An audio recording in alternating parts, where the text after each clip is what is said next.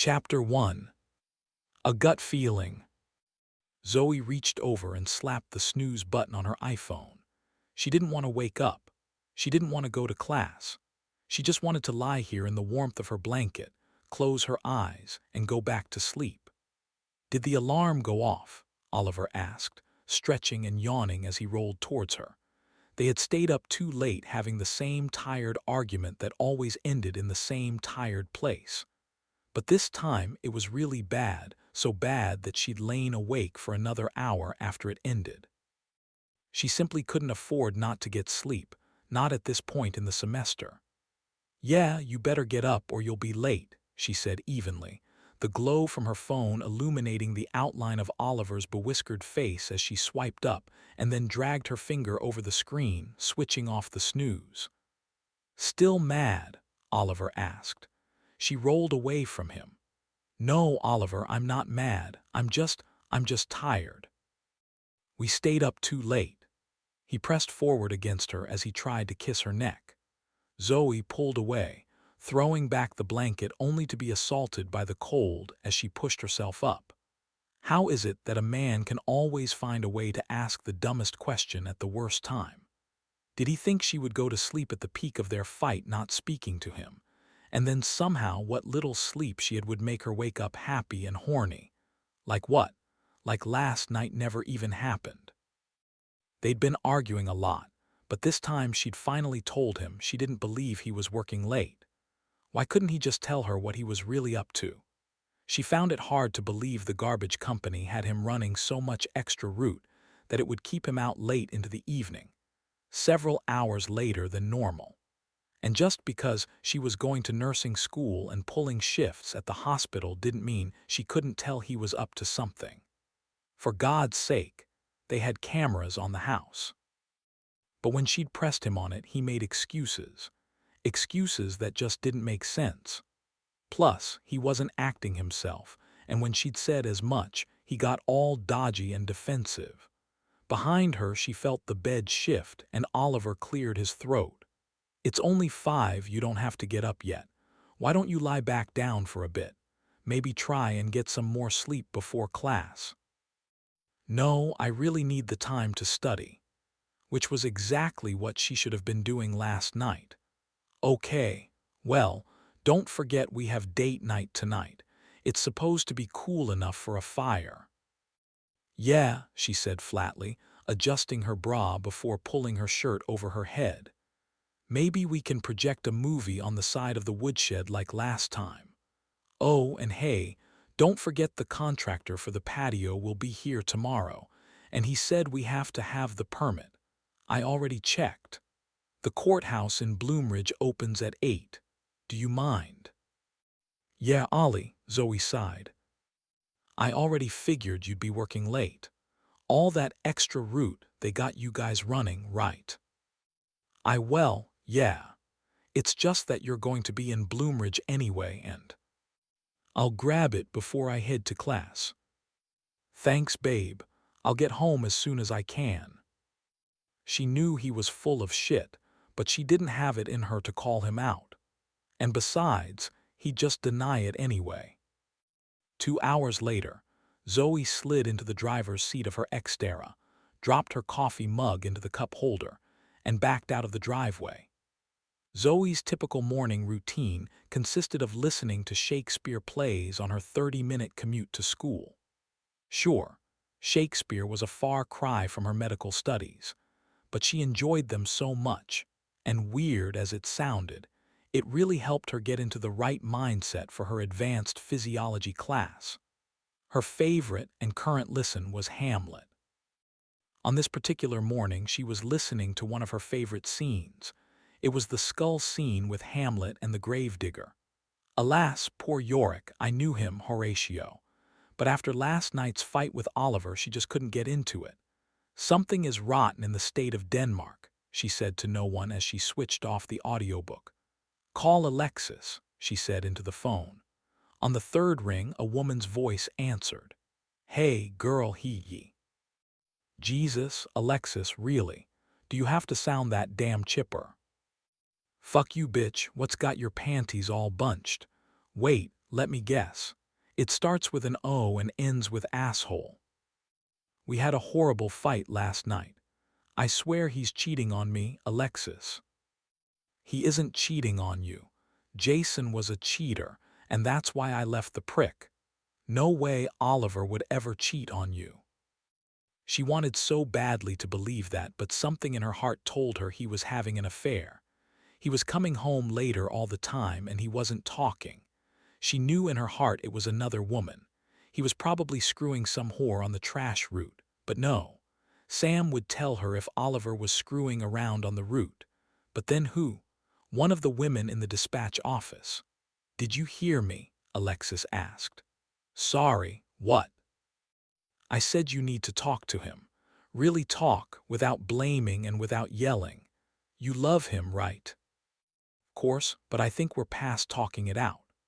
The truth was, after 8 years of marriage and all the shit that had gone along with it, she didn't know if she loved him, but something inside her wasn't ready to admit it, not out loud. Bitch, please, you aren't past that. Jason and I were past talking the third time he put his dick in someone else, but you two still have hope. But only if you talk it out. Tell him how you really feel, and leave the blame behind. Then ask him how he feels. Zoe clicked her turn signal, turned onto Route 9, and pulled a sip from her coffee. Anxiety filled her stomach, and she felt her palms starting to sweat. If he really was cheating, there would be no coming back from it. Are you still there? Yeah, sorry, maybe you're right. We have a date night tonight. After my shift at the hospital, we're supposed to build a fire, roast marshmallows, and watch a movie on the projector. That's perfect, and of course I'm right, just talk to him. Chapter 2. Victoria's Secret. A soft glow on the horizon illuminated the streets of River City. Oliver peered out through the windshield of the old Mack garbage truck as one by one the streetlights switched off. Gray shadows replaced the artificial glow in the awkward in-between of a spent night and a new day. Fall in Illinois was his favorite time of year. The cooler temps after a brutal summer were welcome. The early hours were becoming chillier with each passing day, but by late morning he'd be ditching his gray hoodie. Outside, the leaves had turned from green to an array of burnt oranges, ruby reds, and dark chocolate browns. As much as he loved the season, soon the leaves would drop and the after-hours leaf pickup would begin. River City Disposal paid their employees' salary. Whether you took your time and stayed out all day or busted butt to get done as early as possible, the pay was the same. But this wasn't the case for after-hours leaf pickup, which paid by the hour. Finish your route, dump the garbage at the transfer station, then the clock starts. Back out you go to fill the trash truck up with bag after bag of leaves.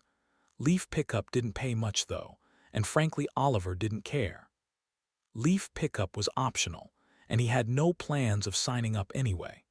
If he played it right, he could simply tell Zoe he was volunteering to work even later than she already thought he was, allowing him to keep up the charade for a bit longer.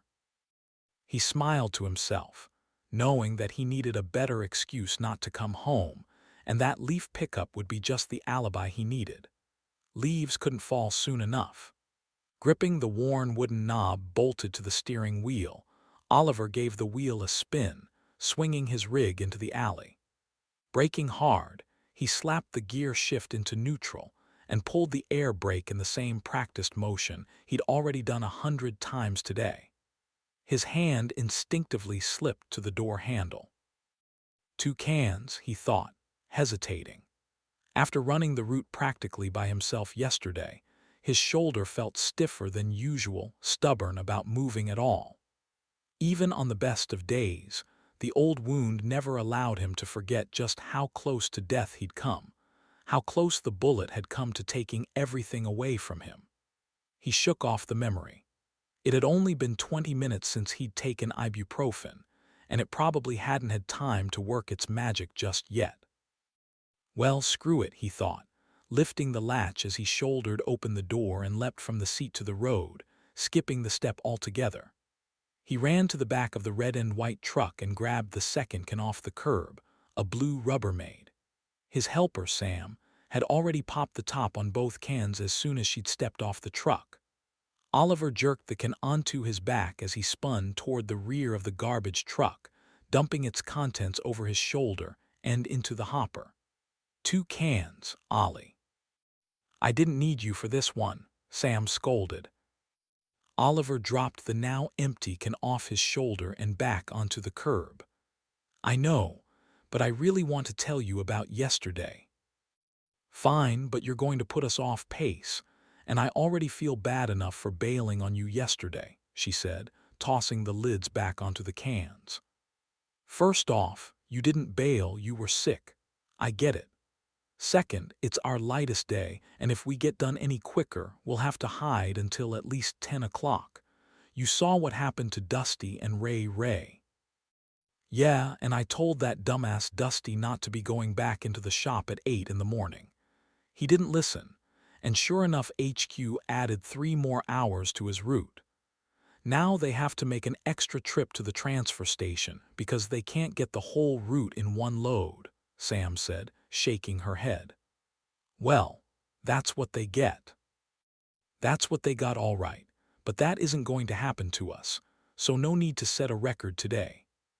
Oh, and third, I'm not mad you missed, but don't think for 1 second you're getting out of hearing how bad I had it just because you feel like crap for not showing up. Oliver bent, snatched a discarded paper plate from the ground, and flicked it like a frisbee into the hopper. Besides, this was the most epic thing I have ever seen, and if you had shown up for work yesterday, I would have missed the story of a lifetime, Oliver said, popping his knuckles. Sam narrowed her eyes. You realize you're setting yourself up for a story that couldn't possibly live up to this kind of hype. Oliver grinned. Oh, my dear Sam, that's where you are sorely mistaken. Well, wipe that shit-eating grin off your face and get on with it, bro. Oliver drew in a dramatic breath. You know that house on Melody Court? One green can always full, but the owner tends to forget to bring out a bag of trash until the last possible second, she said, finishing his sentence. Smiling mischievously, she added, well, she pretends to forget. Wait, what do you mean she pretends to? Oliver asked. Ollie, come on, typical fucking guy you. How did you even end up married? Wait, let me guess, you were in a bar, no, a club, not dancing though, just hanging out. Probably with some pals, right? Zoe is dancing with friends. She exits the dance floor, gives you a smile, and you offer to buy her a drink. She slaps you in the face, grabs you by the collar, and throws you in a lip lock. Then she proposes. Sam smiled and shrugged. Well, tell me I'm wrong. Oliver pulled a face. What is wrong with you? Yeah, totally wrong. For your information, we met at karaoke night. I'm also the one who asked her to marry me. And why would she slap? Oliver shook his head, waving off the thought. Never mind.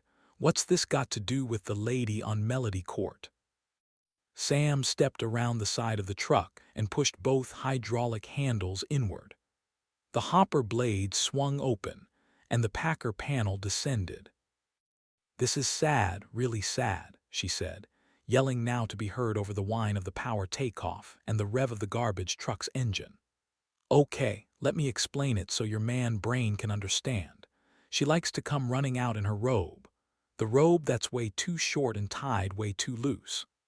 Blinking her green eyes repeatedly, she formed her lips into an O and gave Oliver a seductive look. In a sultry rasp, she said, Oh, I'm so sorry, I almost missed you. Thank you for waiting for me. Smiling shyly, she fluttered her eyelashes again. Oliver's eyebrows bunched.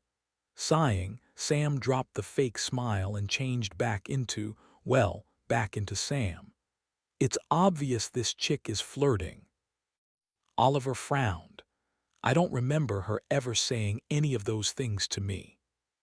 The blade reached the seal of the hopper and shut down. This time, Sam gave both handles a pull. The blade curled under to the sound of glass bottles popping, metal twisting, and garbage crunching. Steadily, the hydraulics drew the packing panel up, compacting the contents of the hopper into the belly of the truck. Unknown juices, rancid and brown, spilled down the shiny metal to pool in the now empty hopper. Silly Ollie, not flirting with you, she's been flirting with me. Raising his eyebrows, Oliver shouted over the roaring engine. What, really? Don't look so surprised. How can you blame her? Having all this show up in front of your house once a week. Sam rolled her hips as she motioned to her body with a wave of her gloved hand. Oliver laughed. Sam was beautiful, though. There was no denying it, even in her uniform shirt that she'd modified by cutting off the sleeves and tying a knot at the waist. It also didn't hurt that she wore jeans tight enough they appeared painted on. And why not with a figure like hers? After all, she was a local CrossFit champion. She was also the only woman to ever work as a helper at River City Disposal. Hell, maybe the only woman to work at any of the garbage companies, locally anyway. The power takeoff kicked off again and the truck quieted to a low purr. Oh shit, Sam, tell me you weren't interested in her, Oliver asked. Are you kidding me? I've been working her for months. Shit, maybe I'm kidding myself.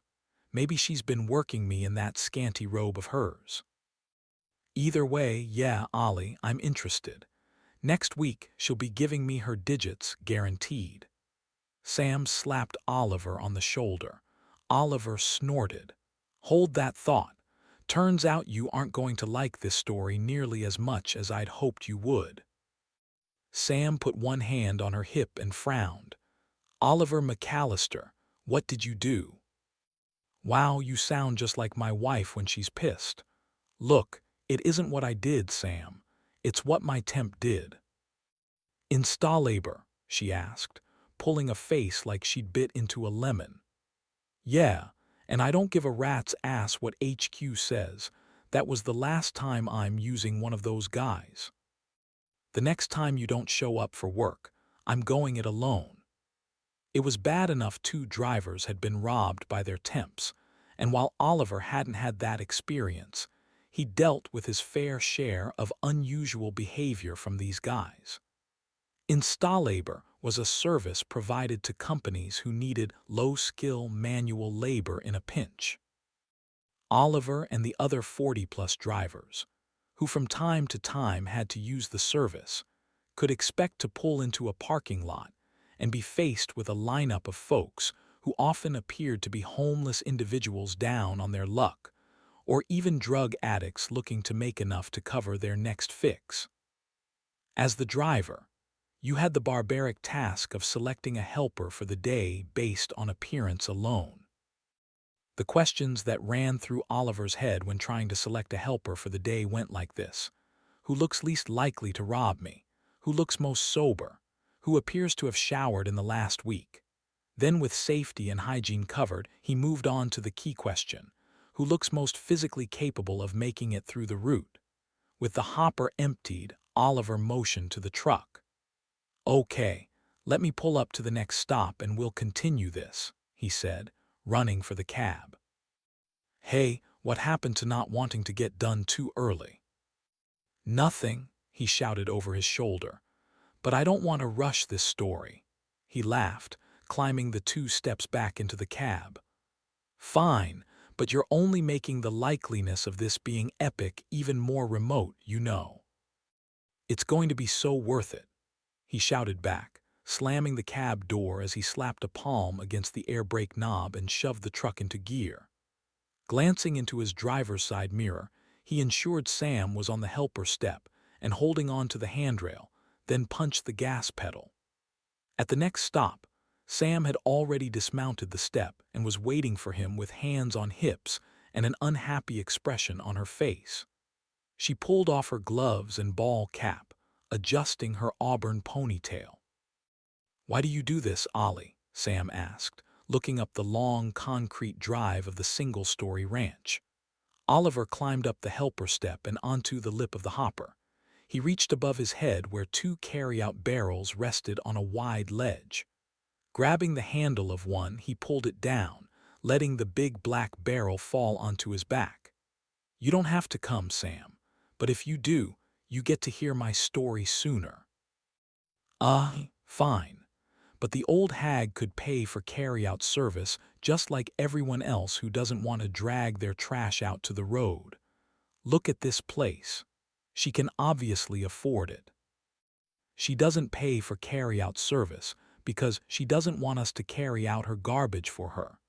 She wants to do it herself. Yet here we are, walking up her long-ass driveway. Ms. Richmond is getting old, and sometimes she struggles to get her trash out. But if she paid for the service, then she would never have a reason to make this walk. Look at it as us helping her stay motivated, Oliver said. You know, Ollie, you are an annoyingly good guy. How do you even remember her name? Sam asked. I try to remember all our customers' names, especially the ones that leave us a tip at Christmas, Oliver said, smiling. Oh, shit. This is the lady that makes that pound cake every year. That nasty dry pound cake, Sam laughed. Not sure I would consider that a tip. I prefer good old-fashioned cash money. With the exception of that one guy on Rosewood who makes his own wine and always leaves us a couple bottles. Now that guy is all right. Yeah, Jay Crumley, good guy, owns a barbecue joint on 6th Street. Oliver punched a code into the garage door keypad. Like I said, you're a good dude. The garage door lifted to reveal a tan-colored Cadillac and 2 brown garbage cans. Oliver flipped the lid off the first one to reveal white bags covered in maggots that were likely the product of a warm garage and spoiled food. Oliver turned his head, drew in a breath, and held it. Maggots were the worst, squirming, opaque creatures that had their own special smell. Nothing that he'd ever encountered compared to the vile smell of maggots. He popped the lid on the other can. No maggots. Quickly, he dumped the maggot-free can into his carry-out barrel. Yeah, good dude, huh? Well, maybe you should hold that thought until I finish my story. Sam crossed her arms and frowned. All right, so back to yesterday and the lady on Melody Court. By the time I got to Installabor, pickings were slim, but unfortunately the guy I was forced to choose was. He was, let's just say, a robust and jolly fella that reminded me of a young Santa Claus, if Santa were homeless and possibly on meth. Meth? Jesus, Ollie, that's odd, Sam said. Really, meth heads at Installabor are odd. Since when?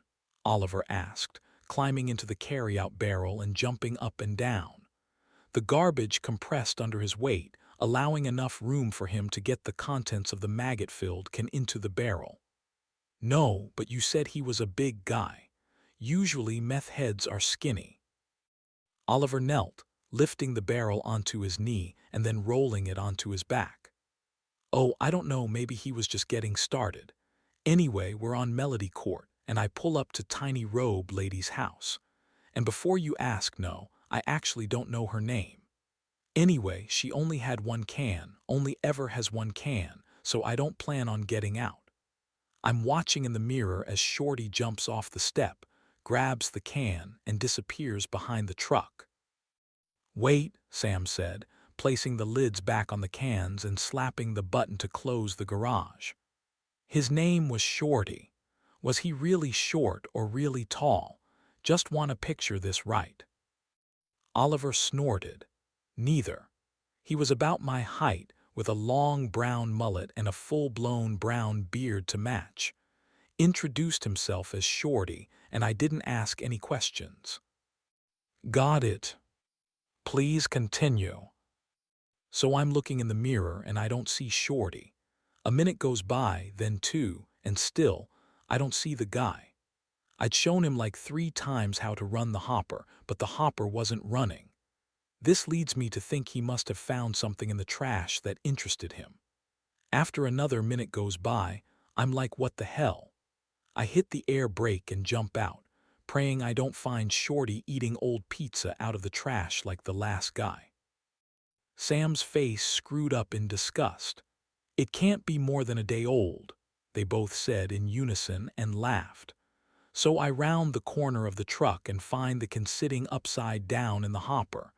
And there's Shorty dancing," Oliver said, pausing for effect. "Dancing, like dancing to the music from the hopper." Their garbage truck was rigged with a speaker mounted above the hopper and wired to the radio. Sam and Oliver listened to the Morning X talk show every morning, and on the days when the route stretched into the afternoon, they cranked up the tunes and rocked out as they threw trash. No, I didn't even have the hopper speaker on.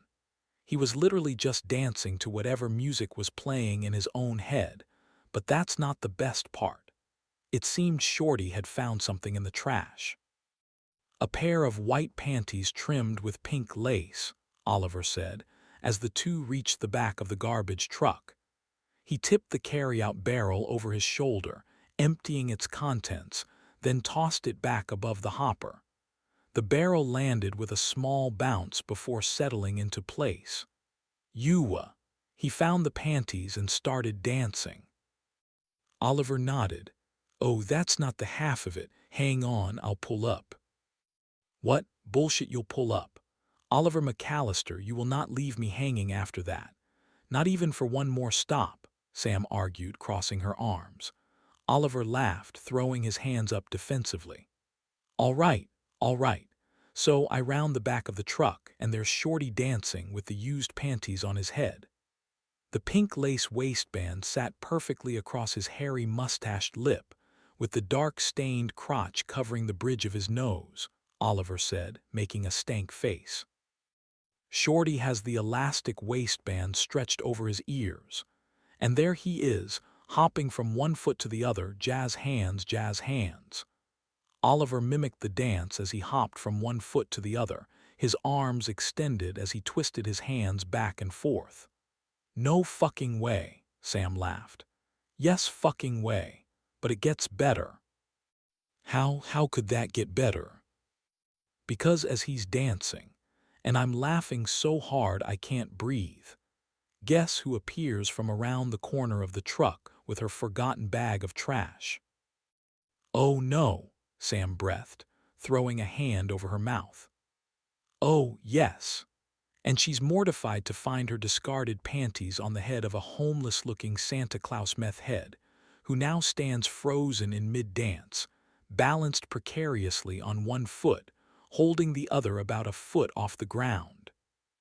He looks at her from around the crotch of her stained underwear and smiles. Tiny robe lady's face is shaking as her face flushes red. She drops the bag of trash, runs back to her house, and slams the door. "Oh my God, you were right. That is the most epic story I have ever heard." "Well, HQ didn't think so." "Oh shit." "Yeah, I barely made it to the cab before I heard the call over the radio. We have a customer on Melody Court claiming your helper is wearing her discarded underwear on his head." Oliver grinned mischievously. I respond, "That's ridiculous. Sam wouldn't wear another woman's underwear on her head, not if they had been discarded anyway." Sam punched him in the shoulder. "Dick." Laughing, Oliver said, "So then HQ says, Sam doesn't have a beard either. Well, way to go, we have one less customer on Melody Court." "Wait, what?" Sam asked, her smile slipping. "Yeah, remember when I said you weren't going to like this story after all? Well, we don't pick up 217 Melody Court anymore." "Shit, Oliver, I was about to shoot my shot, and she was digging on me hard too." Sam slapped her hands against her hips. The hidden speaker above the hopper chirped with the beep, beep, beep, beep of the emergency alert system. Shit, Oliver, this is on you. You're the one who didn't come to," Oliver trailed off, looking toward the hopper speaker. "What's that about? It isn't the first Tuesday of the month. Please stand by for a special announcement from the President of the United States." "Come on, let's jump in the cab and see what's up," Oliver said, nodding towards the cab. Chapter 3. Supernova. Oliver and Sam climbed into the cab just as President Ona Freeman began her announcement. A large asteroid, estimated to be 10 kilometers wide, has been discovered and could enter our atmosphere in the next 15 minutes. The U.S. military has joined forces with our allies to execute a plan that will intercept the asteroid's path, shifting it onto a safe course. The world has been preparing for an event like this for a long time, and we are ready. Over the Americas, expect to see multiple bright flashes, followed by colors similar to the aurora borealis. You may experience power outages and a short disruption in communication. This is all to be expected. Do not be alarmed. Oliver and Sam, both of them stunned, stared at one another. An asteroid. Holy shit, Ollie, an asteroid. What should we do? Sam asked. But before Oliver could answer, his radio lit up with other drivers.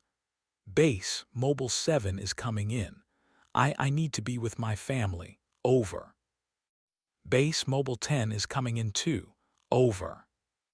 Mobile 28 to base. I'm staying out. I don't want to have to make all this up tomorrow. Over. Mobile 16 to 28. You're assuming there's going to be a tomorrow, Doug. Over. From there the floodgates opened, everyone talking over one another. Oliver reached across and shut off the radio. Son of a bitch, they're going to nuke it. What? They didn't say anything about nuking it. Sam shook her head, deep creases forming on her brow. They didn't have to. Bright flashes, power outages, and lights similar to the northern lights. That has to be nukes, right? Sam, I got to try to get to Zoe, but I can run you into base first and drop you off. Sam looked at him and frowned. Ollie, I got no family close and no one waiting for me at home. Rather than driving across town, let's just go. Head to your house right now. You'll save at least 30 minutes. Oliver swallowed dryly as he tried to process what they'd just heard. Was this really happening? Ollie. Sam was right. But even so, Zoe was at school in Bloomridge, and he worked in River City. The two cities were 30 minutes in the opposite direction from their home in the tiny town of Mackinac. They said they'll intercept the asteroid in 15 minutes. It'll take 30 to get to my place. Yeah, but they also said we have nothing to worry about. Look, even if whatever their plan is doesn't work, we'll have more time, right? We'll still have a chance to get Zoe before the end. Oliver pressed his lips into a tight line and nodded. It would be enough. It had to be. Of course, that was assuming Zoe heard the alert and would come straight home. But she would, right? Of course she would. A 10-kilometer asteroid was about to enter their atmosphere. Thanks, Sam, he said, slapping the shifter into gear. Sam was an incredible friend, his best friend, and no matter how this turned out, what she was doing for him now wouldn't be something he'd ever forget. Okay, Mac, you old beastly bastard, let's see what you got. They raced down the alley and turned onto 6th Street. Sam kept her eyes glued to the sky as if she expected the meteor to show itself at any second. Here, dial Zoe for me. Oliver tossed her his cell phone as he dropped the stick shift into the next gear. I want to make sure she heard the emergency alert and is on her way home. The phone isn't ringing through, Sam said. What? Shit, everybody's probably trying to call someone. I bet the network's overloaded or something. Keep trying. Sam nodded, redialing. As Sam continued to try Zoe, Oliver guided the garbage truck east down Route 74 and onto the Murray-Baker Bridge. Below, the Illinois River flowed silently southward towards the mighty Mississippi. What could change the course of a 10-kilometer asteroid? It'd have to be a nuke, wouldn't it? Oliver nodded. Nothing else has that kind of power. He slammed his hands against the steering wheel as traffic slowed to a crawl. Come on, I got to get home, Oliver said. It's okay, we'll make it. You don't understand. I screwed up, Sam. Zoe and I got into a huge fight last night. Does that have something to do with why I got a text from her saying that she needs to talk? He glanced over. What? Zoe texted you, and you didn't tell me. I was going to, but then, well, this happened. What did she want? She said she had to ask me something. She said you haven't been coming home after the route, that you told her we've been working late covering extra routes. Oliver felt his face flush as Sam's accusing eyes bored into him. Damn it, he breathed. So, what did you say? He asked, not taking his eyes off the road as they neared the end of the bridge. Sam crossed her arms. Well, I didn't rat you out if that's what you're asking, but I'm not lying to Zoe either. So, how did you answer? Oliver asked nervously. I didn't respond yet, but I'm going to have to, Oliver. So what the hell is going on? It's complicated. Uncomplicated, she said, raising her voice. As they exited the bridge, a flash lit up the morning sky. Oliver slammed on the air brakes, throwing Sam forward into the dashboard. She grunted. Shit, sorry, Sam, do you see it? He asked, pointing toward the sky. Yeah, let me just peel myself off the windshield. Oliver glanced over. Sorry, hey, buckle up, okay? Ahead, 3 lanes of traffic lit up in red brake lights. Tires shrieked, metal crunched, and horns blew. The light in the sky grew brighter, as if the sun were going supernova right before their eyes. But this was no supernova. The nukes, Sam breathed. Oliver looked away from the sky as a red SUV shot past them, rear-ending a small white sedan. The driver of the SUV must have jerked his wheel at the last second because it cut to the side and flipped into the air. Oliver's eyes went wide as the SUV rolled airborne across the tops of several other cars before finally colliding with a panel van. Jesus, what the shit? No way the driver lived through that, Sam said. Don't say that. There's still a chance that. From beneath the SUV, a pool of fuel ignited with a whoomp, followed by an explosion. Chapter 4.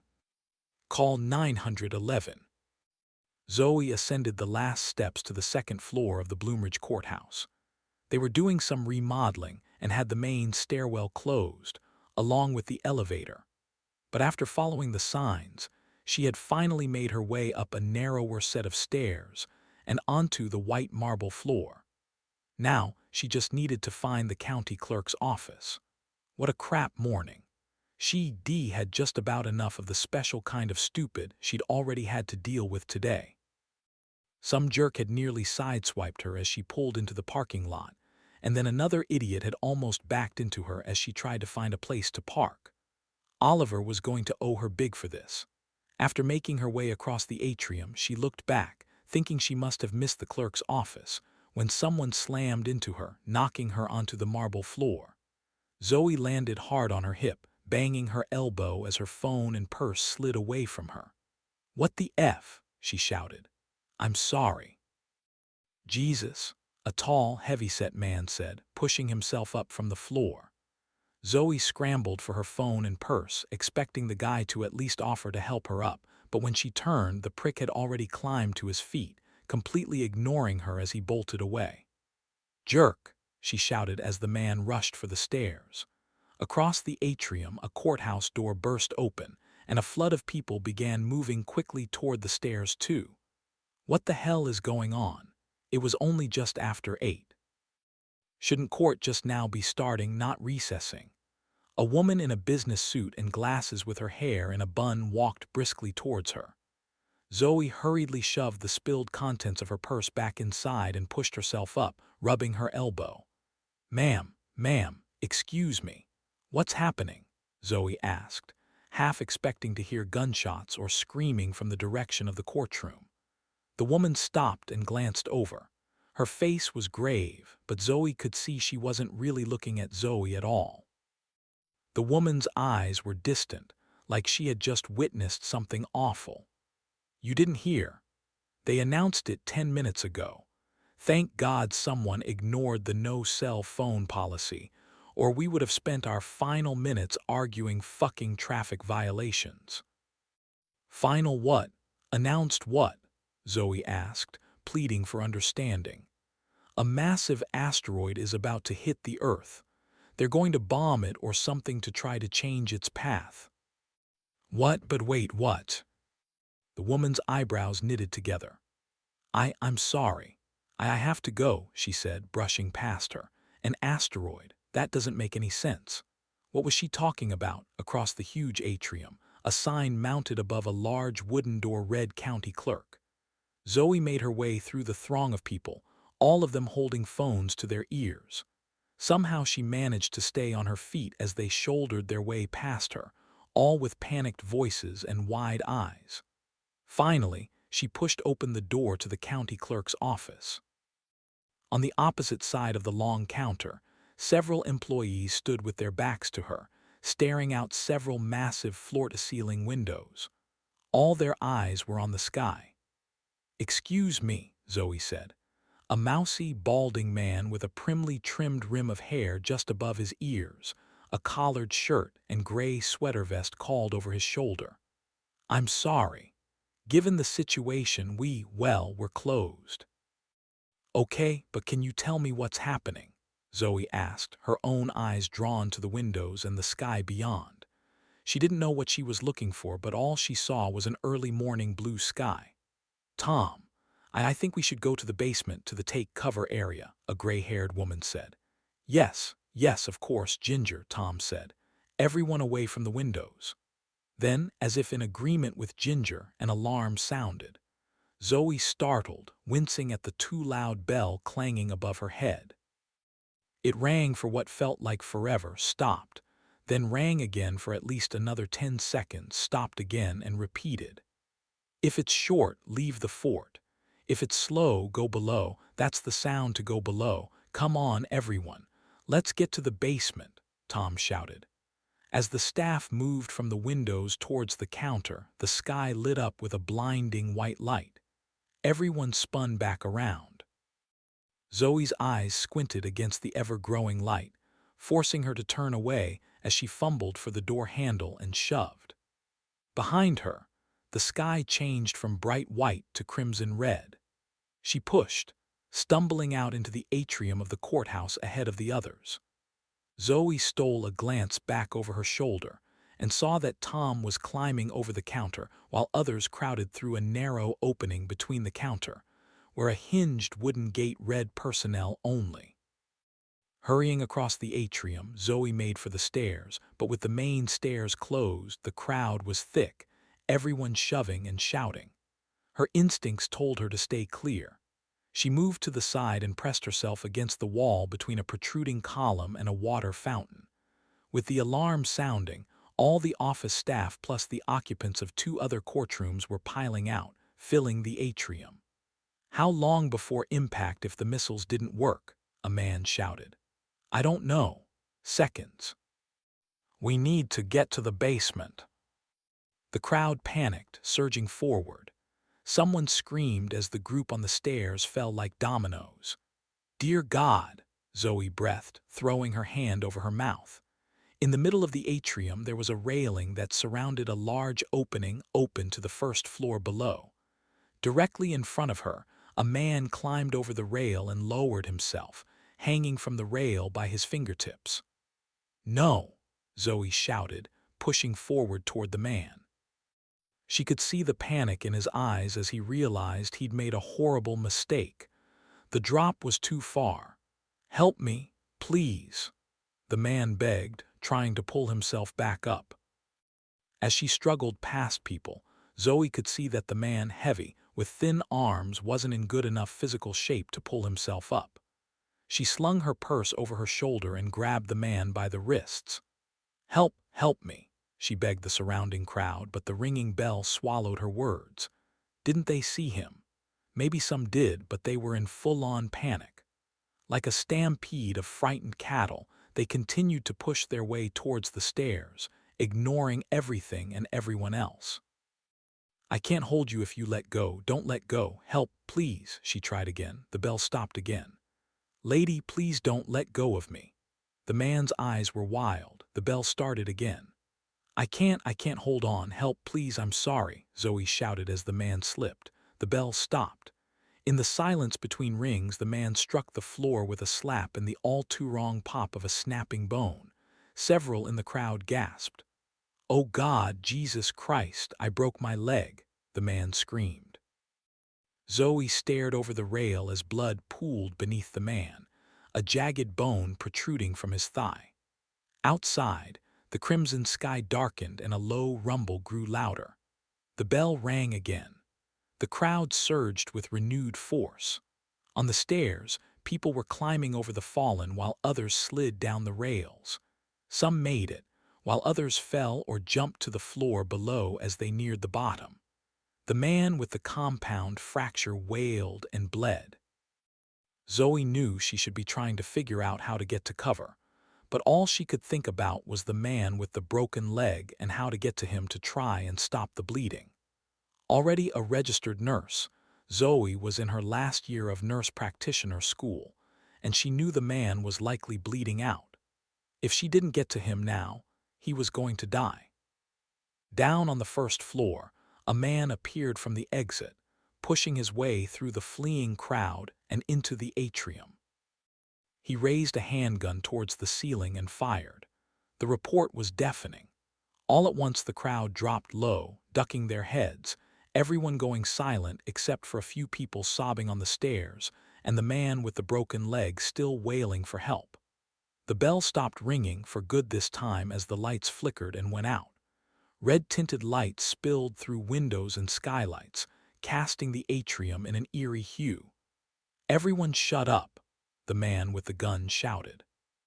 He was covered in red liquid like someone had just poured iodine over him. "Everyone just stop. They did it. They blew the damn thing up. Look at me. It's raining red out there. The asteroid is destroyed," he laughed. "It's just rain, red rain." The crowd seemed to exhale all at once, and all at once they seemed to realize what they had done, looking around at each other. "Hey, this guy needs a doctor," the man covered in red shouted, tucking his pistol into his waistband. "Do we have a doctor?" Zoe looked around, thinking there must be a doctor in the crowd, but when no one answered, she heard herself say, "Here. I'm here. Let me through, please." "Let that lady in the blue uniform through," the man shouted. This time the crowd parted, allowing Zoe to make her way to the stairs. She stepped past a pregnant woman who sat sobbing and holding her head but didn't appear to be in life-threatening distress. "Help me, please," the pregnant woman begged. "Are you okay?" Zoe asked. "I hit my head and banged my knees up pretty good, but I don't think anything is broken," she said. "Okay, good," Zoe said, feeling the urgency to get to the man with the broken leg. She was acutely aware that the femoral artery runs down the leg. If the man's bone had severed that artery, she had to hurry before he bled out. "I'll come right back to check on you," she said, hurrying past the woman. Zoe passed more injured on the stairs. A few had been shoved and or had fallen, like the pregnant woman, but a couple others had been trampled by the mob descending the stairs. Panic crept in as she realized she was going to need a lot more help. "Does anyone else have medical training? We need more help. And can someone dial 911, please?" A smartly dressed man in a suit and tie knelt next to her. "I've been trying, but I can't get through. I'll keep trying."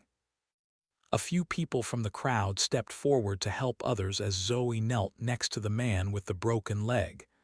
"It's going to be okay, sir. We're going to get you help." Zoe turned to the well-dressed man. "Thank you. He's bleeding bad. We need to stop it. What's your name?" "Ben," the man said, dialing 911 again. Ben, can I have your tie, please? Of course. He pulled his tie loose and handed it to Zoe. Hey, he don't look so good, the man covered in red said, pawing at his eyes. Zoe glanced down at the man with the broken leg just as his eyes rolled back and he passed out.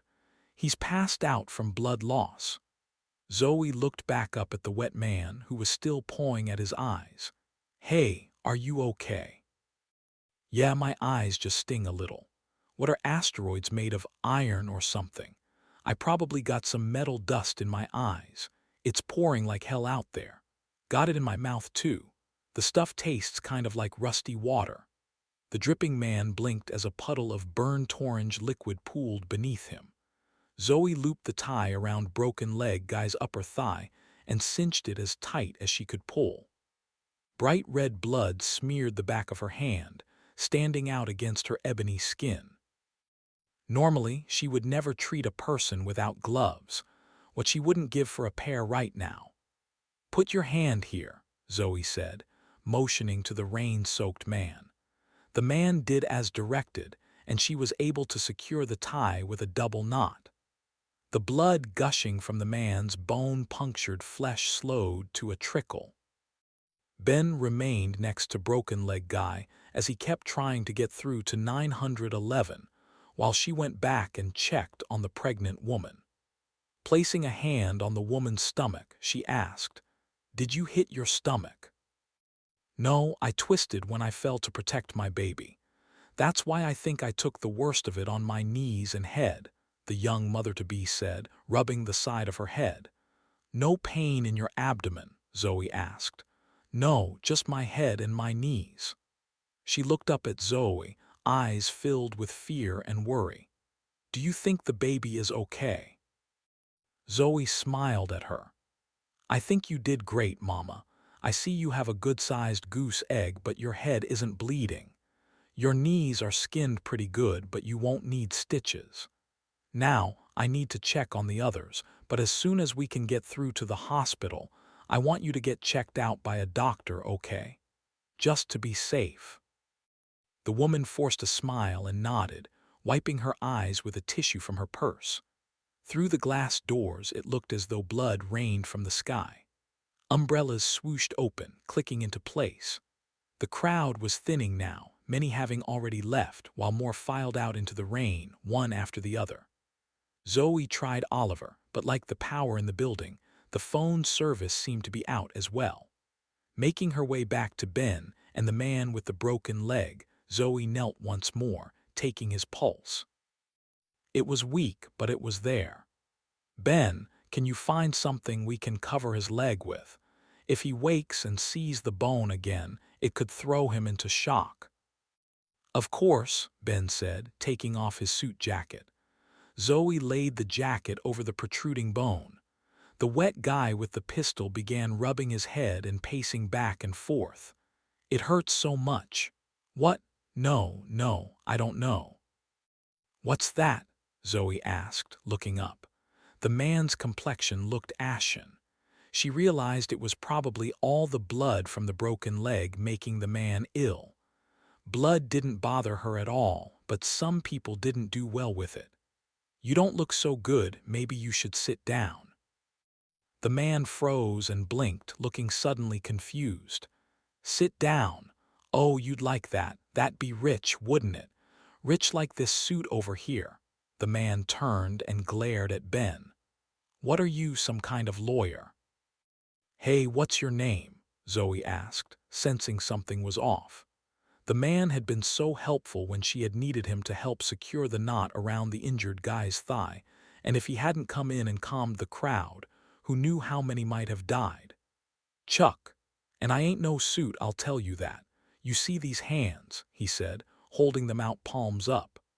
"They didn't get this way talking fancy and pushing a pen." "It's okay, Chuck. There's no reason to be upset. Are you sure you feel okay?" Zoe asked. Chuck bent, his hands going to his stomach. "It hurts, you know. The hunger, it's too much." He lowered his voice, whispering as if talking to himself. "I know, but I can't just."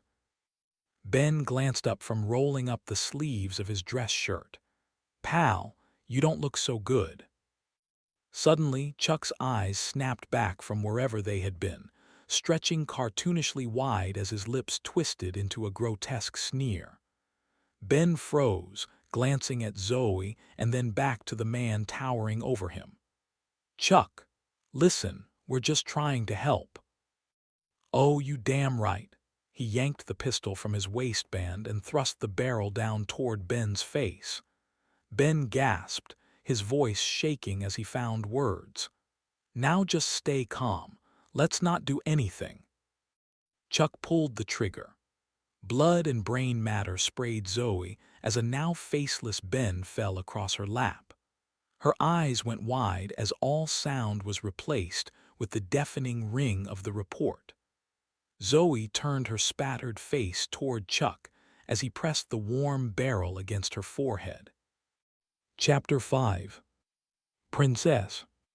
The red SUV ignited in a ball of fire as the explosion lifted the vehicle and tossed it back towards Oliver's garbage truck. Oliver grabbed Sam by the wrist and pulled her down into the seat. "Ollie!" Sam screamed, as outside metal crunched and twisted, and something struck the windshield of their garbage truck with a pop, fracturing the glass. Oliver peeked over the dash to find flaming carnage. It wasn't the SUV that had struck them, but something thrown from the vehicle when it landed. The windshield was cracked in a few places, but it had held. The SUV now sat perched precariously upside down atop two other vehicles engulfed in flame. Oliver's attention was pulled back to the sky as it changed from bright white to a red hue.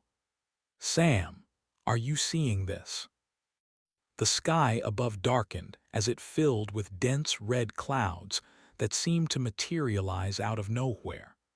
Sam leaned forward to peer up through the windshield. "What the hell is that?" "I don't know, but I think it must be what's left of the asteroid. Maybe the nukes worked," Oliver said. "Look, we need to find a way off this highway or we're going to be stuck here for hours." A low rumble sounded from the sky. Sam's eyebrows bunched together. "You hear that?" "Thunder," Oliver guessed. "No, not that. Listen, don't you hear it?"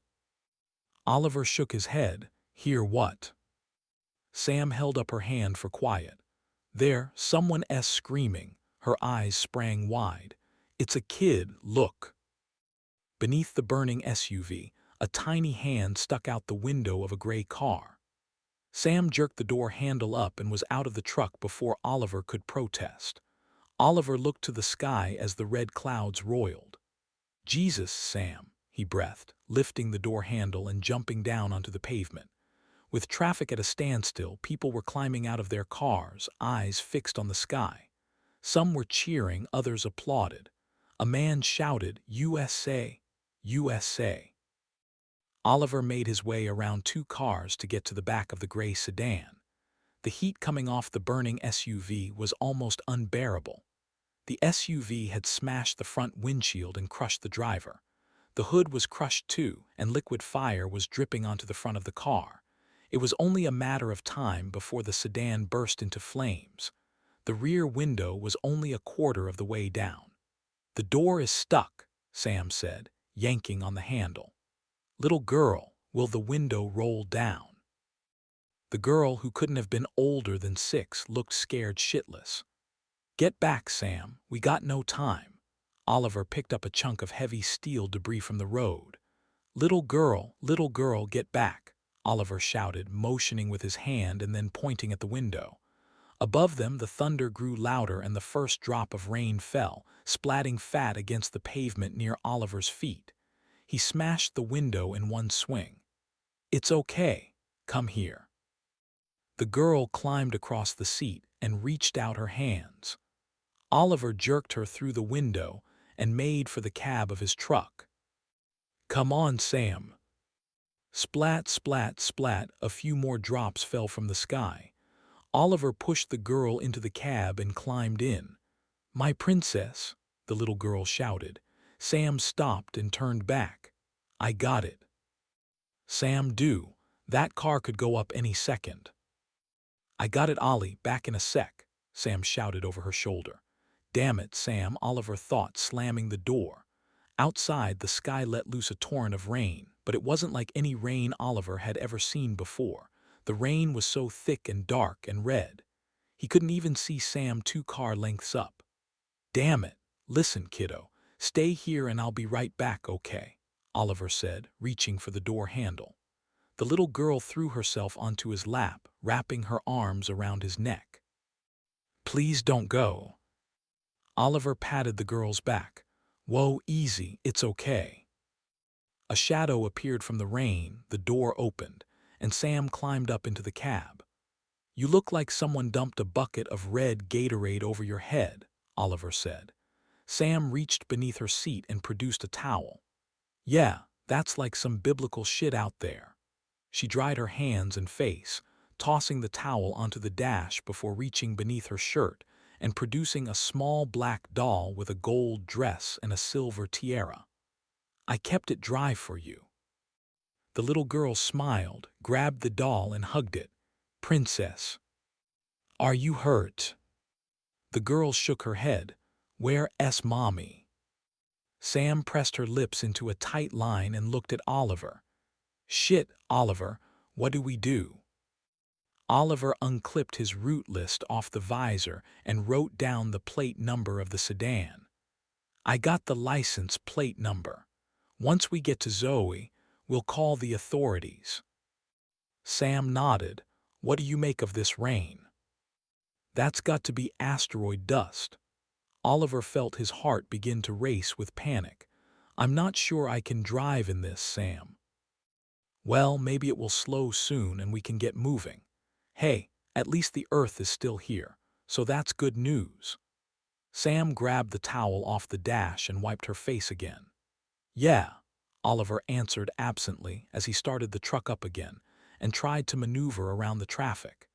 He managed to get past the burning SUV as the last of the flames were doused by the strange rain, a rain that poured in an ever-thickening sheet from the dark red blanket of clouds above. Please be safe, Zoe. Hopefully she wasn't stuck in traffic or worse. 20 long minutes passed as Oliver slowly picked his way forward, making little progress. The little girl played with her doll as Sam kept trying but failing to reach Zoe.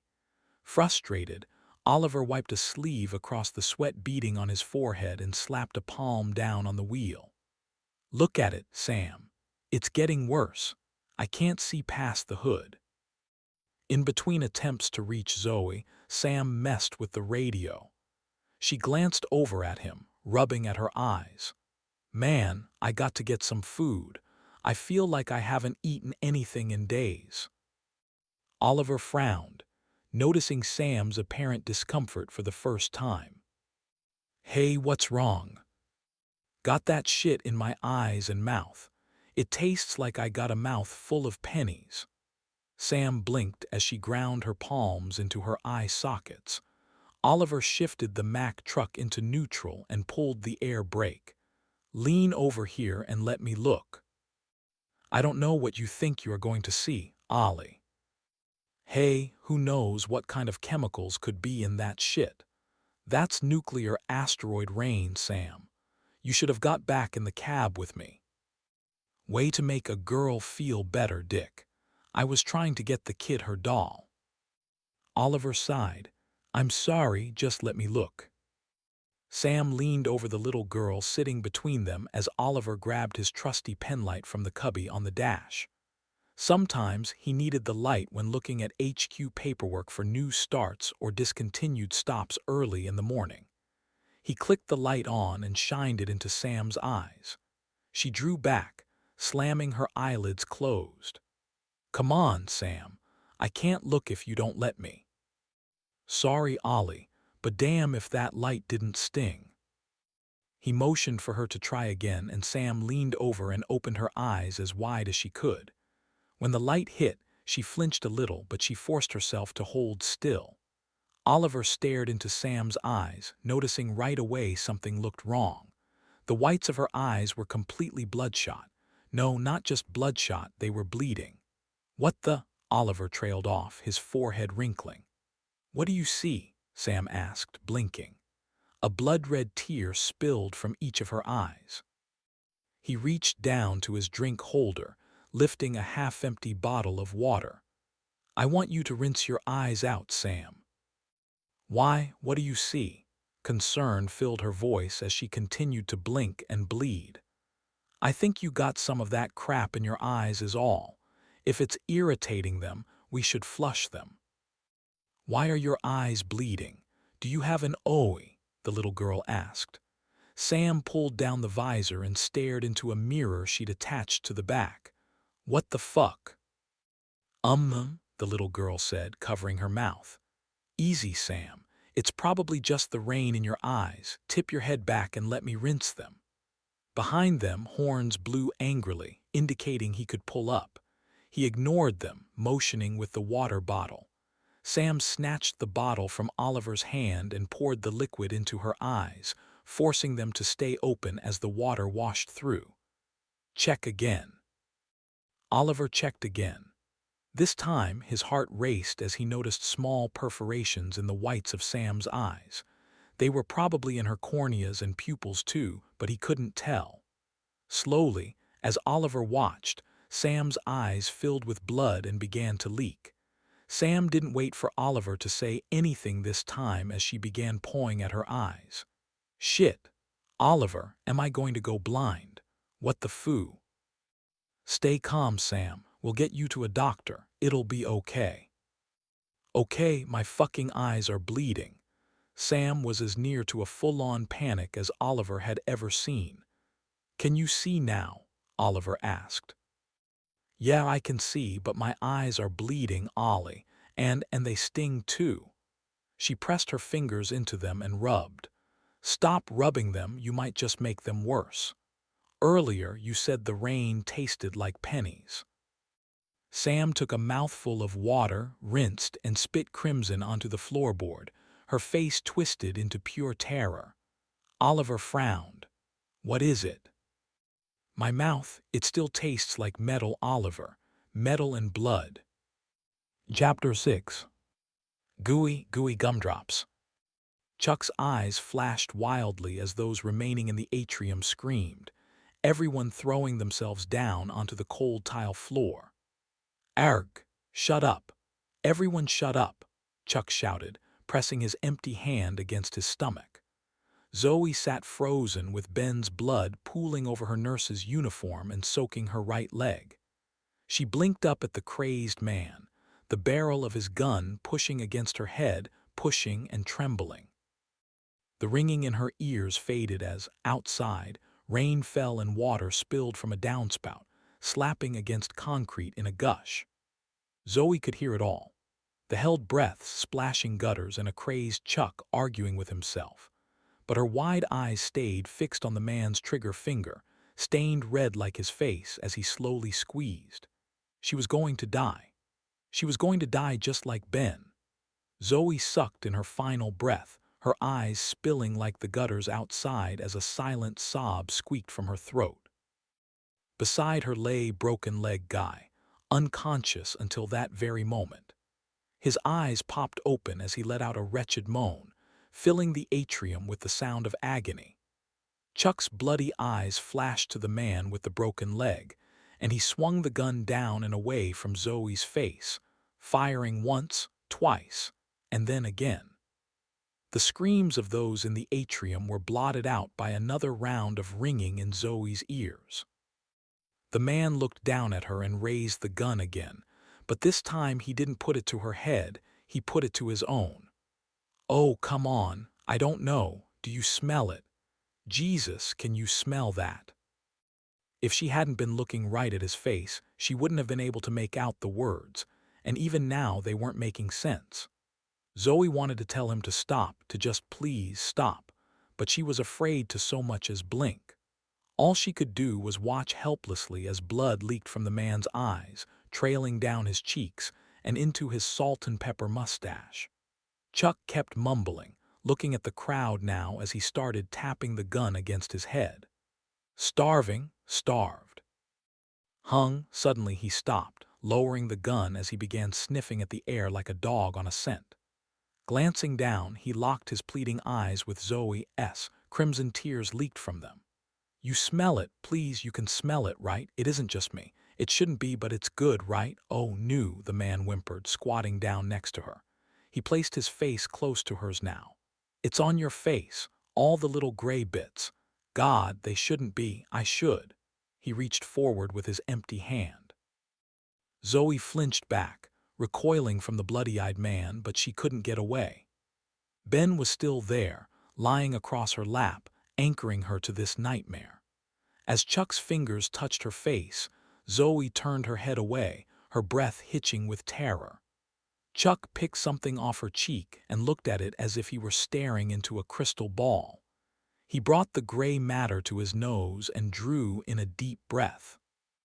"Oh yes," he breathed. "It smells like a flower, like the sweetest flower." Horror gripped Zoe as she watched Chuck pop the gray matter into his mouth like a gumdrop. Chuck closed his bloody eyes and fell back onto his ass as he lowered the gun to the floor, his tongue working slowly across his teeth. He laughed, swallowed, and licked his lips. Oh hell no. With the gun on the floor, Zoe seized her chance. She put her hands on Ben's shoulder and sighed and pushed. Ben rolled off her, his limp hand slapping the blood-drenched marble with the sound of raw meat being dropped onto a cutting board. Chuck's eyes popped open. Zoe gasped and kicked the gun. The gun slid towards a group of people lying face down at the bottom of the stairs. Zoe planted her feet against Ben's body and kicked, scrambling back in the slippery mess. Chuck lunged forward, but he didn't grab for Zoe or the gun. He grabbed for Ben.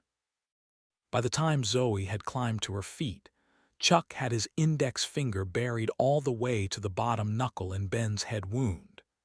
He glanced back at her, pulling his hooked finger from Ben's head as if he were lifting it from a mixing bowl.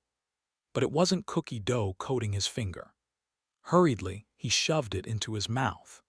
His eyes rolled back as if he'd taken a mouthful of his favorite ice cream, and then he pulled his finger from his mouth and began chewing. His bleeding eyes swooped back to Ben as he shoved the appendage back into the head wound. People were screaming now, and those who were able were on their feet and running for the door. A uniformed man stepped forward from the fleeing crowd and raised a gun, Chuck's gun. "Stop that! Stop right now!" he shouted, but Chuck paid no attention. The man fired twice into Chuck's chest. This time, Zoe had managed to get her hands over her ears before the shots were fired. Chuck fell onto his back, his whole body seizing. Then all at once the crazed man relaxed into death. "You all saw what he did. I had no choice. He wouldn't stop eating that man. Jesus Christ, you all saw, right?" the uniformed man said, running a hand over his face. "Ma'am, you saw, right? I had no choice." Zoe didn't answer, as all around her more people screamed and ran out into the rain. The rain, she thought, regaining her senses. Finally, finding her voice, she said, "I don't think we should go out there." No one heard, or if they did, they didn't care. This time, she shouted, "Everyone, listen, don't go out in the rain." Only the security guard or whatever the uniformed man was seemed to hear her. He released the magazine in the gun, checked it, and then shoved it back in with a click, tucking it into his waistband. Why? Why shouldn't they go in the rain? Zoe swallowed, pointing at Chuck's lifeless body. There was something wrong with him, and he'd been in the rain. He was acting weird, and his eyes were bleeding. The guard looked toward the door. Shit. Outside there were screams and the sound of more gunshots. Headlights shone through the glass doors, lighting up the atrium in a red glow. "Run!" the man shouted, grabbing Zoe by the hand as they made for the stairs. She was on the 5th step when the pickup truck slammed into the double glass doors, exploding them inward in a shower of twisted metal and glass shards. The truck managed to make it halfway inside the building before jolting to a stop, its horn blaring. Zoe and the guard stopped and spun back around. Through the busted windshield, she could see that the driver was slumped over the wheel and wasn't moving. "Hey, do you work here?" she shouted to the guard over the blare of the horn. "Yeah, for 3 months now." "What's your name?" The guard said. The horn stopped. Zoe glanced back at the truck, but she no longer saw the driver slumped over the wheel. Maybe he'd come to, she thought. "Dinder, we need a safe place we can go to wait out this rain. It isn't safe to go out there." Zoe took a deep breath. Her heart was racing in her chest, and she needed to calm down before she had a panic attack. "Okay, we can find a place upstairs, maybe the judge's chambers." Dinder looked back down at the scene below. "Hey, gee, sus, what the? What's wrong?" "The guy," the guard said, pointing. Zoe followed his finger to where Chuck had been lying on the floor only a moment ago, but Chuck was gone. Chapter 7. Hungry. Red rain continued to pour from the sky as Oliver steered the red-and-white garbage truck slowly toward the exit ramp. "Sam, how are you doing?" he asked, looking over at the tiny girl who sat between them, huddled in a lavender North Face jacket with her doll, Princess, sitting on her lap. Sam was leaning against the door, her forehead pressed against the glass of the passenger side window. "Hungry," she said quietly. "Well, that's good. You have an appetite. Hey, I've got a granola bar in the glove box." He motioned toward the glove box but didn't take his eyes off what little he could see of the road ahead. "No, you know I don't eat carbs. Besides, I'm craving something else." Something. Not only did Sam not eat carbs, but Oliver knew she didn't eat on the route ever. She fasted until at least noon and then didn't eat again after 6 or maybe 7. In fact, he didn't remember ever hearing her complain about being hungry. He squinted through the windshield.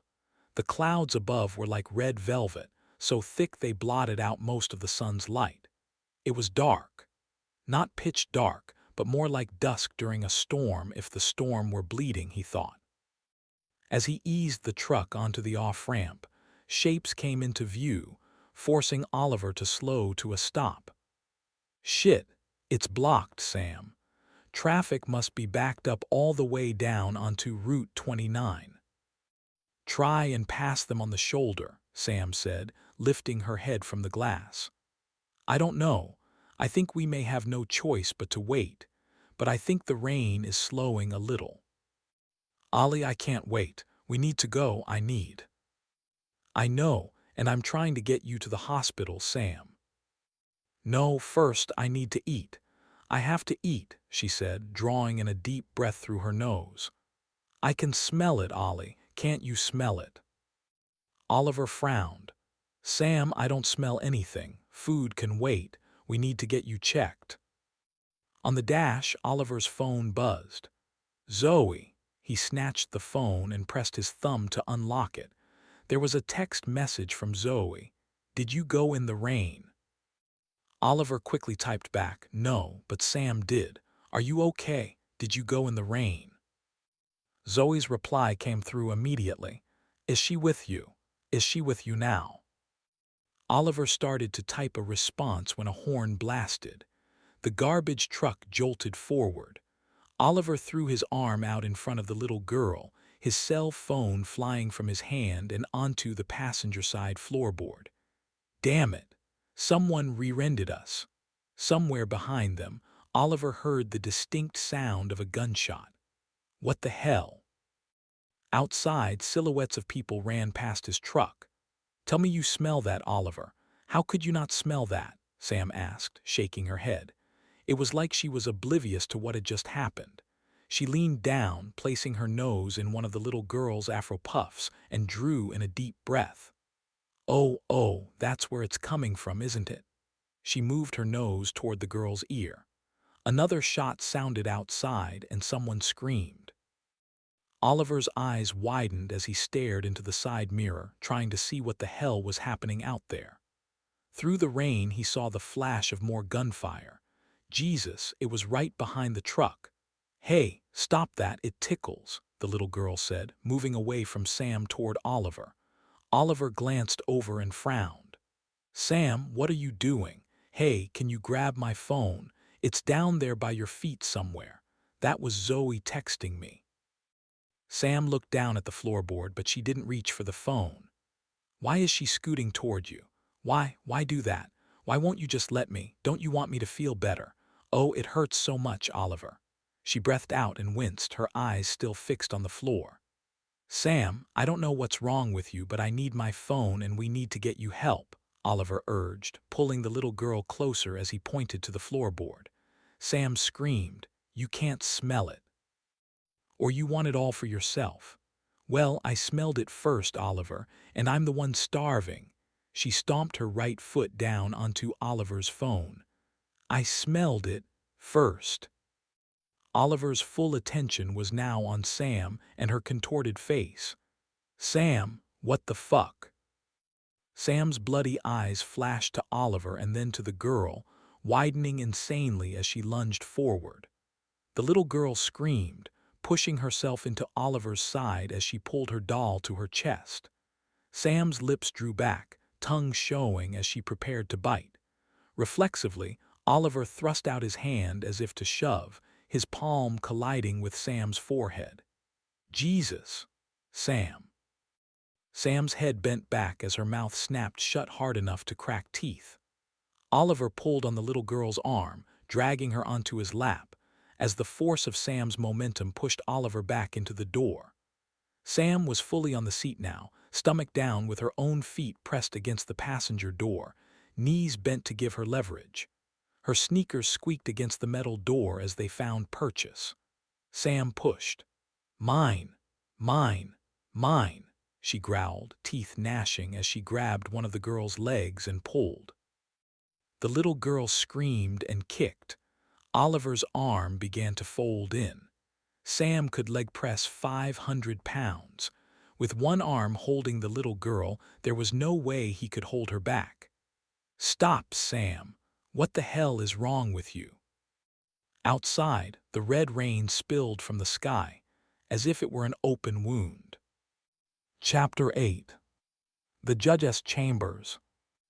Zoe stole a few quick glances around the atrium as Dinder shouldered open a large wooden door that read Courtroom B. Screaming continued to filter up to them from the lower level.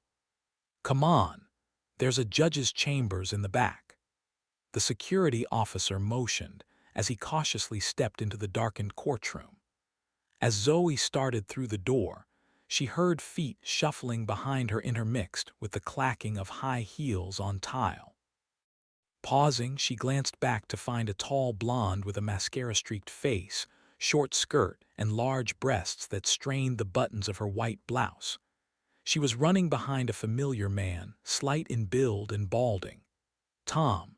Zoe recognized the mousy man from the county clerk's office. Tom, over here. Zoe motioned for the two to follow. The four of them ran across the courtroom. The place was eerie, with the backup light putting out a dim reddish glow. Quickly the four crowded into the reception area for what, according to a nameplate on the door, was the chambers of Judge Pastel. I heard screams and gunshots. What the fuck is happening down there? The blonde gasped, trying to catch her breath. Tom ran a hand over his face and pushed his thumb and index fingers beneath his glasses and into his eyes. Some crazy bastard drove his truck through the building. Nearly killed me. Dinder crossed over to the judge's chamber door and flung it open. Can I help you? Called a frightened voice. Judge Pastel. Yes, what's this about? Dinder leaned into the reception area. Sorry, Judge, I didn't mean to startle you, but I didn't think you'd still be here. Listen, something happened. Dinder, please come inside. Dinder entered the reception area fully now as Zoe and the others followed. We need a place to hide, to hole up until things calm down. All of you please come inside. The judge beckoned them forward into his office as he crossed over to his desk. Zoe had never been in a judge's chambers before, but it basically looked like any other office she had been in. A giant desk, wood-paneled walls and bookshelves, presumably full of law books. It also had two big floor-to-ceiling windows with blinds drawn closed. "Excuse me, Judge Pastel." Judge Pastel pulled up short of sitting down, his eyes bunching up. "My God, you're covered in blood. Come over here, sit down, and let me get a look at you. What the hell has happened?" Zoe glanced down at her blood-stained scrubs, realizing she must have been a gruesome sight. "I'm okay. The blood isn't mine." "But I don't understand." The gray-haired man turned back to Dinder. "Dinder, do we have an active shooter? Was that what I heard?" "You don't know?" Zoe asked, approaching the judge. "No. I wasn't scheduled for court until 9. I typically arrive early to prepare. A little while ago, I heard the screams and gunshots. The whole building shook. I only just unlocked my door and ventured out into the reception area. I was trying to peek out to see what was happening when you burst in." The blonde shook her head in disbelief as she crossed over to the two large windows. "You don't know about the giant fucking asteroid, the nukes, or the sky raining blood." "Sky raining blood? My dear girl, what drugs are you on?" The blonde pulled the chain on one of the curtains to reveal glass splashed in red water, partially obscuring the dark sky beyond, an alien sky. "I'm not on shit, and I'm not your girl." Judge Pastel approached the window, his eyes wide. "Oh, dear Lord, it's all true." The blonde crossed her arms and raised an "I told you so" eyebrow. "Uh-huh." As they all gazed out the window, Dinder quickly brought Judge Pastel up to speed. Zoe tried texting Oliver again. "Oliver, please answer me." The blue bar slowly stretched out and then froze. Below the text, the message changed to red and a notification appeared. "Message failed to send." "Shit," she breathed, trying again. "Did you go in the rain?" Again, the blue bar stretched out, but this time it didn't stop. This time, the message that appeared below the text turned blue and read, "Delivered." Zoe gasped, leaning back on the edge of Judge Pastel's desk as she stared at the screen. "Please, please, please." Her phone chimed with Oliver's reply. Her relief at his no was quickly replaced with alarm that Sam had gone in the rain. "Oh no." Quickly she typed back, "Is she with you? Is she with you now?" Zoe waited for 10 seconds, then 20 nothing. Oliver didn't answer. Frantically, she thumbed the screen on her phone. "Come on, Oliver, text me back. Don't do this to me right now." She stared down at her phone, hoping with all she had. "Please, Oliver, answer me." "Your phone worked," he answered. Tom squeaked. Zoe hadn't even noticed him standing next to her. Something in his tone made her glance up. She looked at him, really looked, as if assessing a patient. His once neatly kept hair was now disheveled, like she imagined a clown might look on his day off. Tom started blinking repeatedly, like he had a nervous twitch or maybe from the stress of the situation. Zoe realized only now that the scrawny clerk looked like he was losing it. "It's Tom, right?"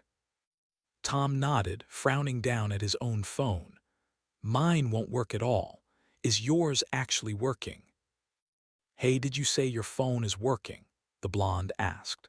The others turned from the window and gathered around Zoe. Tom's panicked eyes darted between them. Zoe shook her head. "Yes, I mean it was. I did get through with a text and he answered, but now he's not responding. I'll keep trying." Maybe if texting was working, then ringing through would work too. She punched Oliver's name with her index finger, and it actually began to ring. "Can I use your phone to try my Laura, please?" Tom asked, reaching for her phone. Instinctively, Zoe pulled back. "Wait. It's ringing." Dinder frowned and held up a hand. "Take it easy, Tom. Let's see if she gets through." He looked back at Zoe expectantly. She shook her head. "Voicemail." Damn, but hey, at least you got through, Dinder said. Tom lunged forward, grabbing her phone. Hey, Zoe protested, backpedaling into the desk. A container holding pens, a pair of scissors, and a long letter opener tipped, scattering its contents across the desk. I have to try and reach my Laura. She'll be worried sick, what with all this going on. Tom opened the dial screen and frowned. Well, that was quite rude. You don't go around snatching something that doesn't belong to you, son. For God's sake, it's borderline assault, said Judge Pastel. Dinder sneered, giving Tom a look like he might twist him into a knot. Zoe composed herself. It's okay. The blonde pulled a face at Tom. No, it's not okay, you little pipsqueak. Shut up, you filthy whore, Tom said, still frowning at the phone screen. Hey, asshole, how dare you? Stop, Zoe said, waving off the woman but keeping her eyes fixed on Tom. It's okay, Tom, call your wife. I can't remember her number, Tom said. Can't remember your own wife's number? Judge Pastel asked skeptically. Tom used his empty hand to try and straighten his wire-framed glasses, but they appeared to be hopelessly twisted. It's just that in my phone, her number is programmed in, I don't ever dial it. The twisted glasses drew Zoe's eyes to Tom's, confirming her suspicion. Tom's clothes were spotted in what might have been blood spatter, but now she realized it wasn't blood at all. Tom, your clothes. Did you go out in the rain? I tried to get home to he stuttered, squeezing his eyes up tight as if trying to remember. Zoe swallowed dryly as a bloody tear leaked from the corner of Tom's left eye. To my Laura. His eyes popped back open to reveal one blood-red sclera. Zoe's medical training told her what she was seeing was beyond bloodshot eyes. The man's eye looked severely damaged, and his other eye looked only slightly better. Without a closer examination, she couldn't tell what was causing the bleeding, but she wasn't sure it mattered. The bloody eye was only a symptom of something else, something affecting the man's mind. Tom shook his head. But see, that's when all hell broke loose. There was a truck smashing through the parking lot. I ran back inside just before it smashed through the darn building. Zoe glanced at the rain-slicked window and then back to Tom's red-stained clothes. How long were you out there, Tom? Who gives a shit? The blonde said. Look, if you can't remember your own wife's fucking phone number, please pass it over. I need to make sure my ride is still outside. No, Tom said flatly. What do you mean, no? The blonde asked. I think I'll keep it till I remember. It's on the tip of my taste. It will come to me, Tom said quietly. Then he began to sing softly. My baby, my baby. The blonde barked out a laugh. This guy's losing his shit. She turned away, walking to the other side of the office. The woman threw herself down in a dark chocolate leather chair and began thumbing her own phone. You guys can keep crazy over there. I'll figure this shit out myself. Give her back her phone, Tom, or I am going to make you give it back, Dinder said. Tom's lips twisted into a sneer. You think so? Zoe placed a gentle hand on Dinder's shoulder. Let him try his wife. The rest of you come back into the reception area and help me block the door. Block the door? We can just lock my office door. Do you really think blocking the door to the outer office is necessary? Judge Pastel asked. Zoe nodded. I do, and I need all your help, except Tom. Tom needs to stay here and call Laura. She'll be worried. Tom's brow furrowed at the screen as he busied himself punching in wrong numbers. Dinder shook his head. Lady, we all got people we're worried about out there, but this guy took your... Forget it, Zoe cut in, motioning with her eyes to the clerk and then pointing to her own eye. The big security guard's brows tightened as he looked at Tom anew. The clerk's left eye was leaking blood in a steady trickle now, and the other was beyond bloodshot. "Am I missing something?" Judge Pastel asked. "Yes, people are acting strange out there. Please, Judge, come help us with the door." Zoe turned to the blonde in the leather chair. "You too." The blonde looked up with a frown and started to protest. Zoe shook her head and nodded toward Tom. Dinder pointed at the door. The blonde's eyes darted between them, an eyebrow raised in curious confusion, but she stood and followed them out of the office. Once in the reception area, they made their way across to a large wooden door. From the office, Tom's sing-song voice became a chant. "My baby, I know you must be hungry, my baby hungry. Don't you smell it, smell it, smell, smell, smell." "Everybody," Zoe whispered, "we need to leave now." "Shoot, I need to grab my jacket," Judge Pastel said, turning back to the office. Zoe reached for the door handle that separated them from the courtroom. "Forget it." Judge Pastel shook his head. "I can't, my car keys are in the pocket, I'll be quick." Before Zoe could protest again, he vanished back into the office. "Shit," she said, her hand on the door handle. From the other side of the door came a gut-wrenching scream followed by a great boom. The door shook. Zoe yanked her hand back as if she'd just touched a hot stove, and Dinder threw himself against the massive wooden door. "Boom! Grab a chair," Dinder shouted, motioning behind him. Another scream. Another boom. The wooden door cracked. Then nothing. Through the open door of the chambers, Tom chanted softly to himself. Zoe and the blonde grabbed one of the plush leather chairs and carried it over to the door. From the other side of the door, a quiet voice spoke. "I can smell you." "What the hell is happening?" the blonde asked, her voice breaking as she helped Zoe wedge the back of the chair under the door handle. Zoe shook her head. I don't know." Dinder backed away from the door and looked at Zoe, fear filling his eyes. That dude downstairs was dead, and then he disappeared. What if the dude on the other side of this door is that same dude? That brother that was eating the other guy. "The guy you shot in the chest twice. He was dead, that much I'm sure of. My guess is someone else dragged him away," Zoe said, keeping her eye on the door. Boom, the door shook again. "No," Dinder said, shaking his head. "He was lying in a pool of blood.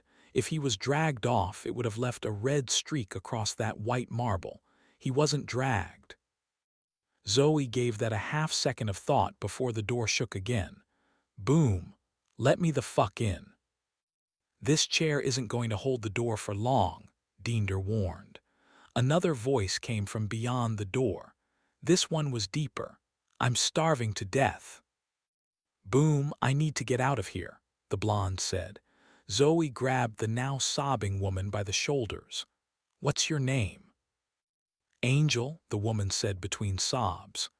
"Angel, we're going to get out of here together. Dinder, is there another way out?" "Boom, Judge," Dinder called over his shoulder. "I saw a door at the back corner of your office. Please tell me it isn't a closet." Judge Pastel didn't answer. Suddenly, Zoe noticed she no longer heard Tom's creepy-ass chant. "He went to get his jacket," she said, sharing a worried look with Dinder. "Boom, come on," Dinder shouted, running for the office door. Once inside, Zoe and the others pulled up short, frozen by the horror of Judge Pastel's prone body sprawled twitching across his desk. Tom straddled the man, a blood-slicked letter opener in his hand. Beneath the judge's robes, a pool of viscous dark liquid spilled off the desk. Pastel's head was turned away from them. Tom, paying them no mind, was stabbing the older man over and over in the temple. "So hard to get into," Tom shouted to no one. Then, foregoing the letter opener, he plunged his thumbs into the man's skull. Tom's tongue stuck out of the corner of his blood-stained mouth as he concentrated and strained, trying to pull the opening in the man's temple apart, as if he were trying to split open a watermelon with his bare hands. Angel screamed. Tom's head snapped around as he noticed them for the first time. The balding man's face contorted as his lips drew up into an awful sneer. "Run," Zoe said, pointing to a door at the back of the office beyond the gruesome scene atop the desk. From the reception area came the sound of splintering wood. Diender slammed Judge Pastel's office door closed. "They've broken through. Go, go, go." They ran, darting around the desk. First Zoe, then Angel. Zoe grabbed the door, turned the latch, and pushed, stumbling out onto the landing of a stairwell. The staircase fell away into the darkness below. Angel, close on her heels, slammed into her back. Zoe stumbled forward, grabbing the handrail to keep from falling down the stairs. "Sorry," Angel grunted. Zoe spun and grabbed the woman, pulling her to the side to clear a path for Diender so he wouldn't knock them both down the stairs. "Hey!" Angel cried, her stiletto heels sliding across the tile as she fell into Zoe's arms. But Zoe paid no attention as she stared back through the door, her eyes snapping wide. Tom had thrown himself from the desk and onto Diender. On the opposite of the office, the door shook and cracked. "Get off me, motherfucker," Diender shoved Tom back. A gun fired. Crack, crack, crack. All 3 shots hit Tom in the center of the chest, staggering him backward into one of the giant windows in a crash of breaking glass. The man's bleeding eyes opened wide as he fell back. Zoe was sure Tom would fall out the window, but the small man's flailing hands grasped the jagged window frame at the last second. Despite the glass shards digging into Tom's hands and the fatal gunshots to his chest, he somehow held fast, pulling himself forward only to collapse onto his knees and finally tip onto his face. Tom's body began to spasm then, twitching and jerking before going still. Outside, the rain poured. Across the office there was a final snap of wood as the door swung inward. "Hurry," Zoe shouted, motioning for Diender to run. A short, portly man with a beard and bleeding eyes burst into the office, followed by a tall man with a blood-smeared face. Diender staggered through the door, pulling it shut with one hand as he unbuckled his belt and yanked it free of his waist with the other. "Help me." "How?" Zoe begged. From the other side, bodies slammed into the door. Diender grabbed the handle and leaned back with all his weight. "Quick! Wrap my belt around the handle, loop it through, then wrap the other end around the handrail." Zoe wrapped the belt around the handle and looped it through. The door jerked open a few inches. The short, bearded man's face appeared in the crack, teeth bared and snapping open and closed as he sniffed at the air. Diender braced his foot against the doorframe, tugging the door closed with a grunt. "Hurry." "How do I fasten it to the rail?" she asked. "Just tie it the best you can." She looped it through and knotted it best she could, but it was leather, and leather doesn't make a good knot. "I'm not sure how long this will hold," she said, looking over at the guard and noticing for the first time his arm was bleeding bad. "Diender, your arm." Diender let go of the door and gave Zoe's knot a firm jerk. "Yeah, that little freak Tom bit me." Chapter 9. Dancing in the Rain. Sam's teeth clacked as red tears spilled from her eyes and onto Oliver's windbreaker. "I'm so hungry, Oliver. It hurts, please."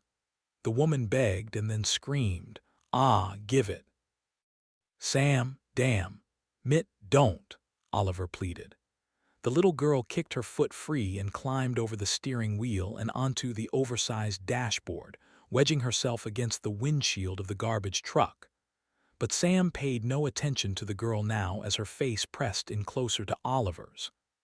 Now, with Sam fully focused on him, he couldn't hold her off, couldn't stop the CrossFit champion from collapsing his arms and biting his face. Oliver closed his eyes, turning his face away from his best friend and the horrible visage of desperation she'd become. Suddenly, the passenger door popped open, and Sam collapsed onto her belly.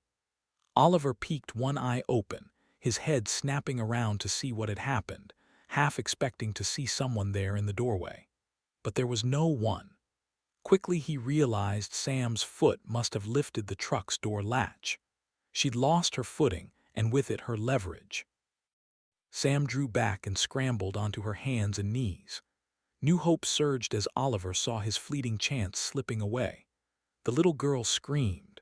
Oliver twisted, lifting his right leg and pressing his back against the driver's side door. Sam snarled like a wild animal, like a goddamned wild animal. She lunged forward again. Oliver clenched his jaw and planted his foot atop Sam's shoulder. Now it was Oliver who had all the leverage. "Ah!" he shouted, kicking with all he had. "I'm sorry, Sam." Sam's bloody eyes went wide as the force of the kick flung her off her hands and knees and onto her bottom near the edge of the bench seat. The crazed woman's hand stretched out as she fell backward out of the truck. "Please," she shouted, vanishing into the rain.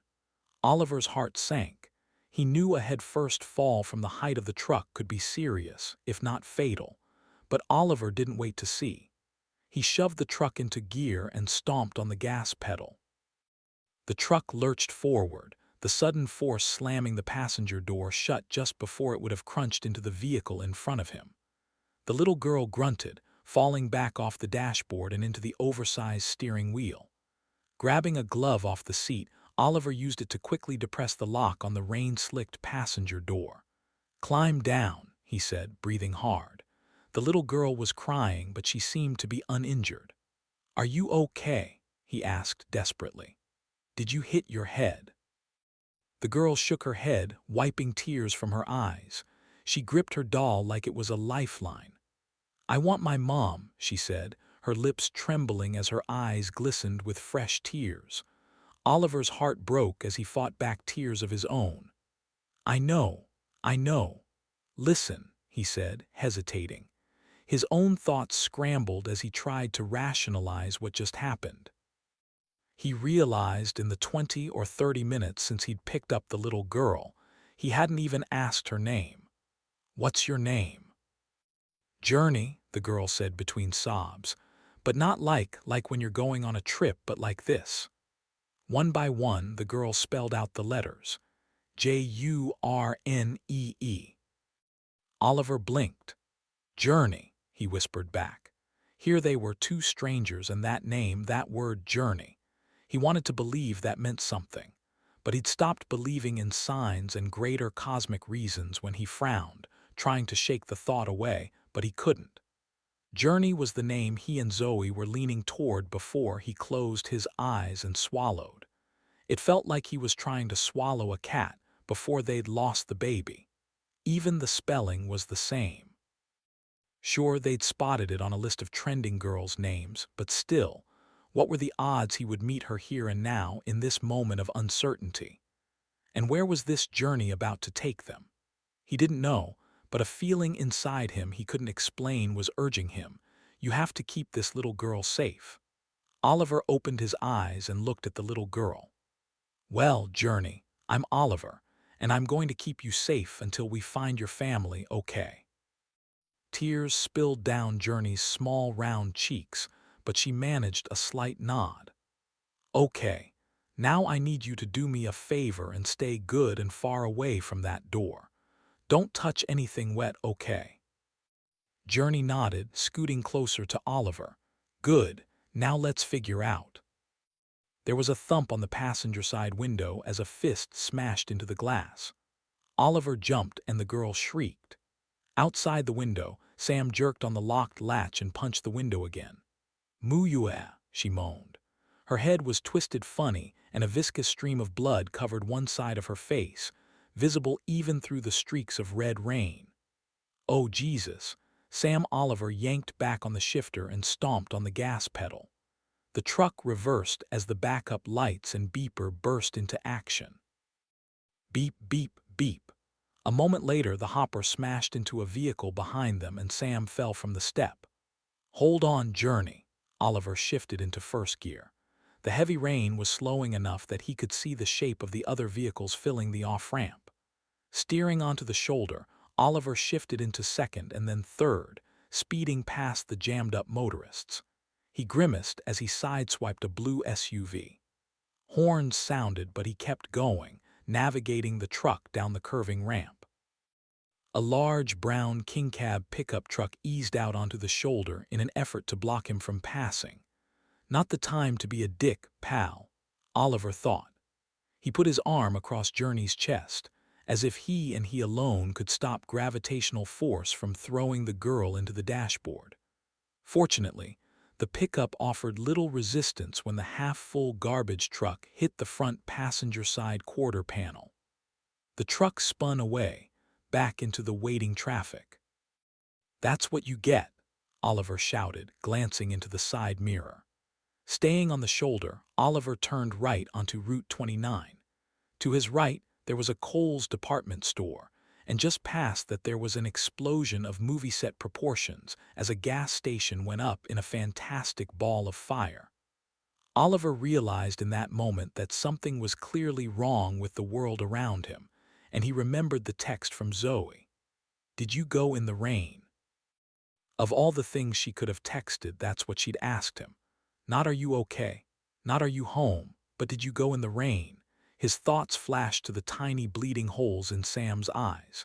It was more than metal particles in the eyes, more than asteroid particles. Something had infected her, changed her, something in the rain. Something that made her want to eat him. What the hell was going on? The gunshots, the explosions. It wasn't just Sam. The rain was changing people. He had to get home. He had to get to Zoe. Screw traffic laws. He was done playing by the rules, and God help anyone who got in the way. He was going home. Up ahead was an intersection. If he tried to turn left, there would be no shoulder. He could go straight past the CVS and take Springfield Road out of town, but there would be sections with no shoulder that way too. He had to be smart and stay on the roads with a shoulder as much as possible. Mackinac was 30 minutes east on a normal day, but this was anything but normal. Well, damn. He supposed his best bet was the path of least resistance. He'd take his chances with Springfield Road. If he could just get out of East River City, he should be home free. Oliver glanced at his phone lying on the floorboard. He didn't need to retrieve it to see that Sam had stomped the shit out of it.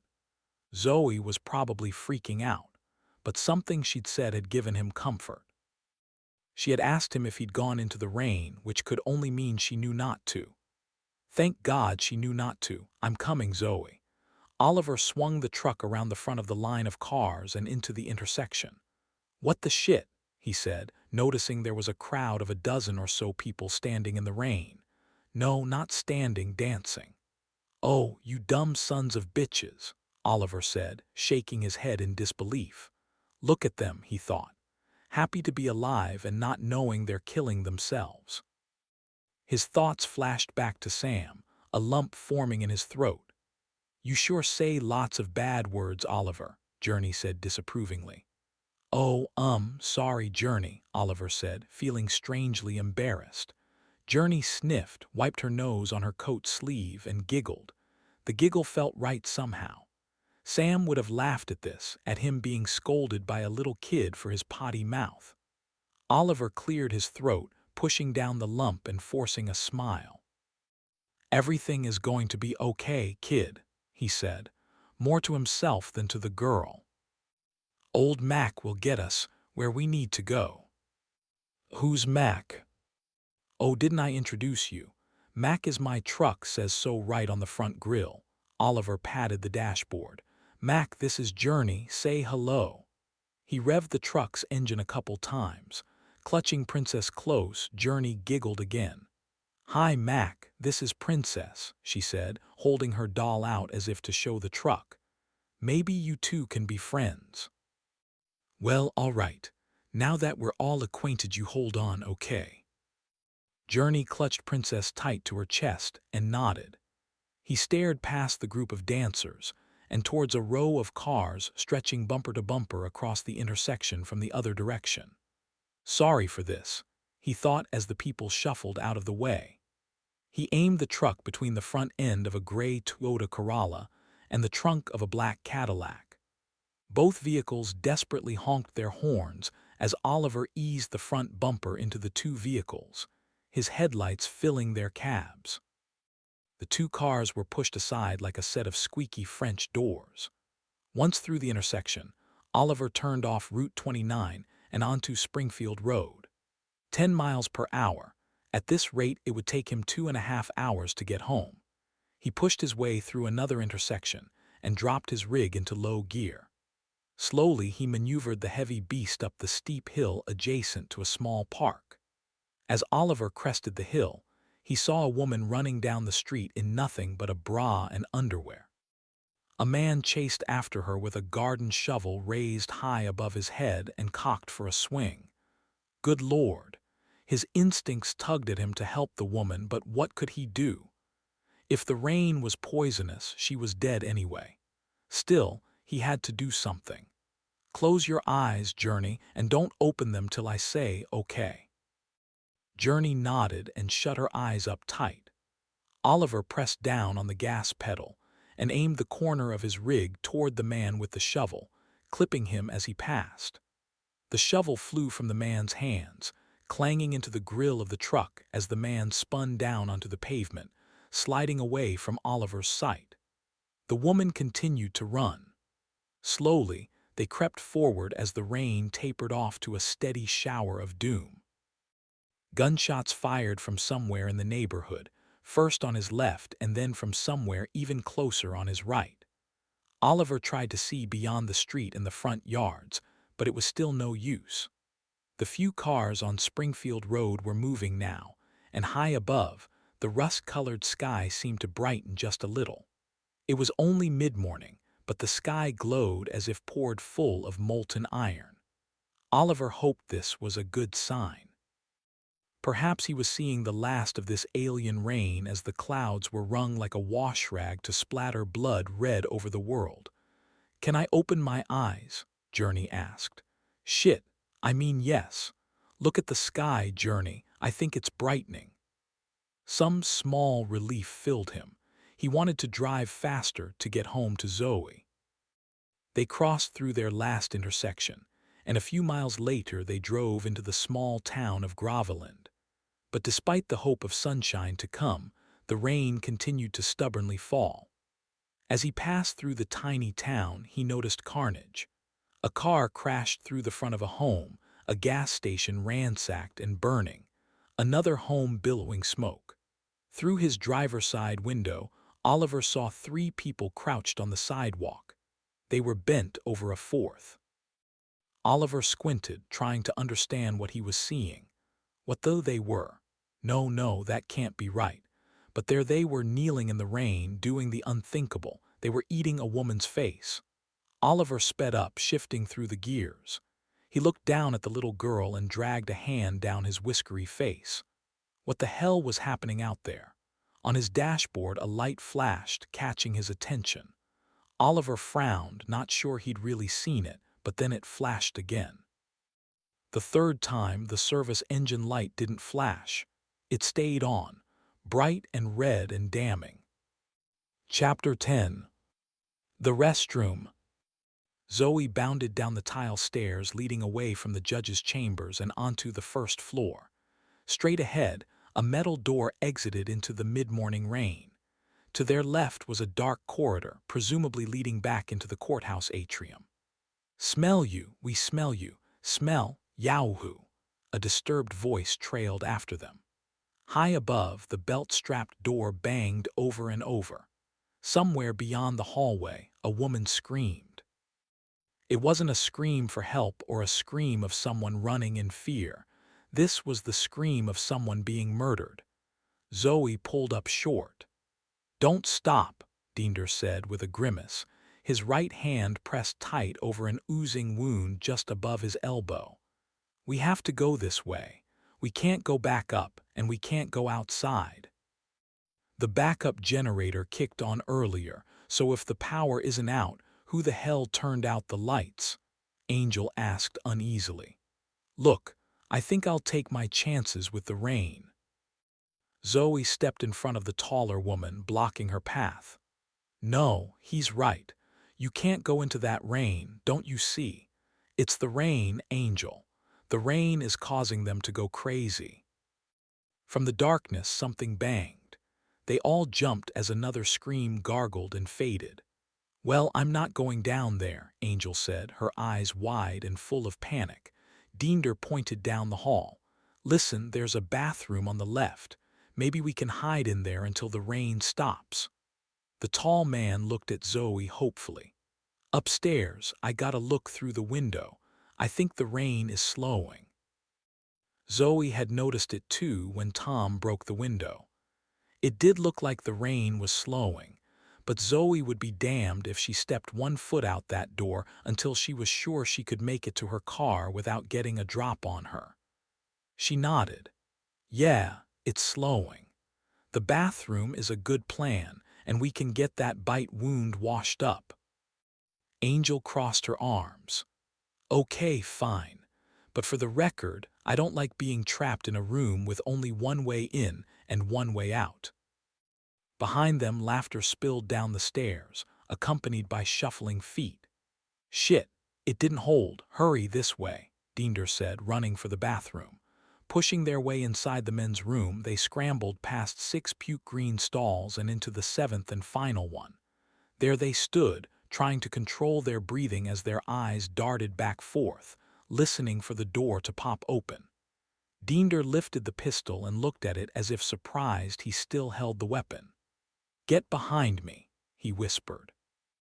If they come in, I'll shoot, he swallowed dryly, trailing off. Seconds passed, then minutes. Jesus, it felt like hours. Zoe's mind raced. Oliver, the rain, the crazy man, Chuck eating Ben's brains right off her face. Instinctively, she reached over and wiped her face across her shoulder.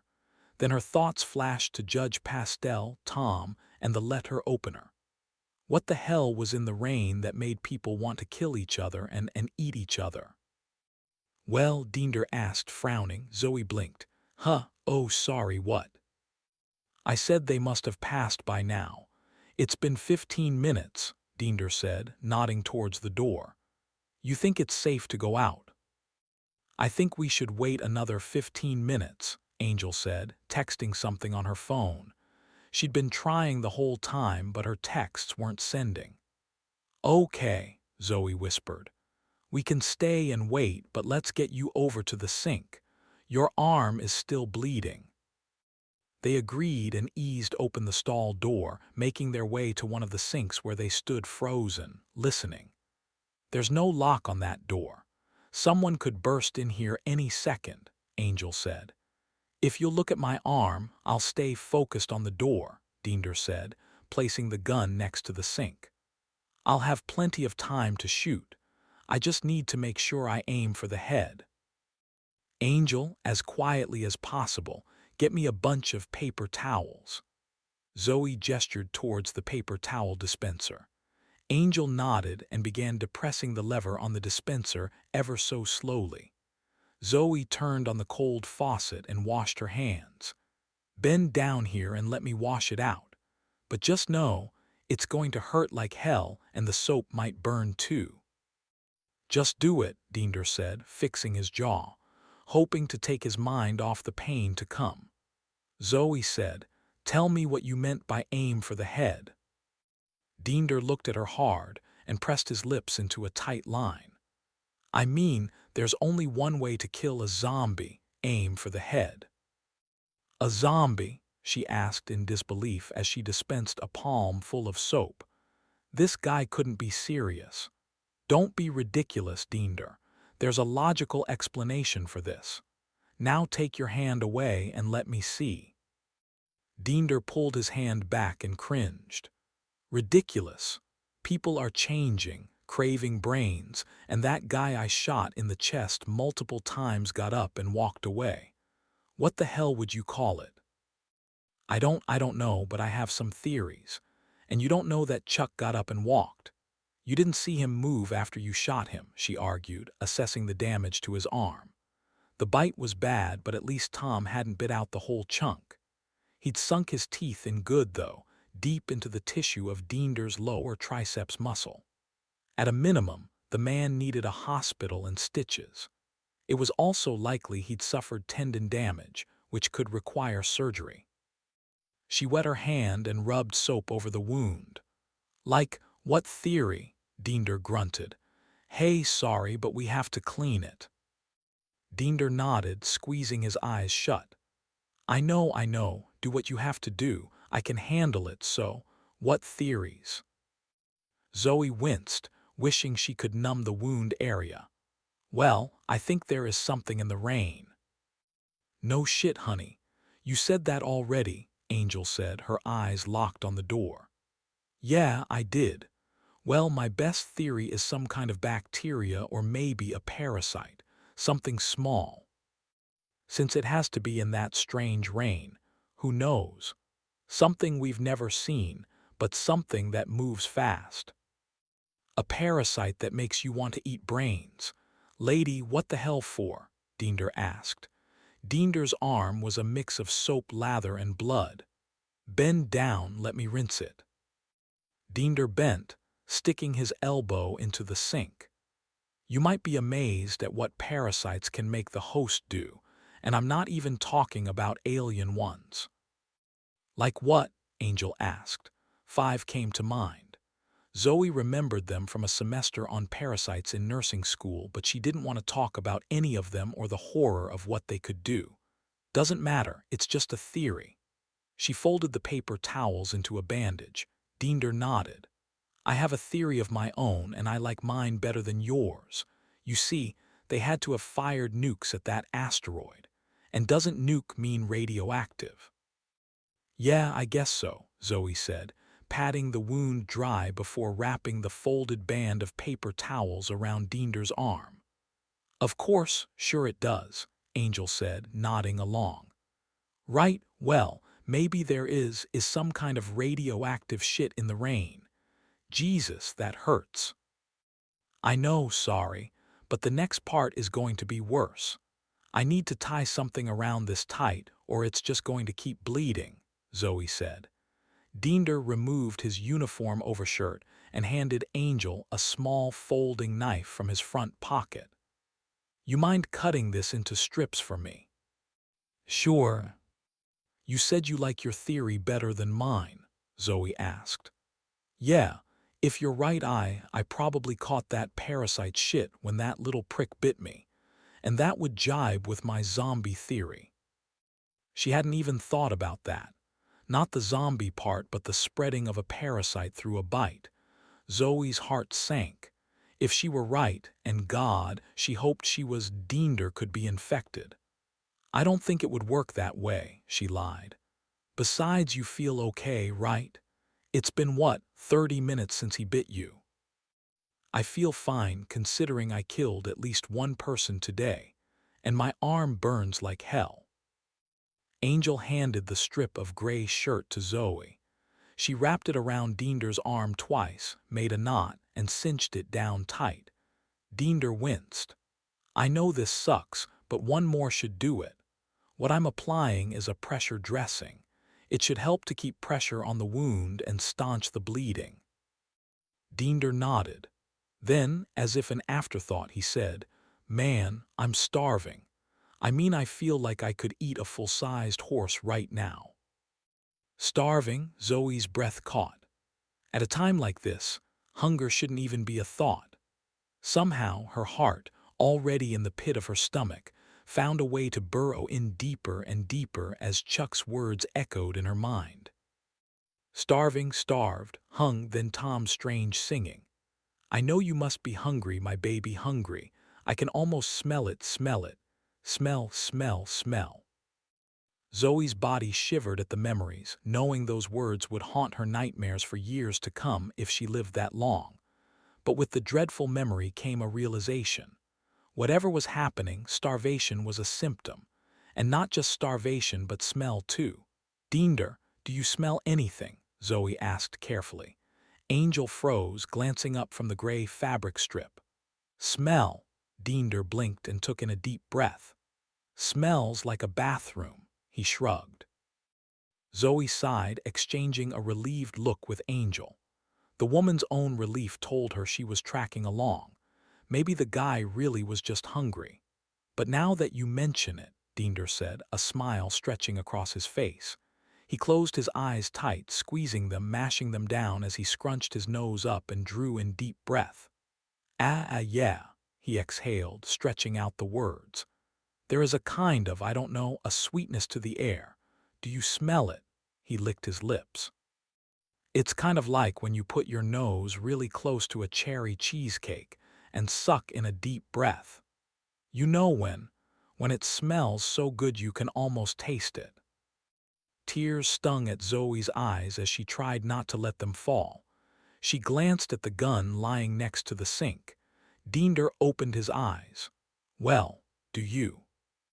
Huh, I'm sorry, what? She asked quietly. Smell it, that wonderful fragrance.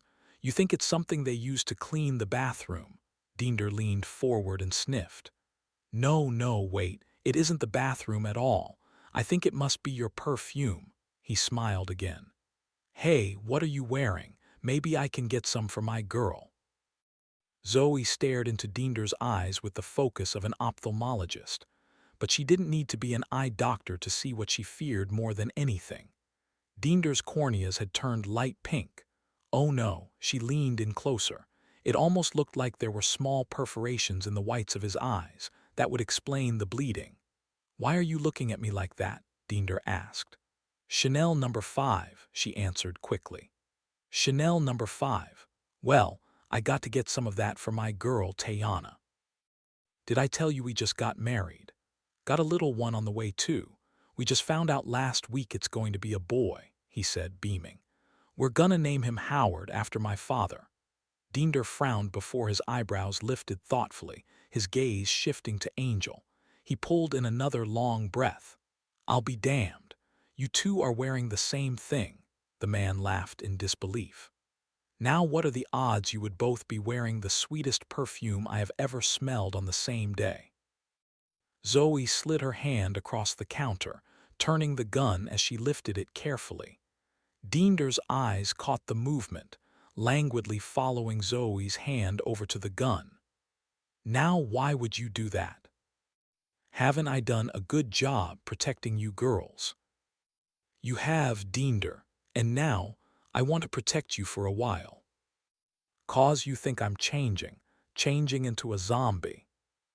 No, Zoe said evenly, and she meant it. There was no such thing as a zombie. I just think you're hurt, and you've already done so much. Rapid footsteps resonated from beyond the door, growing closer. But the sound was wrong. It wasn't the clack of dress shoes or even tennis shoes. It was a slap of bare feet smacking tile. What the fuck? Angel mouthed. Diender didn't look at the door, didn't take his eyes off Zoe. Give me the gun, he said, his voice too loud. Zoe shook her head. I'm sorry, I can't do that. Diender lunged forward, grabbing the gun. Behind him, Zoe caught a glimpse of a naked woman with bared teeth and blood-filled eyes bursting into the bathroom, and she wasn't alone. Chapter 11. The Church. Oliver checked his gauges. Plenty of fuel. Oil pressure looked good. Battery charge was fine. Temp gauge was, oh, come on. The temp gauge was pegged in the red. The old Mack truck was overheating. There was nothing he could do about it now but press on and get as close to home as he could before. Suddenly the engine sputtered and a loud hiss announced a billow of steam rolling from beneath the hood of the big diesel. Fuck my life, Oliver shouted. Journey gasped, slapping her hand over her mouth. Oliver frowned. Ah, sorry, kid, don't learn that, okay? Frowning back, the little girl shook her head. That's the worst one, Oliver, she whispered as if God himself might overhear. Steam rose from every seam like a dormant volcano awakened and about to erupt. Oliver squinted against the thick fog of evaporating radiator fluid. Stomping his foot down on the accelerator, he said, I'm not going to baby you, Mac. I'm going to push you until you give up on me. Don't you give up on me, he begged. The cab bucked as the engine sputtered and cut out again. 12 miles to Mackinac, maybe 15. Oh, come on. Uh-oh, Oliver. Mac sounds sick, the little girl said. Yep, Mac's sick all right, Oliver said, willing the big beast forward. Don't you die on me, Mac, he growled. They were in the country, a few miles outside Groveland. On his right was a huge brick farmhouse with a 4-car garage and 5 chimneys. The massive home looked more like a mansion than a farmhouse. A wooded creek ran across the front of the property, requiring a short bridge to cross. On the other side stood a wrought iron gate, but the gate was open. Beyond the gate, a gravel driveway led toward the house, where it made a large circle. Oliver, considering pulling in, took his foot off the gas pedal. As he slowed, he could see a car with the door ajar and headlights on. Maybe the car was abandoned. Maybe he could borrow it. Wait. What the hell? He couldn't be sure through the thick rain, but it looked like the front door to the house was standing wide open. Slowing to a near stop, he squinted to peer up the driveway. The car was completely off the circle drive and sitting in a flower bed. The hood looked crinkled. Judging from a crooked porch pillar, Oliver realized the car must have slammed into the massive porch. Something was wrong. Damn, Oliver thought, pressing down on the accelerator as Mac sputtered in protest. Another mile. Mac began to buck, and this time it didn't stop. He needed a solution, and fast. Ahead on his left was a large, modern church with a lot of property attached. Soccer fields, a small pond, and a baseball diamond were all part of the church's complex. Oliver navigated into the parking lot and headed straight for the front entrance to the church. Attached to the entrance was a large porte-cochere, no doubt to allow churchgoers to be dropped off or picked up without the inconvenience of getting wet. It was the most beautiful thing he could hope to find in the middle of a deadly rainstorm.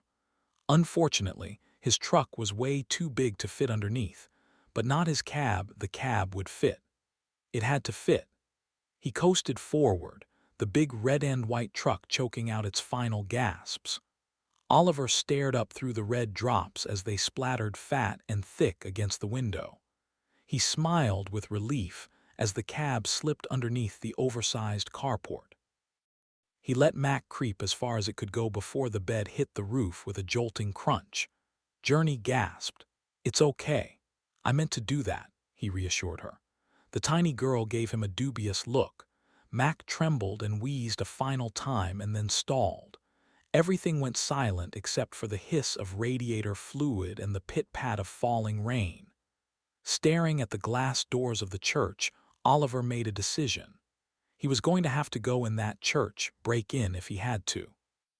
He needed to find a phone and call Zoe. Turning on the radio, he heard the familiar test that played every first Tuesday of the month at 10 a.m. But this wasn't the first Tuesday, and it wasn't a test. The first channel he checked was 105.7. The station was running the emergency alert system on repeat. As he clicked through the digital display of his and Sam's other presets, he found more of the same. All he could think was, "This is bad, very bad. I need to go inside this building, Journey." "I won't be long," Oliver said, reaching for the door handle. The rain fell with a constant but calm steadiness. There was no angry thunder, no blowing gusts, leaving him with the hope he could get from the cab to the door without the rain touching him. Then another thought occurred. What if what was happening out there wasn't the rain at all? What if it was in the air itself? Some kind of radiation or something. Suddenly he felt dumb. That couldn't be right. He was breathing the air from out there right here in his own cab. Therefore, it had to be in the rain, right? Sam's eyes had small perforations. Sam had been in the rain and got that shit in her eyes. Again, he reassured himself it had to be the rain. "I don't want to stay here by myself, Oliver. I want to go with you," Journey said, moving toward him. I don't think it's a good idea," Oliver started. "Don't you know anything about little kids? I'm only 6. I can't stay here alone." The girl pleaded, her eyes welling with fresh tears. "All right, okay," he said, reaching over the girl and pulling Sam's rolled-up rain gear from beneath the seat. Shaking out the jacket, he handed it to Journey. "You need to put this on." Journey wiped her nose on her sleeve, laid Princess on the seat next to her, and pulled on the oversized blue rain jacket. "And Princess stays here. We don't want her getting wet." The little girl frowned and looked as though she might protest. Oliver raised his eyebrows. Conceding, she sat the doll upright in the seat next to her. "We'll be right back, Princess." "What, you want to come?" "I know, but you don't have a raincoat. Oliver promises we will come right back, don't you, Oliver?" Oliver frowned at the doll. Journey leaned in close and whispered, "Promise so she won't be scared." Oliver sighed. "I promise," he said, zipping his own windbreaker. The truck door creaked open. Moist air, warmer than he expected, met his face. He turned back to the girl. "Hold your breath and close your eyes like you're going underwater," he said, pulling up her hood. "Are we going underwater?" Journey asked, her voice shaking. Oliver faced her as he climbed out of the truck. "No, but just pretend, okay?" Journey nodded and took a deep breath, her little cheeks pushing out as she slammed her eyes shut. Reaching up, he pulled the girl from the truck and turned to the church, quickly carrying her over to the double glass doors. "Please be unlocked." Grabbing one of the doors, he gave the handle a tug. Locked. He tried the other. Locked. Damn it. The doors were recessed into a small alcove, protected on both sides. Where they stood, it was completely dry. "I got to set you down. Open your eyes and breathe." Journey blew out all her air and sucked in a dramatic breath. "Can we go inside?" "We will," Oliver said, pounding his fist on the door. After 3 tries and still nothing, he turned back to the truck. "Stay right here. I have to get something out of the truck." "Hurry, I need to go potty," Journey said, jumping up and down. "Shit." "Okay, just hang on." Oliver grabbed a 3-foot piece of steel pipe he kept under the seat. Sometimes the meth heads could be persistent, and you never knew who you might run into on downtown alley day. He drew the pipe from under the seat like a sword from a sheath and ran back to the glass door. "Journey, I'm going to have to break this door. Get behind me." The girl's eyes widened. You might get in big trouble, Oliver." "Worry. We can leave a note. They'll understand." With an underhand swing, the steel bar smashed the glass. The entire door shattered, raining down all around his feet. "Don't move," he said, reaching for the girl and picking her up. Journey wrapped her tiny arms around his neck. Holding the girl in one arm and the steel pipe in the other, Oliver carefully stepped through the broken door into a large foyer. To the left along one side was an open-faced oak coat closet with several coats hanging from hangers. Beyond the coat racks were 2 sets of double doors with a brass-bladed sign reading Auditorium. Across the foyer were 2 more sets of double doors with the same brass signage that read Fellowship Hall. Scanning to his right, Oliver found still more signs: Classroom A, Mother's Room, Nursery, Kitchen, Main Office, and finally restrooms. From somewhere beyond the shadows a door slammed, echoing through the foyer. "Hello," Oliver shouted. When no one answered, something niggled in his guts, settling uneasily in the pit of his stomach. He decided it was best not to yell again. "The bathroom is this way. I'm going to put you down," he said, kneeling. Journey let go of Oliver's neck. Her little hand stretched out from the too long raincoat sleeve. Oliver took her tiny hand in his and led her to the bathroom, making sure it was safe and clear. "Okay, I'll be right outside this door. Do your best to hurry." Journey ran inside, reappearing a few moments later. "You all good?" "Yep," she replied. "Okay, let's try to find a phone," Oliver said, walking deeper into the shadowed hallway. He passed by a group of interior windows, but with the lights off he couldn't see into the room. Letting go of Journey's hand, he hooded his eyes, leaned against the glass and looked inside. Even with the power off, the dimly lit room beyond revealed desks cluttered with paper, files, computers, and more importantly, telephones. The church offices. "This way, Journey," Oliver said, leading her to the first door on the right. Stay behind me, okay? Let me make sure it's safe." Journey frowned, looking scared. "Because it's kind of dark." "No, because people seem to be losing their shit and attacking each other, eating each other. Like, like some undead Zoe, no, he didn't want to put words to what he was thinking. And obviously he couldn't say any of that. "Yeah, because it's dark," he answered instead, reaching for the light switch. "But let's see if we can fix that, okay?" Journey nodded approvingly. Oliver flipped the light switch, and to his surprise the hallway light came on. The corridor before him offered two doors on the right which appeared to be offices. To the left was a door that read conference room. Moving towards the first office door, Oliver adjusted the pipe in his hand as a sense of uneasiness passed through him like a cold chill. Surveying the large office space, he quickly spotted the phone and lifted it from the receiver. Nothing. No dial tone, nothing. He screamed internally. Fuck. Rummaging around the desk, he found nothing useful. Across the room, someone's brown jacket hung on a coat rack. Oliver searched the pockets, hoping to find car keys.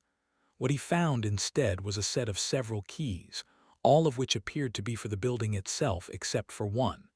It wasn't a key to a door, but it wasn't a key to a car either. Attached to it was a tag that read spare set. Outside the office, a door slammed again. Oliver jerked his head up to see a man who was missing most of the left side of his face rear back and slam his forehead into the office window. Journey screamed. Instinctively, Oliver dropped the keys and raised the pipe to swing, but the glass didn't shatter. The man, 40-something with an average build and wearing a blood-stained Eddie Bauer quarter zip, slammed his face into the glass window again. Jesus Christ. The guy only had one eye. The other must have been wherever he left the rest of his face. The single eye stared frantically through the window, searching with desperation. One eye reared back again, slamming his face into the glass, this time splitting the flesh on his remaining cheek all the way to the bone. Why? Why was he doing that? Why was he using his own face? Not his forehead, his face. And how in the hell was he still alive with half his face missing? As the man's single eye stretched wide and darted back and forth, Oliver noticed it didn't look right. The eye looked gooey and fixed open, unblinking. The guy's remaining cheek had just ripped open to the bone, and yet it didn't bleed a drop. What the hell was going on? Oliver had plenty of questions, but the guy didn't look like much for conversation. The next strike of one eye's forehead fractured the office window with a pop, and a spider web of cracks spread across the glass. Journey screamed again and buried her face into Oliver's pant leg.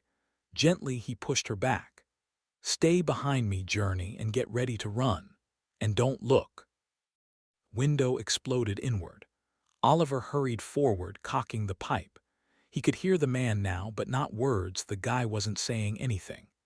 The sounds spilling from the man were all wrong, like a combination of hissing and groaning, like he was trying to speak without a tongue. But he had a tongue. Oliver could see it between the teeth of his slackened jaw, exposed by a missing cheek and absent lower lip. The guy threw himself over the sill of the broken office window. "Buddy, you better stop," Oliver shouted.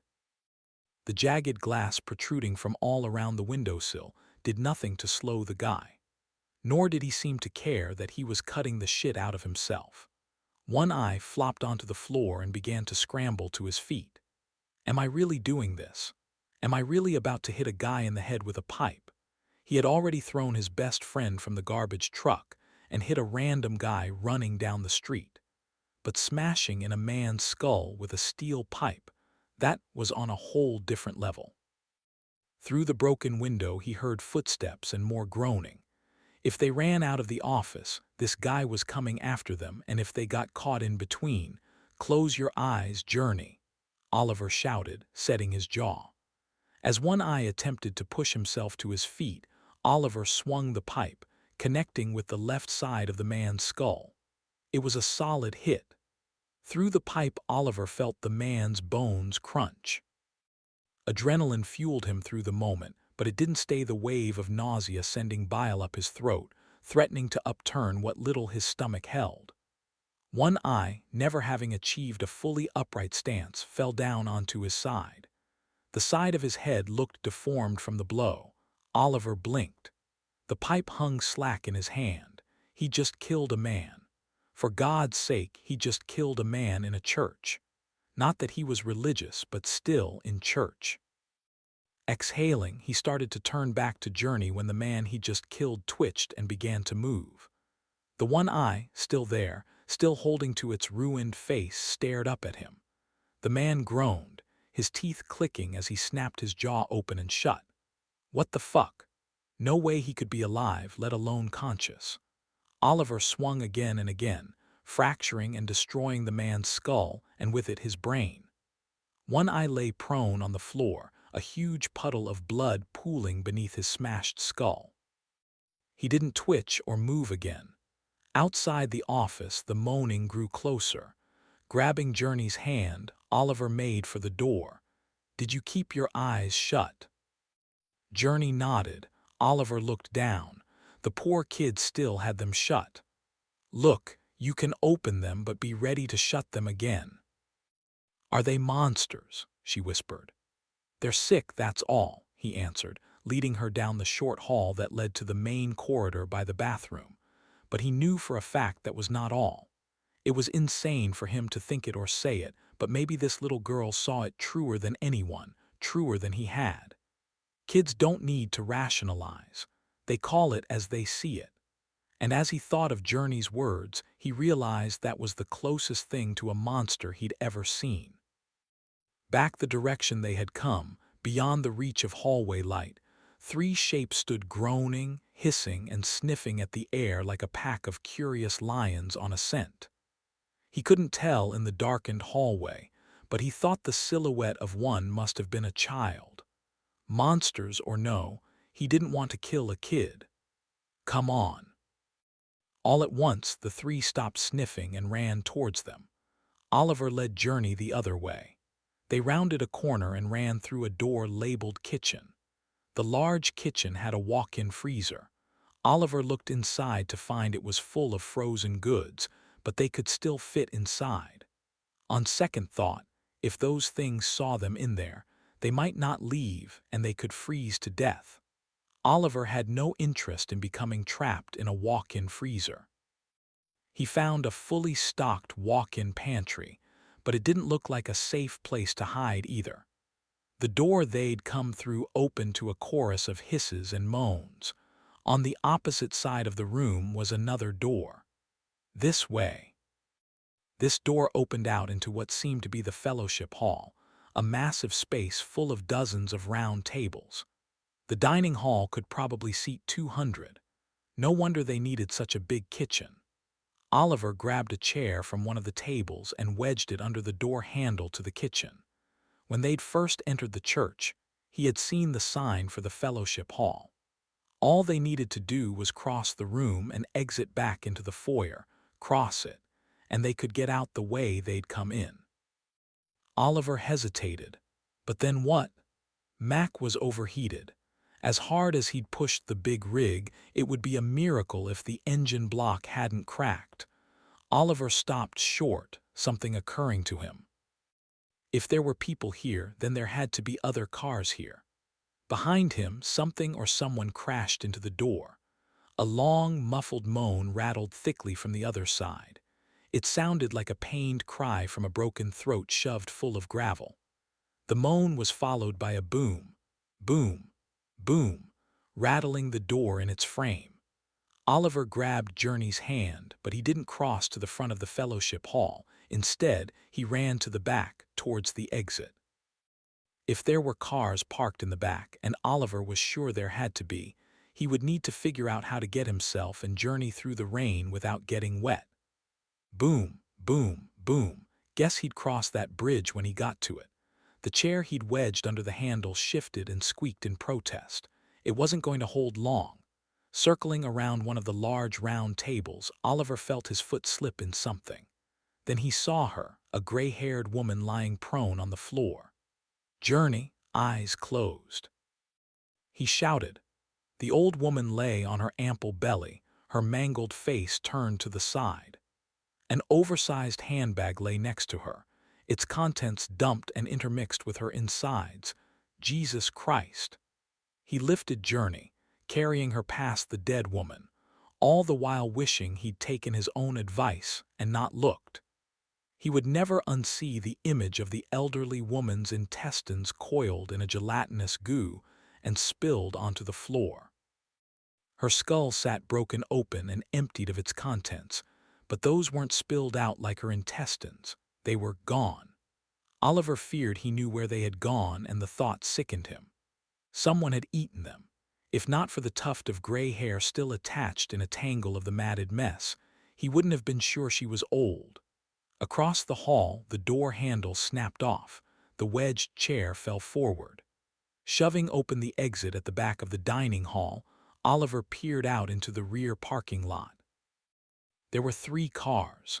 A black Buick Enclave, a red Ford F-150, and a white Toyota 4Runner. At the far end was a short black and green church bus. Thank God, there were vehicles, but that wasn't even the best part. The red rain had stopped. Oliver tipped his head back to consider the sky. Still cloudy, still red and otherworldly, but free of rain. Behind him, a final boom sent the door flinging inward. A boy of maybe 13 was the first one through. The little shit hissed and jumped onto one of the round tables. More silhouettes piled through, more than the 3 he'd seen earlier. A final glance back told him several were kids. Please, if there's a God up there, for fuck's sake, don't let it rain. Hugging Journey close to his chest, he ran out the back door and straight for the closest parked car. He needed some luck. He needed a car to be unlocked with the keys in the ignition. Just one, he wouldn't be picky. The first car was locked. He ran for the truck, also locked. Give me a break. The Toyota had to be the one. It would be unlocked with the keys in the ignition. It had to be because he willed it so. The church door burst open, and that little bloody-eyed blonde kid sniffed at the air. Fuck me, Oliver thought, leaning the pipe against the car as he groped for the door handle. Locked. Fucking locked. The blonde kid's head snapped in the direction of Oliver, and he broke into a run. Oliver fought the urge to run for the open field. There was no way he could outrun that kid or the ones piling out the door behind him. Not carrying Journey. Then he had a last glimmer of hope. The bus. Oliver ran.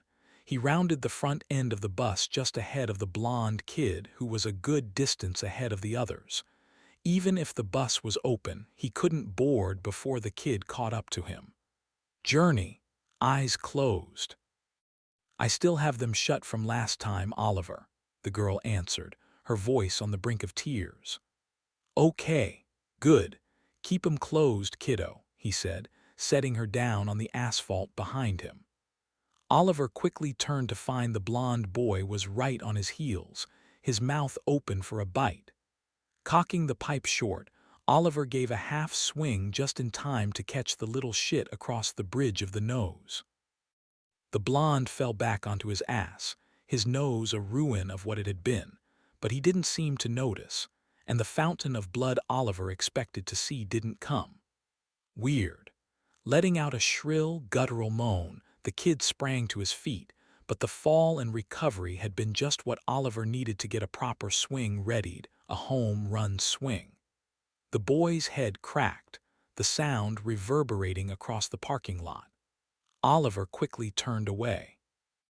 Maybe it wasn't the smartest thing to do to turn your back before you're sure you've done the job, but he didn't want to see what he'd done. Would he be forgiven for this? How would he explain it to the authorities? Hissing moans grew close from the opposite side of the bus, and Oliver knew it didn't matter. What mattered right now was not dying, not failing this little innocent girl. He shoved the folding door to the bus, and it opened. Grabbing Journey, he lifted her onto the bus stairs. "Open your eyes and climb up, Journey. You're on a bus." Journey climbed up as Oliver pulled himself on board, quickly shutting the bifold doors and locking them as the first of the other kids rounded the bus. "Okay, this is it. There have to be keys. Please, please let there be keys." Fists and heads smashed into the glass of the bus door. Journey screamed. "It's okay, just don't look at them." Oliver shouted as he frantically searched for keys. Nothing in the ignition. Next, he searched the visor, dashboard cubby, drink holder, and finally beneath the floor mat. Nothing.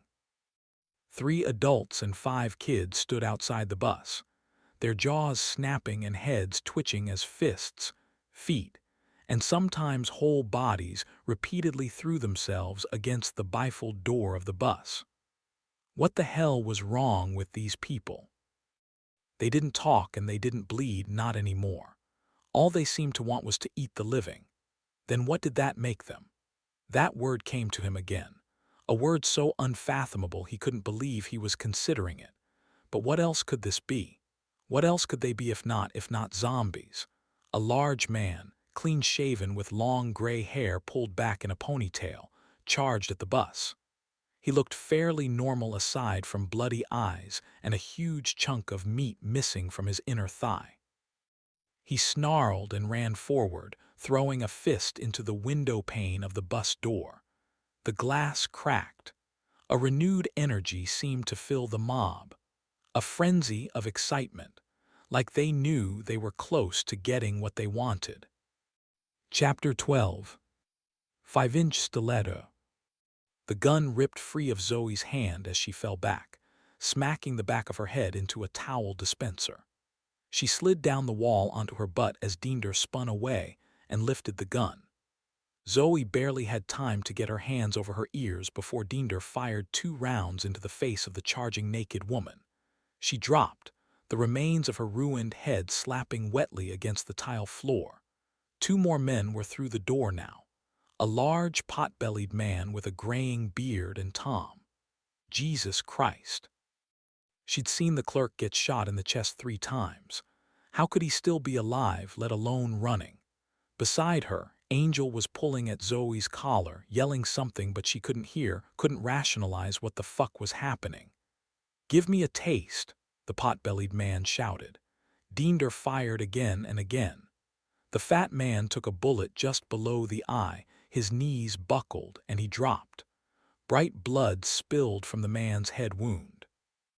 Like a gallon of milk being slowly poured out, it spread and spread, coating the tiles. The next round hit Tom, but he didn't drop. The bullet went low, ripping through the side of the smaller man's neck. Instantly, Zoe recognized that Tom's blood looked all wrong. It didn't spray bright red or pulse like a jugular injury should. Instead, it oozed out from Tom's neck, like sap from a tree, thick and black as soiled motor oil. Glahaglah. Tom managed a gargled moan as he rushed forward, colliding into Dinder. Angel tugged at Zoe, dragging her toward the last stall. Dinder and Tom fell back, colliding into the wall and landing hard where Zoe had just been sitting. The gun slid from Dinder's hand across the tile and into the merging pools of the fat man and the naked woman's blood. Somewhere beyond the bathroom, someone shouted, "Get in the stall, we can hide until this is over," Angel urged. Dinder flipped Tom over onto his back and punched him in the face once, twice, and again. Glahaglah, glahaglah. Tom continued to moan despite the rain of punches ruining his face. Zoe shook her head. "No, we have to get out of here, they'll smell us." She scrambled forward, hesitating before crawling into the pool of blood. Would she be infected if she touched the blood? If that were the case, she had already touched Dinder's bloody wound. Damn it.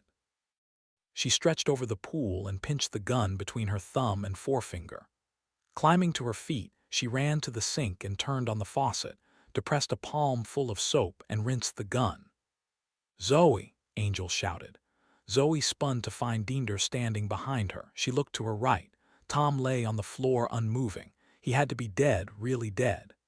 "Give me the gun," Dinder said, blood oozing like angry tears down his cheeks. Zoe knew what came next, and she wouldn't make the same mistake. "I'm sorry," she said and pulled the trigger, but there was no report, only a soft click. Zoe frowned. The gun was out of bullets, or maybe she shouldn't have washed the damn thing off. Diender smiled. "You lied to me, lady." "I didn't lie to you," she managed. Diender thrust his hand out and grabbed her by the throat. "Yes, yes, you did. It isn't Chanel number 5, it's so much better, sweeter.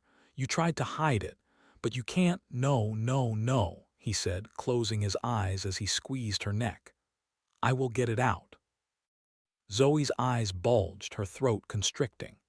She pounded her fists on the man's forearms, but it was no use, like beating on thick oak branches. Fireworks lit Zoe's peripheral vision. It happened so fast, the strength slipping from her arms, the burning in her chest. She couldn't gasp, couldn't breathe. Still, she had to fight, but he was just too big, too strong. Her vision narrowed. Jesus, this was it.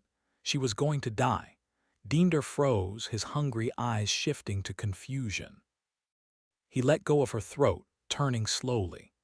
Zoe gasped and choked, her hands groping her own neck as she tried to catch her breath.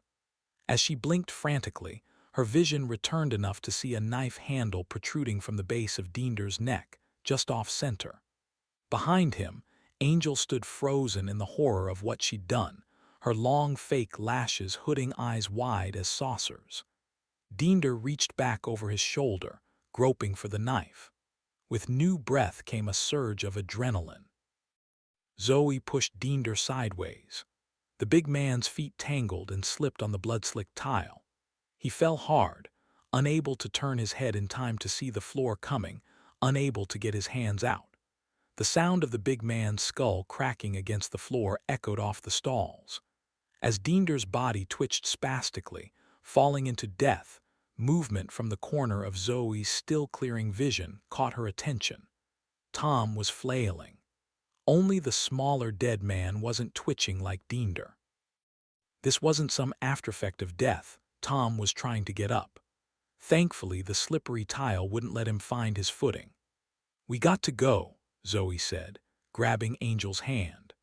Abandoning his attempt to stand, Tom growled like a wild animal and kicked off the wall, sliding across the bathroom floor through the greasy oil slick of blood and coming to a stop between the two women and the door. He sat up and hissed. Zoe pulled up short as Tom finally scrambled to his feet, emitting strange guttural grunts and sniffs.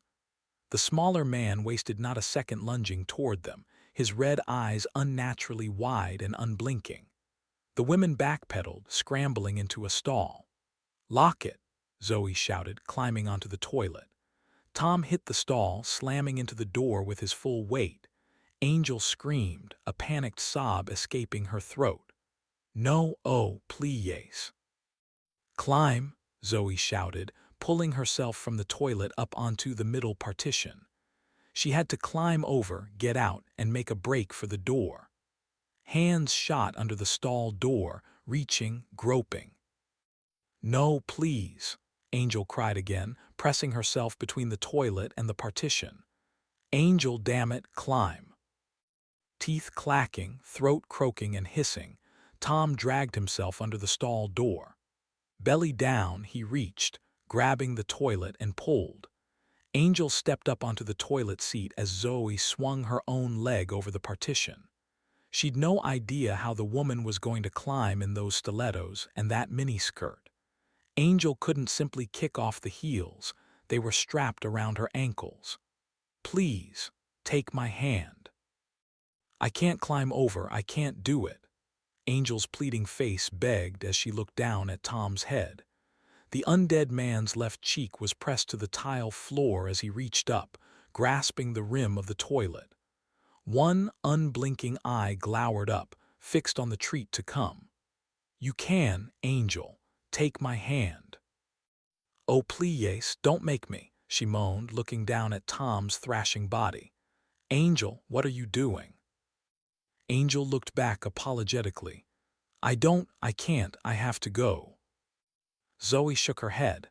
"No, wait, Angel, do." Angel closed her eyes and jumped. What followed was a sickening crunch as Angel's right 5-inch stiletto punched through the fleshy temple of Tom's head, sinking in all the way down to the heel. The crazed man went instantly still. Zoe stared down from atop the partition. "Jesus, Angel, are you okay?" Angel stood frozen, her heel still buried in the man's head. Is he dead?" she asked, her voice hitching into a sob.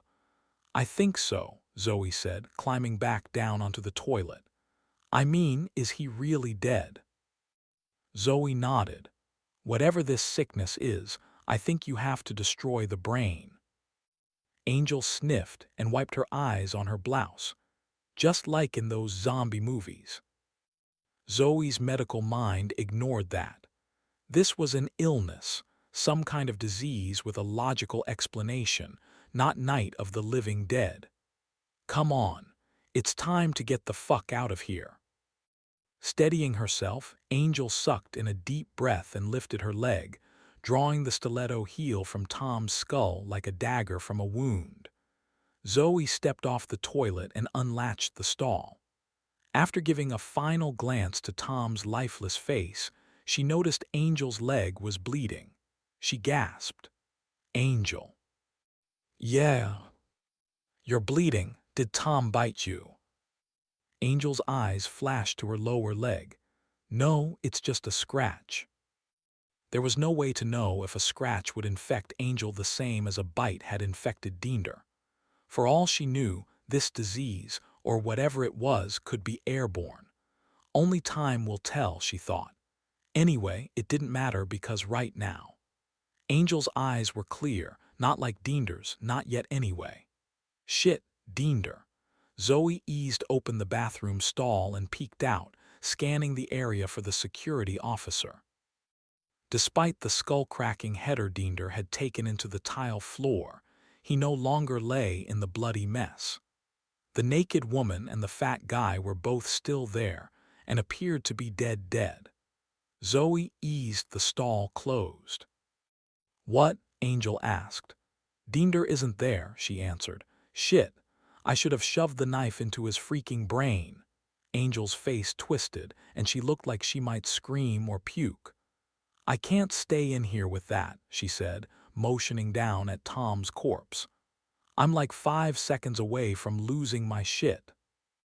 "Shh, stay calm. Maybe he left the bathroom. Look, we can make a run for it," she said, placing a hand on the stall door and peeking out again. "Wait, where? Where in the hell are we going to go?" the woman whispered desperately. "I don't know," Zoe said, holding her hands palm out. "The only way we haven't gone." "You mean deeper into the courthouse?" Angel asked. "Well, I don't want to go back upstairs, and we can't go out in the rain," Zoe said. Angel pulled the hem of her skirt down. "Okay, let's just get to the next room. Maybe one with a lock on the door." Zoe readied herself, pushed open the stall, and bolted for the bathroom door. Movement filled her peripheral vision as Dinder lurched towards them from some hidden corner. Zoe kept her eyes fixed on the slippery floor, an involuntary scream escaping her as she jumped over the fat guy and shoved the bathroom door open. Behind her, Angel screamed. Stealing a quick glance back, she gasped as Dinder snagged a fistful of Angel's long blonde hair. Zoe turned back to face him as he lunged in to bite. The man's face twisted. His broken head appeared deformed and cocked unnaturally to the side. But it was his eyes that hitched her breath. They looked all wrong, blood red, yes. But there was something different. She'd seen her share of dead eyes both in school and in her work, and Dinder's eyes looked just like that, like a dead man's eyes. Angel's eyes opened wide as her head snapped back, exposing her neck to Dinder's teeth. She reached for Zoe in a desperate grab. "Please." Seizing Angel's hand, Zoe yanked. The woman's blonde hair ripped free of her head, revealing shorter brunette hair pinned down flat with bobby pins. Zoe hadn't even realized Angel had been wearing a wig. The sudden jerk and release of Angel's hair sent her skidding forward. How the woman didn't slip on the blood-soaked floor in those heels was beyond Zoe, but somehow she managed to stay standing as she crashed into Zoe. This wasn't the case for Diender. The sudden shift in momentum sent him slipping backward. He tripped over the dead woman on the floor and fell hard. The two women tangled and stumbled through the door and into the hall. As the door swung closed, Zoe saw Diender scrambling over the naked woman's body, reaching toward them, teeth snapping at the air. He hissed and groaned, his eyes fixed and bulging wrongly, as if he were demon-possessed. Jesus, what's happening? The bathroom door shut with an echoing clack. That's when she heard them, people running and groaning from the darkness of the courthouse interior. She and Angel exchanged terrified looks as they clambered to their feet. "And for the stairs," she shouted. They ran back down the hall toward the stairs they descended less than an hour ago. Behind them, the bathroom door opened as Diender joined in with the moans and hisses pursuing them from the shadows. The nightmarish sounds created some sick chorus of undead melody only Satan himself would enjoy. Ahead, near the end of the corridor, a single door stood with a glowing red sign that read exit, but it might as well have read certain death. To the right were the stairs. "Come on, run," Zoe shouted. Angel was running, and pretty damn good too for a woman in 5-inch stilettos and a tight skirt. But as they approached the stairwell, more footfalls came, more hisses and moans, but these were coming from above, like a herd of cattle running down the stairs. "No, shit," Zoe shouted. "What now?" They couldn't go back or up, and if they went out the metal door, the rain would infect them. Zoe glanced up the darkened stairwell. Shadows shifted as descending shapes came into view. Zoe didn't need to look back to know Diender and the others were closing in behind them. She could feel them. What now? No other doors, nowhere left to hide. The exit sign glowed like a beacon of hope, false as it was. Be eaten alive or press into the rain and become the hungry. It wasn't really a choice at all. Zoe's fight or flight was full on flight as she ran forward, reaching for the door. Her only chance to live a little longer was in the rain beyond. "I'm sorry, Oliver. I tried, I really tried. We have to get out," Zoe shouted as she collided with the metal bar, depressing it with a forceful thwack and shoving with all she had. The door swung open, neither woman hesitating a moment as they stumbled across the threshold. Chapter 13. Spare set. Oliver pulled Journey farther away from the door of the bus.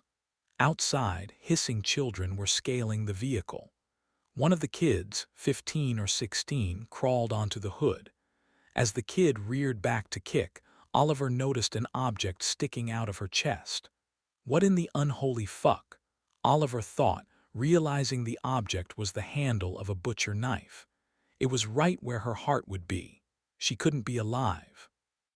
The kid kicked the windshield, and when it didn't break, she dropped to all fours and started hammering both fists on the glass like a child in the throes of a temper tantrum. Outside the bus door, the big man's fist broke through the glass. Shit, he needed a plan and fast. "Journey, go to the back." Journey let out a short, high-pitched scream as she ran down the aisle toward the back of the bus. The man's hand reached in, groping for the handle of the door. Oliver drew the pipe back and swung, smashing the man's hand. The guy didn't let out a cry of pain, nor did he jerk his broken hand back. He just reached in farther, all the way to his shoulder, fingers twisted wrongly, groping for the handle to the bus door. "Jesus Christ," Oliver breathed, swinging again and again, breaking the man's wrist, then his forearm near the elbow. The man withdrew only to turn sideways and reach back in with his good arm. Oliver smashed that one too, all the while a single insane thought screamed through his mind. Zombies, they're freaking zombies. On the hood, the girl with the butcher knife buried in her chest hit the glass again, splintering the windshield in a spider web of cracks. Without keys, they were sitting ducks in here. Then something clicked. Spare set. That's what the strange key on the set of keys Oliver had dropped in the office had said. He knew it now. That strange key wasn't to an office door or a car, it was to a bus. Oliver spun and ran down the aisle. "Journey, listen to me," he said, kneeling in front of the girl. "I need you to lock the back door when I go out and then wait for me here. Can you do that?" "No, you can't leave me. I'm only 6. There are monsters," she yelled, beginning to cry. "You have to wait here, but I promise the monsters are going with me. I have to get the key, Journey, and then we can leave. I need you to be brave. You have to trust me and you have to stay here." The little girl's lower lip trembled as tears spilled trails down her face, but she nodded along despite her fear. If not for being scared shitless himself, Oliver's heart would have broken for the little girl. On the hood, the teen kicked the windshield again, her foot punching a small hole in the passenger side corner of the glass. "Listen to me," Oliver said, pointing at the back door. "I'm going to lift this lever, open the door, and jump out. Then I'm going to close the door. You have to pull this bar down." He lifted the lever. At the other end of the bus, more glass broke. It must have been the door because the windshield was still mostly intact, but the teen had managed to yank her foot free. Shit. Oliver jumped out the back door, landing hard on the asphalt. "Back in 3 minutes, Journey, I promise. Can you count to 60? He asked, looking up at the girl. Journey nodded. Even higher than that," she said, doing her best to hold back the tears that wouldn't be restrained. "Okay, well, count to 63 times or count to 180 if you can, and either way, I'll be back before you finish. Now as soon as this door closes, pull the lever down." Despite her tears, he pushed the door shut. Oliver heard the latch click and turned away. He rounded the corner of the bus to the side with the front door. One of the adults, a woman in blood-stained jeans, had half her body wedged through the bifold door of the bus. A young boy with a mouth crusted in blood, he was maybe 10 or 12, Oliver wasn't sure, was climbing onto the hood where the girl was kicking frantically at the windshield she'd freed her foot from. Oliver couldn't see her, but he could hear her. The rest of the zombies were clawing and pushing at the door. "Hey, motherfuckers," Oliver shouted. Wild eyes whipped sharp in his direction. "MMMMM," the zombie with the broken hands called out. The others answered in a chorus of throaty moans and serpentine hisses. "That's right, assholes. No one's in the bus. We're back here, so come on, come get some." Not only was Oliver a fan of zombie movies, he'd also listened to several audiobooks in the zombie genre. He was a trail runner, and audiobooks were kind of his thing. It wasn't that he didn't like to read. He just never seemed to find time to sit down and do it, and when he tried, he'd only get through a couple paragraphs before dozing off, no matter how good the book. But with an audiobook, he could go on a long run and listen for hours. His favorite was a series called Mountain Man. It followed a drunk named Gus as he tried to survive the zombie apocalypse. This was not the time to be thinking about zombie books, but as he watched the zombies turn and bolt toward him, he realized there was a reason his mind went to old Gus and his samurai bat. In the Mountain Man series, just like in most movies and books he'd read on zombies, the bastards didn't run. They shambled slowly or shuffled quickly, but rarely did they flat-out run, or for that matter, climb on top of buses. Well, these things were flat-out running. Oliver bolted across the parking lot, sprinting as fast as he could push his body to go. As he rounded the side of the building, he stole a glance back at the mob. 1, 2, 3, 4, 5, 6, 7. He frowned. There should have been 8. He glanced back again. 1, 2, 3, 4, 5, 6, 7. 4 kids, 3 adults. Damn, it was the girl with the knife in her chest. She wasn't there. Juking left, Oliver ran toward an outbuilding and then cut left again back towards the bus. It had only been seconds, but what if that girl had gotten inside the bus? Jesus, What if? He could see the driver's side of the bus, but he didn't see the teen on top of the hood. She'd gotten in the bus. Oh God, what had he done? Oh Journey, please no. Oliver clenched the pipe in his right hand, pumping his arms as he ran back to the front of the bus. When he got to the front end, he slowed, craning his head back, frantically searching the hood. Behind him, the zombies' hisses filled his ears.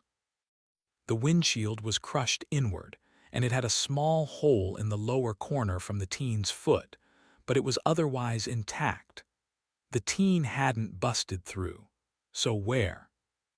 From around the corner, the girl with the knife in her chest appeared, announcing herself with a guttural moan as she lunged to bite. Oliver twisted like a running back trying to shake a tackle. The pursuing mob was within reach, groping for him. One managed to get a fistful of his windbreaker, but he didn't slow, he couldn't slow. The jacket tore free as Oliver leaned in, pushing forward with heavy breaths. Behind him there was no panting, no breathing that he could hear, only hungry groans. Groans begging for a taste of flesh. Oliver had the whole mob on him now, all 8 of them. Relief that Journey was okay would have been welcome, but there was no time for celebration. If he didn't get the keys and make it back, that little girl was as good as dead. When he reached the front of the church, he practically dove through the broken glass doors, stumbling forward but somehow staying on his feet. Jesus, they're fast. Oliver knew he couldn't lead them directly to the office or he would quickly become trapped. Instead, he shoved open the door to the fellowship hall, but with no time to block the door, the zombies piled through hot on his heels. Stealing a quick glance back, Oliver found a familiar zombie leading the way. With broken hands and dangling arms flopping wildly, the portly gray-haired man ran recklessly into a tangle of folding chairs. Thanks to Oliver's steel pipework, the overweight man was unable to catch himself and face-planted, tripping up 2 more and slowing the others. Capitalizing on the opportunity, Oliver spun and grabbed one of the large tables, dropping his pipe atop it.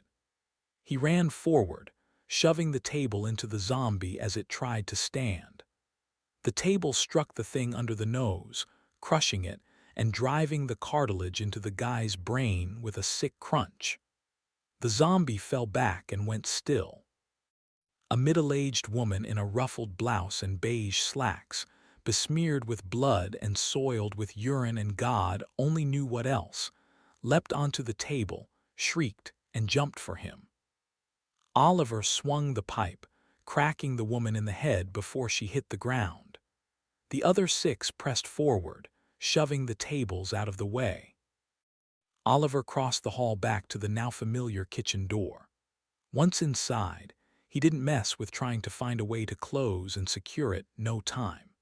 Instead, he knocked over racks of trays and pans as he passed, then shoved a rolling island into the aisle. Behind him, the kitchen erupted in a crash of banging metal. Oliver stole a glance over his shoulder. The young boy with the blood-crusted mouth was just ahead of the others, scrambling on all 4s through a pile of cookie sheets. A few feet behind him was the woman in the blood-stained jeans. A bite-sized chunk of flesh was missing from her neck where her jugular should have been. Behind her, others were filing through the door. Oliver set his jaw and charged back in, chopping from overhead with the pipe as if he were splitting a log. The boy fell onto his belly and went still. He reared back again, this time over his shoulder, determined to take a swing at the woman stomping her way across the mess of cookware. But the swing went low, missing the woman's head and striking her in her already wounded neck. There was a strange pop as the woman's head fell onto her shoulder. Oliver's eyes went wide at the horror of it.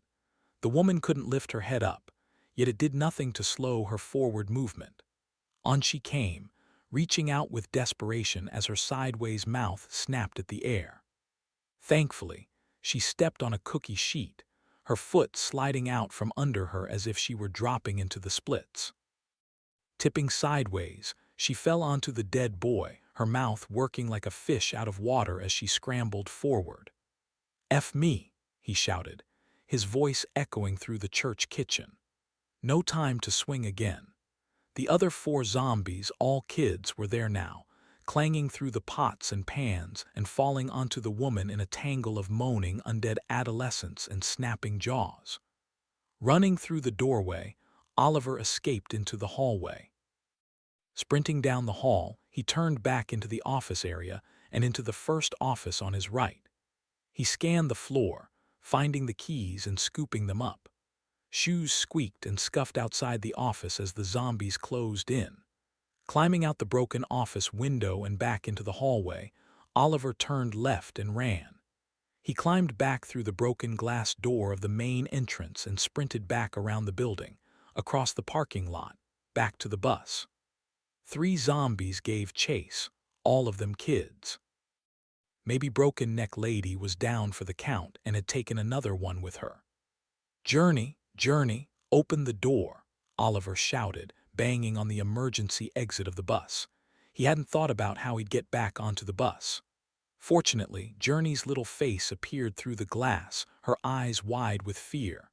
But they weren't looking at Oliver, they were locked on the zombies stampeding across the parking lot. Still, somehow little Journey found the courage to lift the handle. Oliver climbed aboard and slammed the door just as the teen with the butcher knife in her chest slammed into the door, her small fingers bent like claws, raking at the glass with desperation. Where had she come from? "How far did you get?" Oliver asked, breathing hard as he hurried towards the front of the bus. "I counted to 175, Journey said, crossing her arms. "Wow, you really counted that high." Oliver threw himself into the driver's seat of the bus.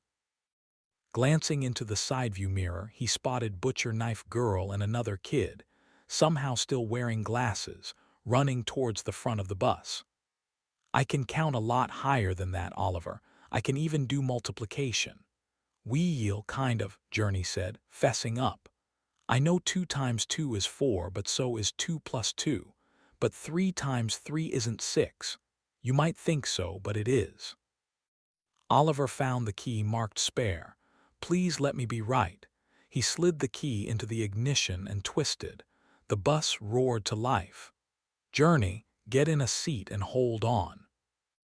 Knife Girl was pulling herself onto the hood as Oliver threw the bus into gear and stomped down on the gas. Knife Girl had no hold. She slipped and rolled, landing hard on the asphalt. Oliver glanced over to check the mirror. The kid with the glasses was hanging from the side mirror. Oliver cranked the wheel left. "Whoa, Oliver," Journey shouted. The kid couldn't hold and fell backward. He hit the ground and rolled, but then was right back on his feet, running at full speed. Squinting into the mirror, Oliver said, "I'll be damned." The little shit still didn't lose his glasses. "You're really driving fast, Oliver. Princess is sure going to be glad you hurried up." "Shit, Journey's doll." He drove around the building toward the front. Checking the mirror again, he watched as the 2 kids rounded the building, running fast. Where in the hell did the third one go? On top of the bus, he heard a hollow thudding, mystery solved. "Journey, buckle up, and tell me when you're clicked in." "Okay." "You're clicked in?" he asked, looking up into the rearview mirror. "Yep." They rounded the front of the building and the garbage truck came into view. Oliver approached fast. "Hold on, we're going to test the brakes." He pulled alongside the passenger side of the garbage truck outside of the porte-cochere and slammed on the brakes. "Whoa," Journey shouted. The zombie on top of the bus slammed down onto the hood, bounced, and vanished over the front end.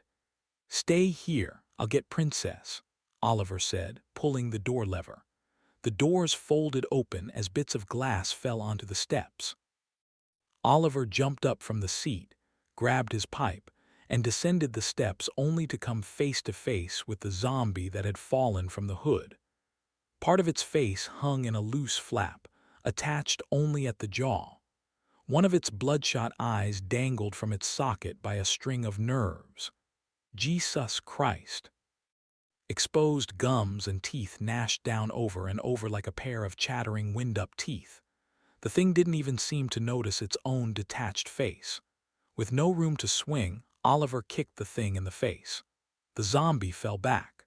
Oliver stumbled down the steps, giving chase and drawing back for a swing, hoping to get to it before it could regain its feet. This one looked like an older boy had been an older boy. Now it was something else. Dead, but somehow not dead, undead. Judging from the bloody perforations in the teen's Nirvana t-shirt, he'd been stabbed in the side repeatedly. Over the last 3 hours, something horrible had happened to these people, just like it had happened to Sam. As Oliver swung the heavy pipe down across the back of the teen's head, he couldn't help but wonder how the whole thing had gone down. The red sky rumbled deep and long. No doubt a warning of more rain to come. Wonder later, dumbass, right now, move. Hurrying around the front of the bus to the passenger side of the garbage truck, he yanked open the door. From behind the bus came the sound of shuffling feet, hissing and moaning. In a single leap, Oliver jumped up onto the top step, reached into the cab and snatched Princess off the seat. As he went to climb down, he felt hands grope his legs and ass, pulling at his waistline. What the fuck? He spun. The lady whose neck he'd broken earlier was clawing at him, her crooked head bent to the side, right cheek resting on her shoulder, mouth snapping like a Doberman. Frantically, he kicked and crawled back into the truck, across the seat, and out the driver's side. Oliver slammed the door behind him and crossed in front of both the garbage truck and bus, sliding on the wet pavement as he rounded the corner. Inside the bus, Journey was screaming. Oliver flew up the stairs, his heart racking his chest as his eyes flew wide. The girl with the butcher knife in her chest was climbing over a seat, reaching for the little girl. Tossing Princess and his pipe into an empty seat, Oliver grabbed Butcher Knife Girl by the back of her hair, dragging her backwards down the stairs and off the bus. The teen hit the ground and rolled onto her hands and knees. Oliver kicked her in the head, turned, and climbed back up the bus stairs. Did she bite you? Journey, still screaming, didn't answer. Oliver scanned the girl, looking for any sign of injury, but she was balled up in the seat, her face buried in her arms. Outside, more moans. They were out of time. Oliver turned away from the girl and jumped into the driver's seat, threw it in gear and stomped on the gas. Journey, Oliver yelled over his shoulder. Are you hurt? Did she bite you? He pulled out onto the country road that had brought them to this nightmare and stared up into the rearview mirror. Journey, please, did she bite you? Journey looked up, her inhales broken as she hyperventilated. She tried to speak but couldn't. Instead, she nodded. What? You're hurt. Journey continued to nod. Oliver's own breath caught. He glanced forward and then into the mirror again. Did she bite you? The girl's breathing worsened as the tears fell steadily onto her oversized raincoat. Yes. Chapter 14. Angel. Zoe staggered forward, stumbling and nearly falling onto the sidewalk as she kept her eyes pressed shut. Moist air greeted her, along with the smell of fresh rain. Other than knowing she was outside, she had no idea where she was or where her car was. But she immediately noticed something else. She didn't feel the rain. Shielding her eyes, she opened them just a little. No rain. Zoe took in the parking lot, the city beyond, and a sky that looked all wrong. What now? Angel asked. Spinning back to the double doors of the courthouse, Zoe remembered how Diender had her use his belt to tie off the door. When she was a nurse in uniform, she always wore her gait belt, a long canvas belt used to support patients while they stood or walked. Pulling the belt free of her waist, she wrapped it through the 2 handles and cinched it down, just as the first pursuer slammed into the door. The door opened a few inches before stretching the gate belt taut. The now familiar sounds of hungry moans and hisses permeated the doors as fingers appeared through the gap. They groped, grabbing at the belt and pulling. That should hold them for now. Do you have a car? Zoe asked. No, my friend should be waiting on the other side of the courthouse, she said, staring up at the cloud-filled sky. Well, we can't stay out here. Those clouds look bad, like it might start raining again. That's me over there, Zoe said, pointing at her car. Can I give you a ride? A car horn sounded, followed immediately by the crash of a collision. Zoe spun just in time to see an explosion rise up in a mushroom cloud of fire and smoke from a road on the far side of the parking lot. Behind them, more bodies slapped against the double doors as more hands appeared through the crack, pushing, clawing, and pulling. Fear gripped Zoe. There were too many, and she worried her gate belt wouldn't hold them at bay for long. Come on, Zoe said, running to her car. The two women climbed into the SUV. Zoe fired up the engine and backed out of the space. A bloody palm slapped against her driver's side window. A man with crazed red eyes stared at them through the window, his lips curled back in a hungry snarl. Angel screamed, "Shit! Go!" Zoe stomped on the gas pedal, accelerating too fast and nearly losing control. She rounded the courthouse in a slide, fishtailing on the wet pavement. The front door came into view, the pickup truck still wedged half in the building and smoking. My ride should be parked here, but I don't see him, Angel said, her eyes creased with worry. Wait, there's his car. She pointed at a black Cadillac backed into a space between a SUV and an old Corvette. Zoe pulled up with her passenger side door to the front of the Cadillac. I don't see anyone inside. Angel opened the door and ran to the driver's side of the car, peering inside. The keys are inside. Maybe he went in to get me. If he went into the rain, then. Zoe trailed off, not wanting to say it. Angel, come with me. Until we figure out what is happening, come home with me. A group of people appeared at the other end of the parking lot. I need to know if he's okay. If I leave and he's gone in to get me, he won't be happy. Angel didn't need to say who the man was. Zoe understood he was her pimp. The group at the opposite end of the parking lot suddenly stopped and turned, appearing to sniff at the air. Listen to me, Angel. We've got to go. Please come with me, she begged. She didn't know why, but she wanted so bad for Angel to come with her. She barely knew this woman, but they'd already been through so much.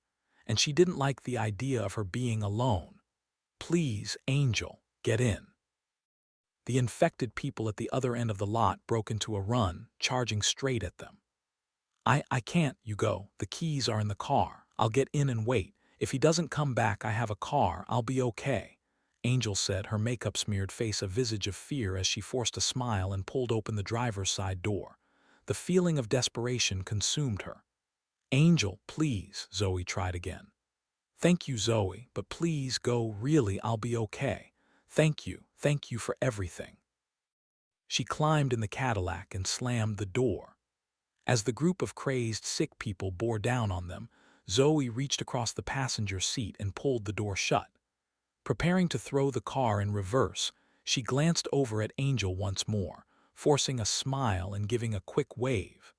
She knew she would likely never see her again. Angel waved back, a shared look of knowing in her eyes. Over the last couple hours, they had fought for their lives together and saved each other. In those harrowing moments, the only thoughts were of escape and survival. Exchanging phone numbers hadn't once crossed their minds, but now Zoe wished she had some way to stay in touch with the stranger she'd shared a nightmare with. She didn't even know Angel's last name. Was Angel even her real name? The two women gave each other a final nod, a goodbye nod. Ahead, the group of sick people were coming her way. It was time to go. As she glanced over her shoulder to back up, Zoe's eyes found Angel once again. A hand appeared from the shadowed back seat, grabbing the woman by the face and yanking. Zoe gasped. Angel's eyes went wide as her head snapped back. Zoe watched in horror as a man's face appeared from between the seats. His eyes were blood red, his mouth set in a hungry snarl. No, Zoe screamed, but there was nothing she could do. The man lunged in, biting down on Angel's throat. Blood sprayed the windshield as the woman's arms flailed wildly. Zoe tore her eyes away as a wretched sob broke from her soul, and tears spilled down her cheeks. A rain-soaked man slapped wet palms down on her hood and shouted something, his lips drawn up in a feral visage. Zoe stomped on the gas pedal as a black woman with long braids wrapped in a bun reached her driver's side door and began pounding on her window with her own face. As the SUV raced backward across the lot, the woman turned to give chase. Zoe realized with horror that the woman had no arms, just blood-soaked sockets where her arms used to be. The question of how a woman whose arms had been ripped from her body could still be alive, and giving chase barely had time to cross her mind when she slammed into something behind her. Her head snapped back as the Xterra came to a sudden and jolting stop. "No!" she shouted, slamming the gear shift into drive. She sped forward, colliding with several people as she whipped the SUV out of the parking lot and onto the main street. The tears running in trails down Zoe's cheeks made seeing the road almost impossible. "Oh, Angel, why? Why didn't you just come with me?" Around her, cars were abandoned, some wrecked, some burning. People were running through the streets, some chasing others. Houses along the street were burning too.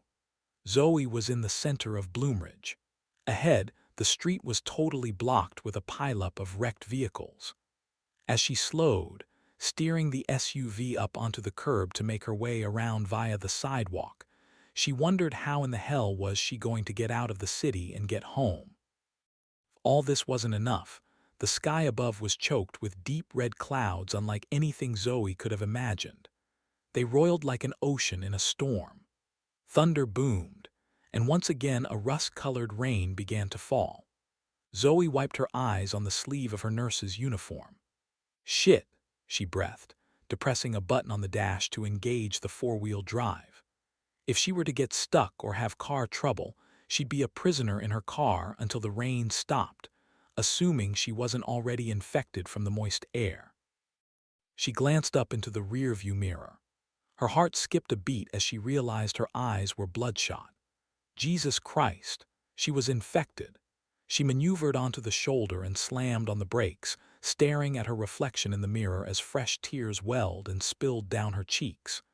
Tears that were clear and free of blood. In fact, her eyes didn't look at all like Tom's or Deender's had. Her eyes weren't bleeding either.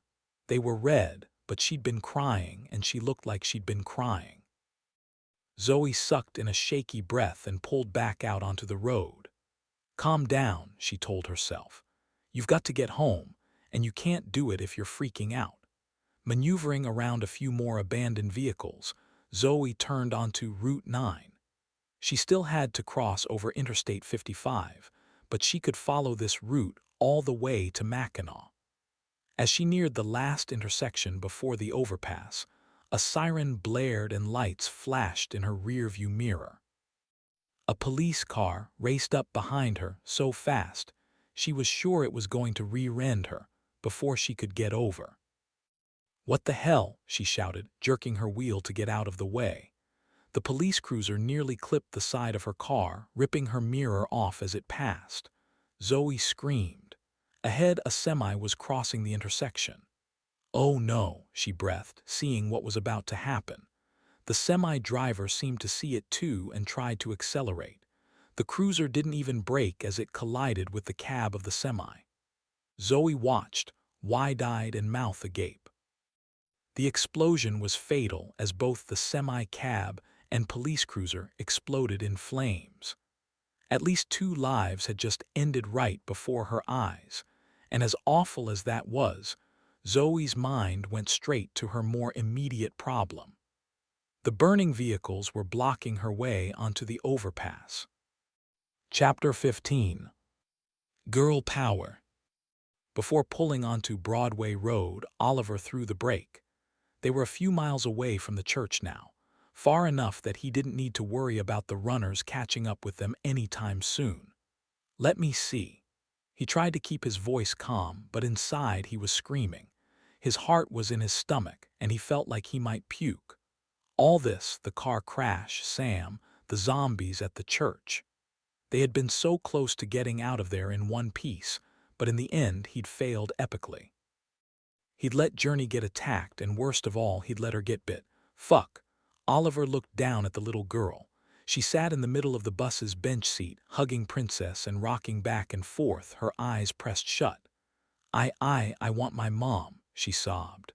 Oliver felt his own eyes go blurry with emotion. Don't you do it. Don't you dare let her see you cry, he told himself. Where did she bite you, Journey? Please, you have to show me. The tiny girl with the afro puffs kept her eyes shut tight as she rocked and shook. Oliver searched for a wound, but she was all balled up, with her knees pulled to her chest, and Princess held tight to her body. I need you to be the brave girl I know you are and show me where it hurts. Is it your arm? Journey shook her head. Okay, what about your leg? Is it your leg? Again, the little girl shook her head. Oliver searched her face, her neck, and her hands, but he saw no sign of a bite wound. She bit my back, all Oliver. That mean monster girl bit my back. She sobbed hard now, her breath hitching. Oliver swallowed. Turn around, let me see. Journey twisted in the seat to expose her back. Oliver's heart sank. She was still wearing Sam's raincoat, but the back was ripped open now. Beneath the raincoat, a chunk of the little girl's North Face jacket was torn away. Dark blood crusted the purple material all around the tear. Oh no, please. I need to take your coat off, Journey. Here, let me help, he said, lifting her arm. Journey slid her tiny arms out of the raincoat and jacket to reveal a pink t-shirt that read Girl Power across the front in glittery gold letters. Oliver turned her around to examine her back, not wanting to see what he feared he would.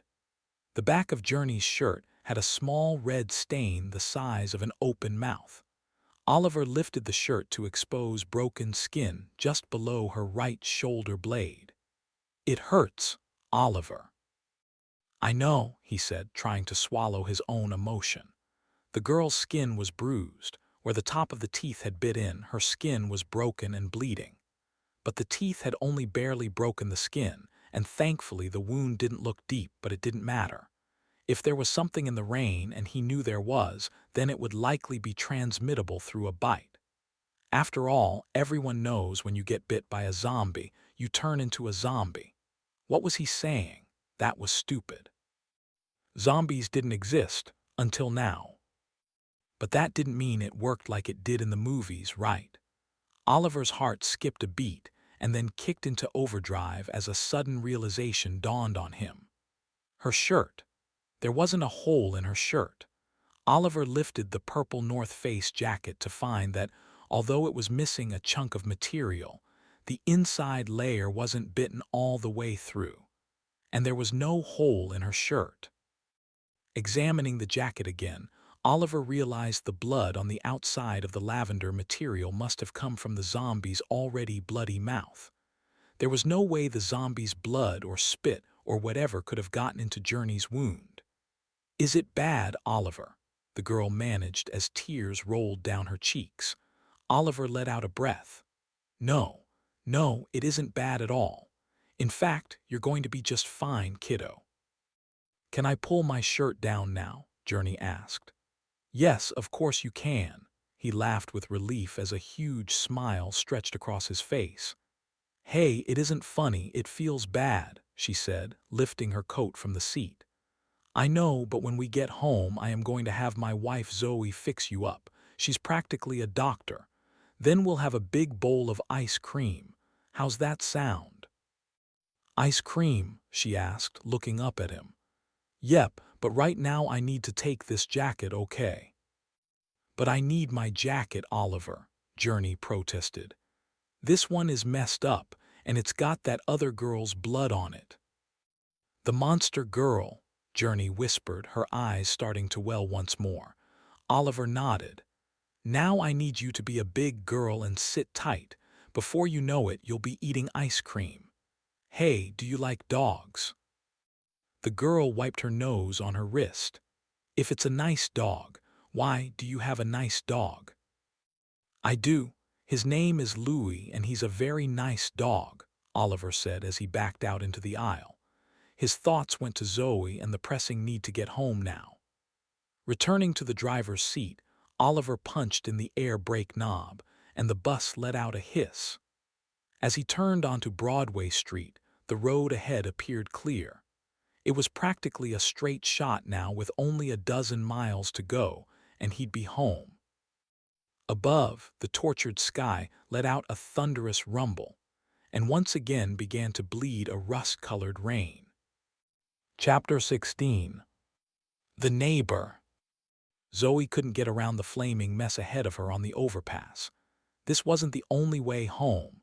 However, it was the fastest. The burning wreckage left her no choice but to turn around.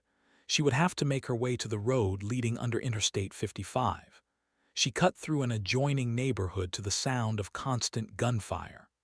Occasionally, she would see people running through the street, and twice they ran directly at her car. An elderly woman in a bathrobe and slippers came particularly close. Luckily, Zoe didn't have to run the old woman over, but she would have if she'd had to, because she sure as hell wasn't going to stop. In fact, she never stopped, not even at stop signs or stoplights. If she stopped, she would expose herself to attack. 3 blocks into the neighborhood, she was gripping the wheel so tight her hands were beginning to ache. She just wanted to get the hell out of this town. Finally, she made a right turn leading out of the neighborhood, the overpass coming into view just ahead. She noticed right away that the railing was broken and a car lay upside down on the road ahead of her, the passenger compartment completely crushed. She couldn't imagine falling from up there. As she looked up, she could see smoke rolling from atop Interstate 55. Something up there was on fire. Damn, she thought, nervous to even drive under the overpass. But what choice did she have? She wanted to get home. She needed to get home. Quickly, she maneuvered around the smashed vehicle and under the overpass. Once she had come out the other side, she let out a relieved sigh. No more neighborhoods from here, just country roads. 25 minutes later, she turned into the entrance to Summer Lake, the neighborhood she'd lived in for the last 8 years. At first, aside from the strange rain collecting in burnt orange puddles, everything seemed normal. But normal wasn't to last. As soon as Zoe turned at the first stop sign, all hell broke loose. The first thing she saw was a fire truck sitting alongside the road with hoses stretched across the street. On the opposite side, a house, or what was left of a house, still smoldered. In the front yard, a man in a fireman's jacket lay on the ground with an axe handle sticking up from the back of his head. As she eased past the fire truck, a crowd of 8 or 9 people stood gathered in a neighbor's yard. It wasn't until they turned toward her and began to run that she realized they were all infected. She stomped on the gas, speeding down the street before they could reach her. At the 4-way stop, she turned right and began to make her way around the lake. A woman emerged from behind a tall row of shrubs and staggered out in front of Zoe's car. Zoe gasped, reflexively slamming on the brakes.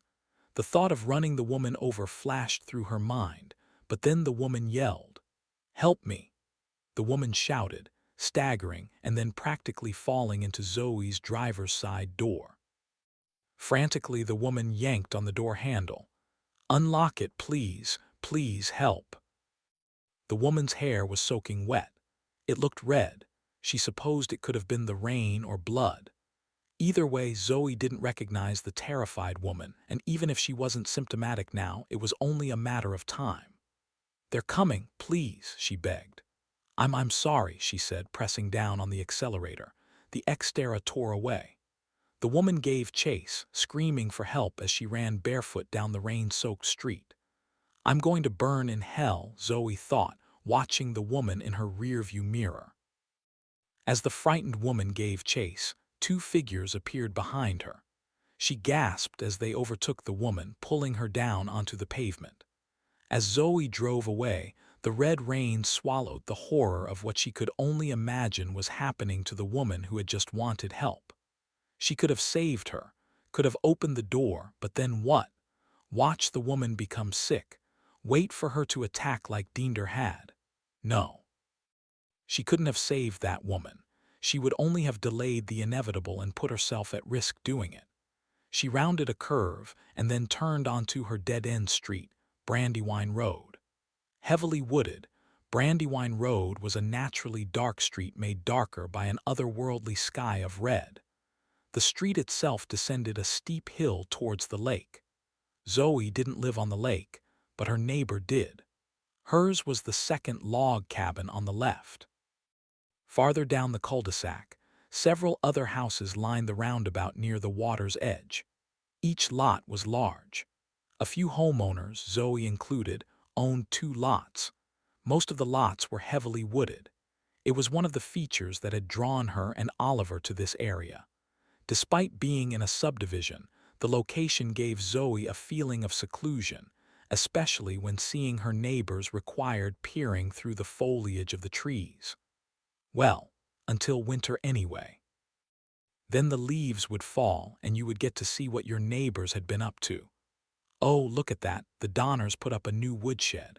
Well, they'll certainly be warm this winter. Zoe glanced ahead towards the bottom of her dead-end street. From what she could observe, all seemed quiet. Turning into her own driveway, she felt a sense of relief fill her. Her home was intact, seeming just as she had left it. But her relief was short-lived. With the sky darkened, she'd expected to see light coming through the windows and for Oliver to have turned the porch lights on. Maybe he didn't want to draw attention to the house. Or maybe he isn't here, she thought. As she approached the garage, a sense of dread filled her stomach. Zoe pushed the button on the garage door opener. Please be here. The door rose slowly to reveal an empty garage. Damn it, Zoe shouted. She pulled inside, jabbing a finger into the button to close the garage. The spring groaned, the door sank, and with it her heart. Where are you, Oliver? She was careful getting out of the car, making sure none of the rust-red liquid touched her. The garage connected to the house via the mudroom, so at least she didn't have the problem of getting from the garage into the house. Once inside, she locked the door behind her and went immediately to the bathroom to check her eyes. From what she could tell, they looked okay. Louis gave a bark, voicing his displeasure that he hadn't been properly greeted. He also expected Zoe to let him out upon arrival, but it was raining. Could whatever was making people sick make her dog sick too? She couldn't risk it. I'm sorry, Louis, but I need you to wait, at least until it stops raining. The blue-nosed pit bull let out a whine and cocked his head, as if trying to understand. Just for now, Louis. Just for a little while, she said, patting him on the head. She wanted to call Alexis and make sure she was okay, and she wanted to get a hold of Oliver. Why in the hell wasn't he home? She thought back to the text message.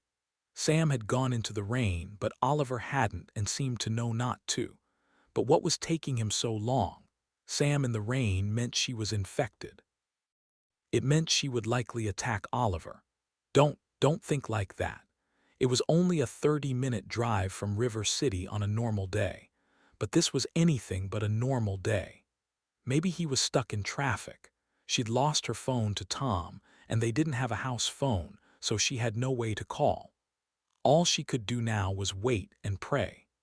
Looking down at her blood-stained uniform, she realized she could also get the hell out of these bloody clothes and shower. She placed the toe of one of her shoes against the heel of the other to kick them off when a hard knock came at the door. Louis barked and bolted from the bathroom. Zoe jumped, startling at the sudden commotion. What the hell? She crossed the living room. Move, Louis, damn it, she said, pushing him out of the way with her knee. The big pit shuffled to the side, his little nub of a tail wagging excitedly. Zoe stood on her tiptoes to peer out the square glass window at the top of the door. Right away, she noticed 2 things. No one was there and the rain had stopped again. She glanced towards the driveway, hoping to see Oliver's Jeep, but it would be odd for him to enter through the front and not the garage. As she peered out, a face appeared only an inch from the glass. Zoe staggered back, nearly falling over the throw rug. "Mrs. McAllister, it's Doug Henderson. I need to talk to you, please." Zoe's eyebrows bunched. Doug, the nice old guy from next door. Him showing up like this wouldn't be weird except that he never asked to talk to her. When he needed anything, it was always Oliver he'd asked for. Usually, he'd come over when he needed a hand with something, and then they'd talk about yard work and lawnmowers or whatever guys talked about. Recently, Oliver had helped the old man move a log splitter to his backyard. Come to think of it, she didn't think she'd ever actually spoken more than a few words to him. A hello here and there. A wave in passing at the mailbox. "Oliver isn't home, Mr. Henderson, but I'll tell him you stopped by. Now, you should probably get home before it starts raining again." "The rain, you say? Is that what's causing it?" So he knew something was going on. "Yes, I believe so. Best to stay out of the rain." "The radio is right then." "The radio? What did they say?" she asked, her curiosity piqued. "They say to stay out of the rain, and well, you see, that's why I came over. I need to talk to you, Mrs. McAllister." Zoe stood up on her toes again and peered back out the window. "Me? What can I help with?" she shouted through the door, trying to get a look at the man's eyes. But he'd moved to the edge of the porch, facing away from her as he assessed the sky. "You're a nurse, right?" he shouted over his shoulder. "Yes, why? Is something wrong?" "You see, my Betty isn't well. When all this started, she was out for her morning walk and got caught in the rain. Now she isn't herself. He trailed off. Zoe dropped down off her toes, leaned her back against the door, and drew in a breath. She knew that what she had to tell him wouldn't be easy for the man to hear. "Mr. Henderson, listen to me. If Betty was caught in the rain, you need to isolate her. You need to lock yourself away from her. It's only a matter of time before Zoe stopped. How was she supposed to finish that sentence? How was she supposed to tell the man his wife would try to kill him, to eat him? "I understand. I came over here hoping for help." "I'm sorry, Mr. Henderson, but I can't help your wife." "Oh, I know that, dear. I'm afraid no one can help Betty now. I split her head so bad her brain fell out. I didn't even know it was possible to do that, to hit someone in the head so hard their brain fell out. I only used a 5-pound sledgehammer. Can you believe that? One hard swing and it split like a pumpkin. Did you know it could do that?" Zoe slapped her hand over her mouth to prevent the scream surging up the back of her throat like vomit as she slid down the door on legs turned to rubber. "Did you know?" he asked again. "Mrs. McAllister." The doorknob jiggled above her head. "Mrs. McAllister, open the door, please." Fear gripped Zoe, but despite her pounding heart she found her voice. "Go home, Mr. Henderson." "Open the fucking door," the old man shouted. Boom, something hit the door. The vibration jolted Zoe's back. She gasped, pressing herself into the door. She anchored her white shoes, already stained in blood from the courthouse, securely onto the wood floor as she struggled for purchase and to leverage her weight into the door. Boom! Jesus Christ, was the old man kicking the door. He was like 70. "You see, after she bit me, I had no choice. It hurts until you give in." Boom, the wood frame popped. Zoe and Oliver each kept a gun by their bedside. If she ran for the bedroom to get the gun, the door wouldn't hold, but if she didn't, she might not be able to hold it anyway. Boom. "Mrs. McAllister, when Betty's brain fell out, I ate it. I ate every single drop. Every drop, oh ho. And once I tasted it, I knew. Tears ran down Zoe's cheeks. "Go away, please just go away. I have a gun, Mr. Henderson. I have a gun and Oliver is due home any minute." As soon as I tasted it, I knew nothing would ever taste better. So do you see now?" His voice lowered to a soft, steady tone barely audible through the door. "You see, I can smell your brain. I can smell its sweetness, like a honey pot. Now be a good neighbor and open the fucking door." The window above Zoe shattered, showering her with broken glass. She screamed, scrambling away from the door. She glanced back in time to see the head of the 5-pound sledgehammer withdrawing from the broken window. Louis lost it, growling and barking on a level Zoe had never heard before. "I'm coming in," the old man shouted. Boom! The door frame broke away, flinging the door inward and shoving the doorknob through the drywall. Mr. Henderson crossed the threshold, the oversized hammer held above his head. Blood trickled down his cheeks as he sniffed at the air. "There it is." Zoe scrambled backwards on her ass, knowing she needed to get to her feet and run for the bedroom. Louis charged forward, barking and with teeth bared to bite. Mr. Henderson's lip curled as he took aim at Louis's head. "No!" Zoe shouted.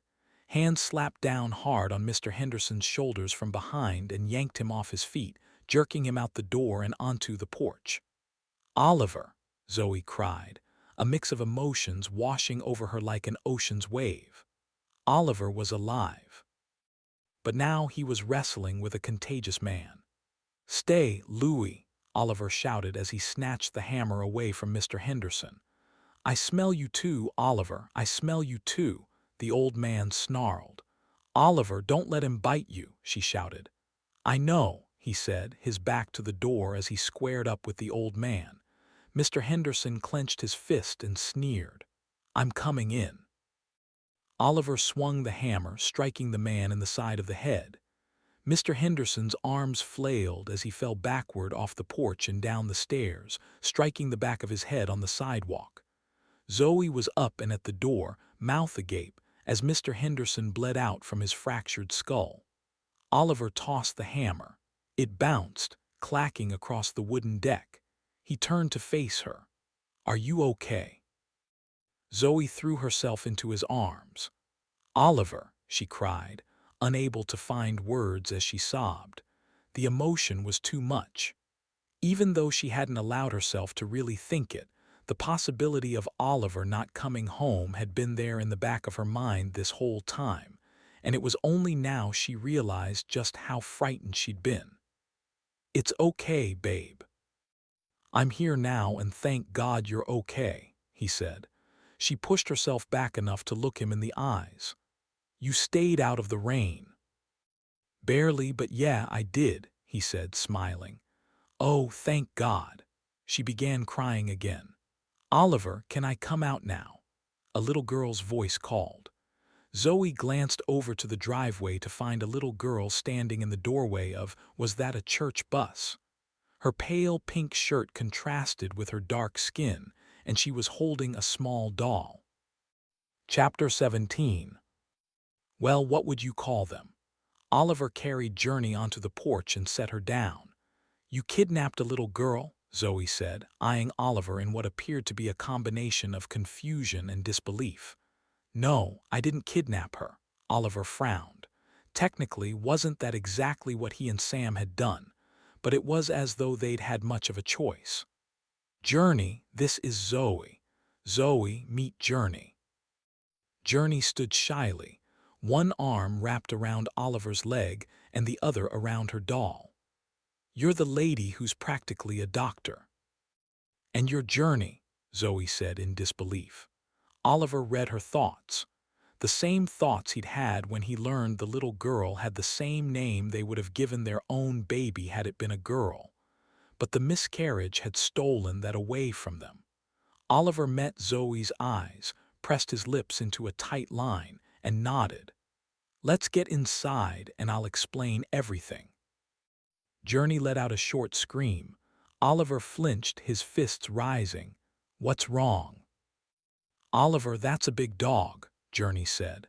Louis had made his way onto the porch, tail wagging and tongue licking. Oliver blew out a relieved breath. "It's okay. He's like a big teddy bear. All right, Louie, that's enough kisses. Journey wiped her face. That's enough kisses, Louie, she giggled. Inside, Oliver directed Journey to the bathroom. Let's let Zoe look at that bite. Oliver, she was bitten. By what? Zoe asked. It was a mean monster girl at the church. She bit my back. Journey's eyes spilled fresh tears at the memory. Oliver said you are practically a doctor and you can make it better. Zoe's eyes flashed to Oliver, a pained expression twisting her face. Oliver held up his hand.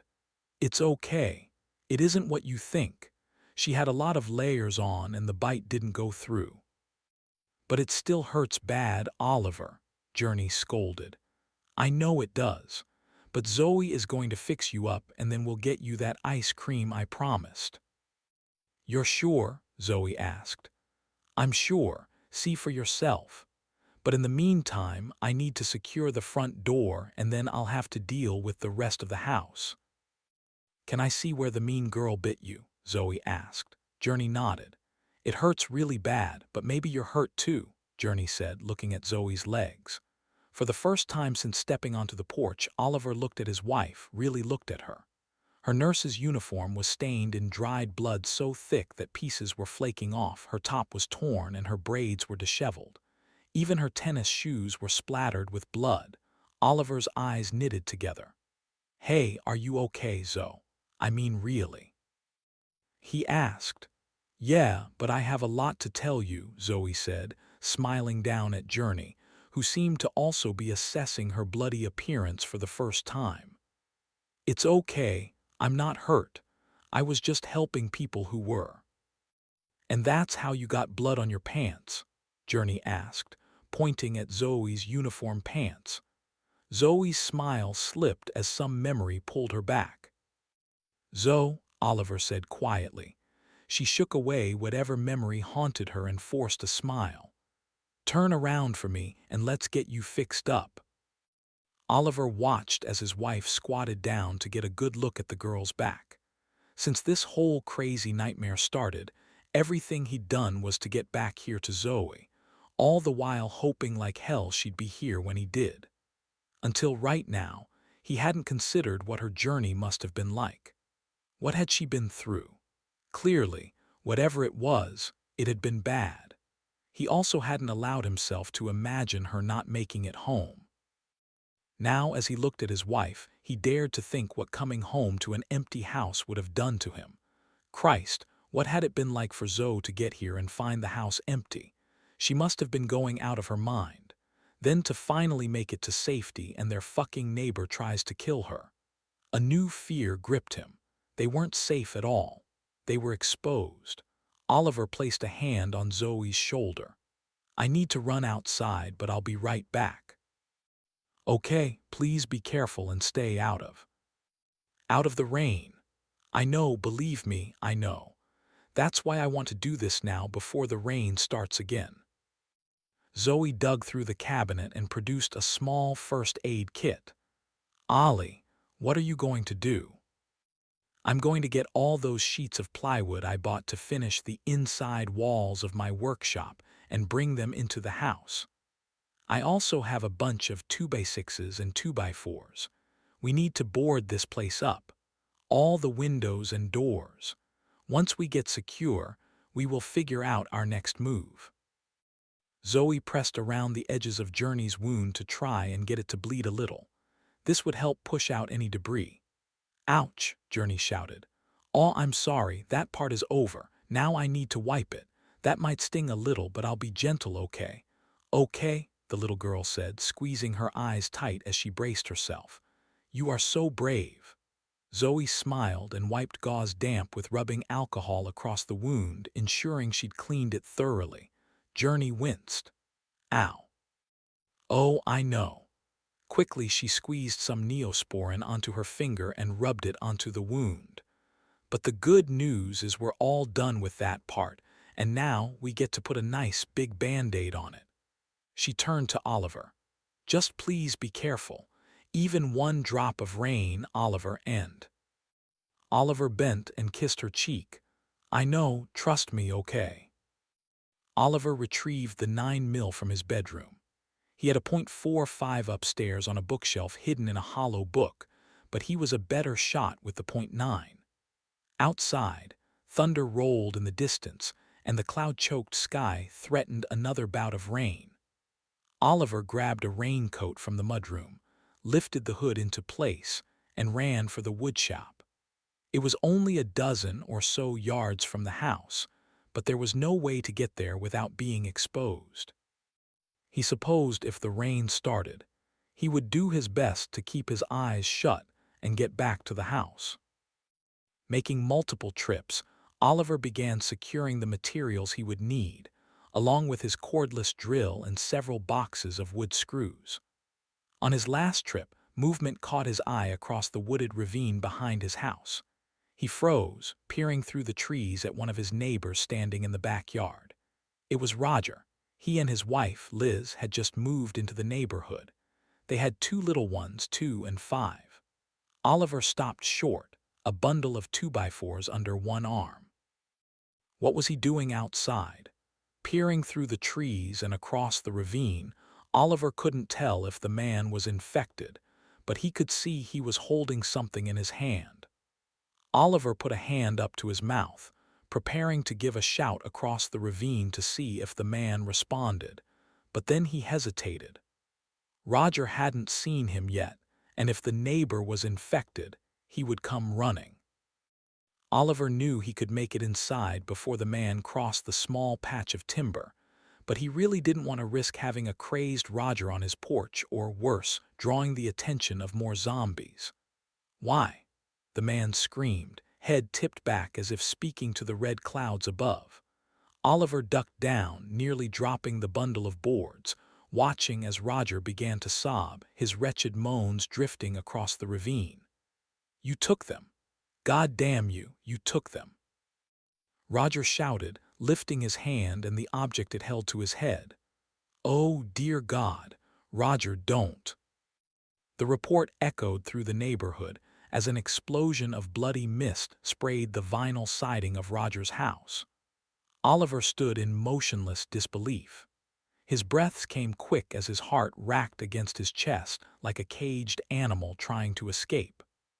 Thunder boomed, bringing him back to the moment, and he realized he was still standing in his yard, still holding the 2x4s, and still exposed to the sky above. From around the side of Roger's house, several people appeared, sniffing at the air as they descended on Roger's corpse.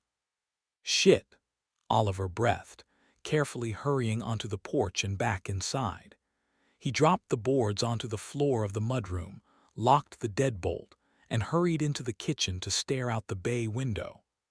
Journey had finished her ice cream and was now sitting in the bedroom playing Tetris on Zoe's iPad. It probably wouldn't have been her first choice, but the internet wasn't working and only a few games were already loaded. At least they still had power, but Oliver wondered how long it would last. "What happened?" Zoe asked, following his gaze out the window. "I heard a gunshot." "Look over at Roger's place, you see there. Zombies, at least 6.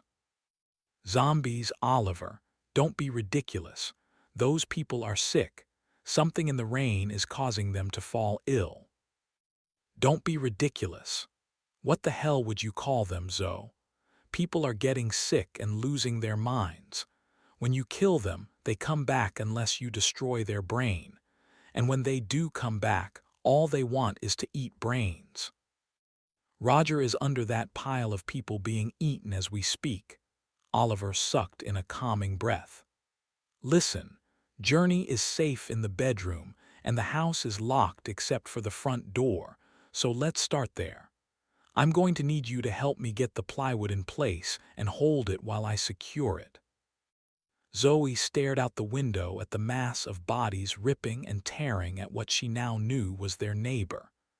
"Jesus Christ, Oliver, what if the noise brings them over here? We'll just have to deal with it because if we sit here doing nothing, we'll be exposed." The two went to work boarding up the front door and covering the windows. As they secured the main floor of their home, Each recounted all the events from the morning. Oliver placed a screw into the magnetic drive guide of his cordless drill and ran a screw into the plywood. So wait, after the guy sorry, what was his name? Diender. Right, after Diender went down in the bathroom, you went back into the stall. Yeah, but that's because Tom was coming after us. Tom, the little guy who used the scissors to kill the judge upstairs. Zoe shook her head. No, it was a letter opener. She winced at the memory. I can still smell the blood. There was so much of it coating the floor, and I was just covered in it. I've never smelled it so strong, not even at the hospital. Oliver glanced down at the dried blood flaking off Zoe's uniform as he ran another screw into the opposite side. You can let go, he said, motioning to the window. So then, it was just you and the prostitute inside the stall, and that's when she killed the clerk with her high heels. Zoe nodded. Yeah, her name was Angel. She was a sweet woman, Oliver. She saved my life. I wish she had gotten in the car. She'd be here with us right now if she'd just gotten in. I should have made her. Oliver couldn't believe what Zoe had been through. He thought the church had been insane, but all he'd done was fight zombies to get a key to the bus. Zoe had treated injured people in the midst of the chaos, nearly been shot in the face at point-blank range, and even had a man pick brains off her cheek and eat them right in front of her. Despite all this, she'd somehow kept her cool. She'd not only been brave, she'd also used her resourcefulness to survive. He felt strangely proud and scared shitless all at the same time. Jesus, to bond with those people and then lose them one by one. To be the only one to make it out of there. Zoe grabbed the next piece of plywood. Why couldn't she have just got in the fucking car? Listen, Zoe, it sounds like you begged her. You can't blame yourself for what happened. Zoe slammed her eyes shut and shook her head. You have no idea. It was so horrible. Oliver didn't say anything, but he didn't have to. Sam, oh, Oliver, I'm so sorry. She was your best friend. I wasn't thinking.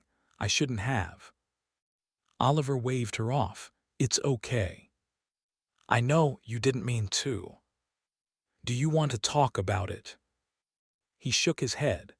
Sam turning was the last thing he wanted to talk about. You know, it was Sam who heard Journey screaming from inside the car. If not for her, we wouldn't have gotten to her before the whole thing went up in flames. That doll she clings to, Sam went back for it, and when she did, the rain let loose. I told her to just forget the doll, but she went anyway. I'm so sorry. Hey, don't you think it is odd that her name is Journey? Do you know how she spells it? Oliver nodded. Yeah, and you won't believe it. Journee, Zoe guessed. Oliver nodded. Hell of a coincidence. Yeah, he agreed, but he could see Zoe's wheels spinning. Part of him wanted to ask if she thought it all meant something, like if it were some cosmic sign, but he didn't want to reopen old wounds. Instead, he told the story of the church. You went back in for a freaking key and left her on the bus. Oliver pulled a face. Hey, I knew what I was doing, Zoe. I made sure they all followed me. Given what you used to do for a living, I figured you could just hotwire anything. Oliver laughed. No, that's not how it works. Clients would give me keys. I didn't have to hotwire. Yeah, well, I'm glad you were able to get away. I hate to think how all this would have played out if you'd been gotten stranded at the church. Also, hot wiring or not, I'm glad you don't do that kind of work anymore. Oliver swallowed and nodded. Yeah, hey, I'm just glad you're okay, and I'm proud of how you handled yourself. He set his drill down on an end table, turned to Zoe, and hugged her, pulling her to his chest. At that moment, he never wanted to let go. Not exactly what I had in mind for date night. No, me either, Zoe said solemnly, pulling away. Listen, before Mr. Henderson got into the house, he mentioned the radio was warning people to stay out of the rain. I think we already know that. I know, but do you remember when you were going through that prepper phase? Do you still have that emergency radio? I do. It's on one of the shelves downstairs with the canned food. And it wasn't a phase. I just got busy and didn't keep at it, he countered defensively. I didn't mean to imply, look, it's a good thing. The internet is out, the local stations are offline, and both our phones are gone. But maybe if we can tune in and get updates, we can find out how bad it is and maybe how widespread. Oh, and that canned food, we may need that. Oliver sighed and reached for her again, taking her hand in his and giving it a reassuring squeeze. You're right. Let's finish this and get the glass sliding door covered, then I'll go dig it out. Zoe looked up at him, nodded, and smiled. How did she do that? How did she smile despite it all? Forced as it was there, a smile so simple and perfect. It wasn't lost on him, the strength it must have taken to twist the terror of all she'd witnessed into a smile of any kind, let alone a perfect one. Against incredible odds, they had both survived the horror of the day and made it home. Whatever tomorrow and the days beyond held, in this moment, here with Zoe, he felt like the luckiest man in the world. Oliver smiled back at her. Chapter 18. Worst case scenario. Outside, rain pattered against the skylights as the red sky bled into darkness. Zoe had changed her bloody clothes, washed up, and retrieved her .357 from the bedside table. She now wore the gun awkwardly on her hip as if she were a gunslinger from the Wild West. Next, she'd warmed up some chicken and rice leftover from the day before. Now she sat across from little Journey, wondering how a 6-year-old could eat so much. You like that? Zoe asked. Journey nodded, ma'am, and shoved another spoonful in her mouth. Through a mouthful she asked, am I spending the night? I think so. We don't have a house phone, and the radio says we need to stay inside. Oliver had found the radio among the supplies in the basement, but the emergency alert system wasn't telling them anything new, only playing the same message on repeat. After several minutes of scrolling through radio stations only to find more of the same, Oliver had shut it off, telling her he'd come back to it later, after securing the upstairs windows. Upstairs, the drill buzzed away as Oliver covered the last of the windows. Despite everything that was going on, she needed to talk to him, to really talk to him. A question burned inside of her, one she had hoped Sam could answer. But with Sam gone and her text to the woman going unanswered, she'd no choice but to ask Oliver himself. She had to know. Because of the monsters, Journey asked. Oh no. There are no monsters, but people are sick, and the rain isn't safe, she said, pulling her attention back to the girl as she spooned in another mouthful of chicken and rice. Journey, do you know where you live? Do you know your address? Journey nodded. I live at 2121 South Pine Street, Indianapolis, Indiana.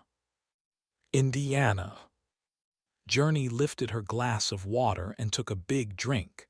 Yep, but I think it's far away from here. Journey, who were you traveling with? My mommy. We were visiting my grandma in River City, but I don't know where she went. There was a big crash and screaming, and then Oliver came. Zoe's heart sank. From what Oliver had said, the driver was dead. Do you know your grandma's address? She shook her head. Okay, how about phone numbers? Do you know your grandma's phone number? Again, Journey shook her head. What about your dad's phone number? Weedle, I don't really know. He always calls me because Mommy says we can't call him. Journey looked down at her plate. Does he not live at home with you? Nah, he's an army man. Mommy said he's on the other side of the ocean, and that's really far because the ocean is really big, she said, fidgeting uncomfortably. Zoe realized that was probably enough questions for now. Well, we'll keep you right here with us until we figure this out, okay? Uh-huh, she said, chewing another mouthful of chicken and rice. Oliver bounded down the stairs from the upper loft and announced, "That should do it. We're all buttoned up."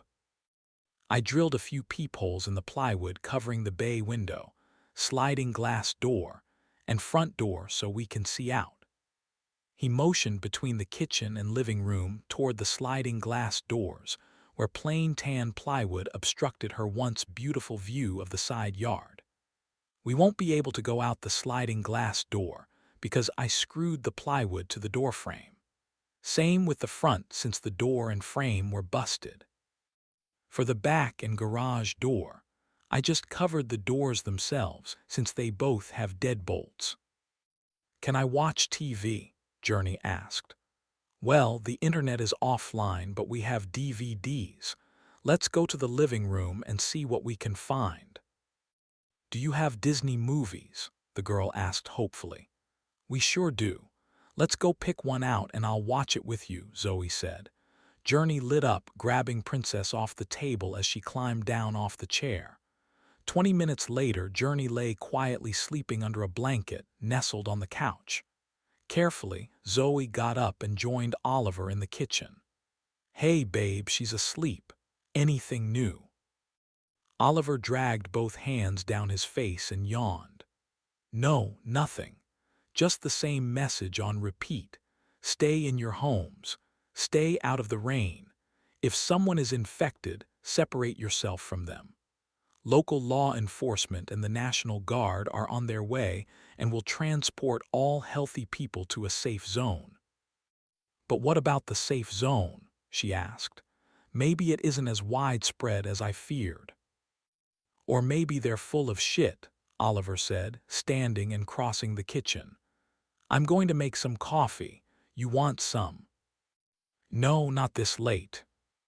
"Well, I can't sleep. I'm way too wound up, and that last round of gunfire sounded like it was coming from right across the street." "So you don't believe anyone is coming?" she asked. Oliver pulled the coffee container from the cabinet and dumped a couple of scoops into the filter. "Zoe, this same message has been on repeat for the last hour that we know of. Shouldn't there be some kind of update by now? I can only find 3 stations still on the air, and it's the same repeating message on all 3. Oliver reached over and turned on the faucet, filling the pot. "I just don't have a good feeling about this." "Me either," she admitted. "Not after what I saw today, not after what I saw sick people doing to each other." She closed her eyes as the memories, still too fresh to fully process, flooded her mind. "Zombies. They're zombies," Oliver said evenly. "Oliver, there's a logical medical explanation for this. There is no such thing as zombies." "I watched a little teenage girl with a butcher knife buried in her chest right where her heart should be attacking a windshield because she wanted to eat my brain. I broke a woman's neck and it didn't even faze her. She still came at me, her head sideways, teeth snapping. I watched my best friend tell me she wanted to eat that little girl's brain," Oliver said, pointing toward the living room couch. "What the hell would you call them?" "Hey, keep your voice down. Look, I know. It's just there is something in the rain." She shook her head in frustration. Something not from Earth." "So, you're telling me that your theory is aliens, and that's somehow less ridiculous than zombies?"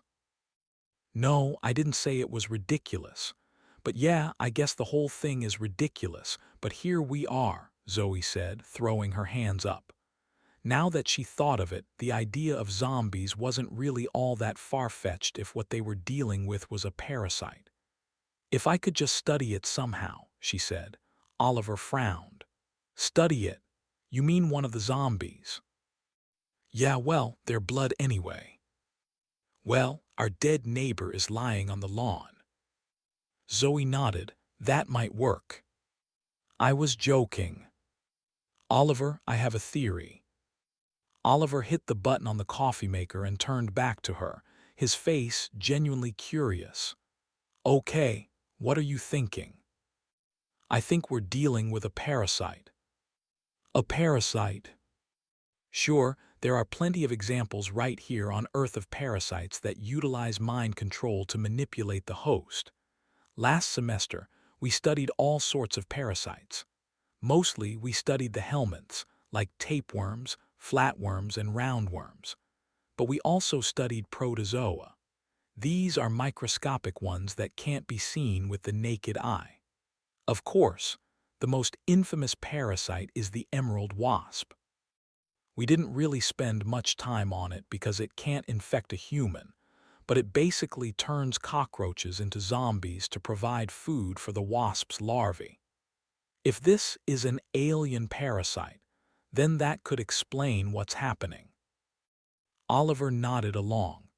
Right, zombie wasps, those I've heard of. Don't they attach themselves to the backs of cockroaches? Well, I don't think these are attaching themselves, and I don't think they're microscopic either. I could see the perforations in Sam's eyes. So if I could see tiny holes, I should be able to see what made them, right? Maybe. At least they'd be larger than any we've seen so far.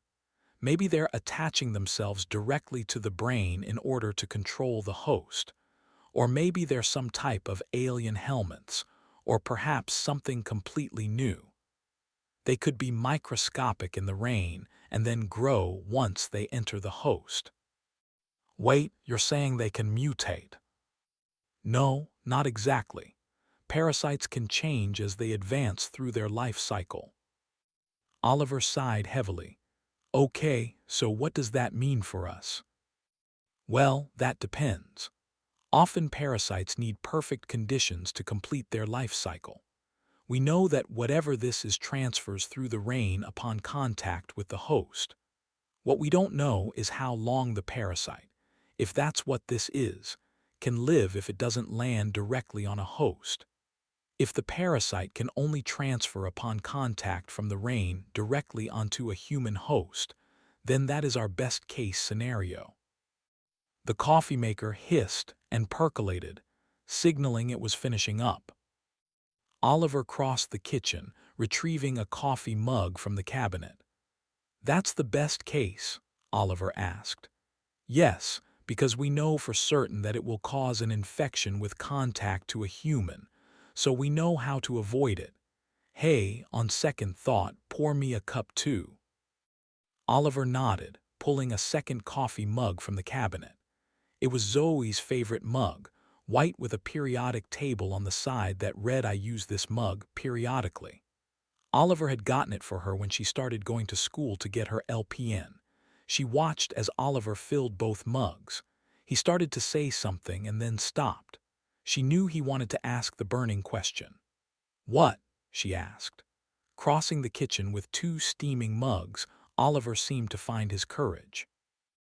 "Okay, so what's the worst case?" he asked. She pulled in a deep breath.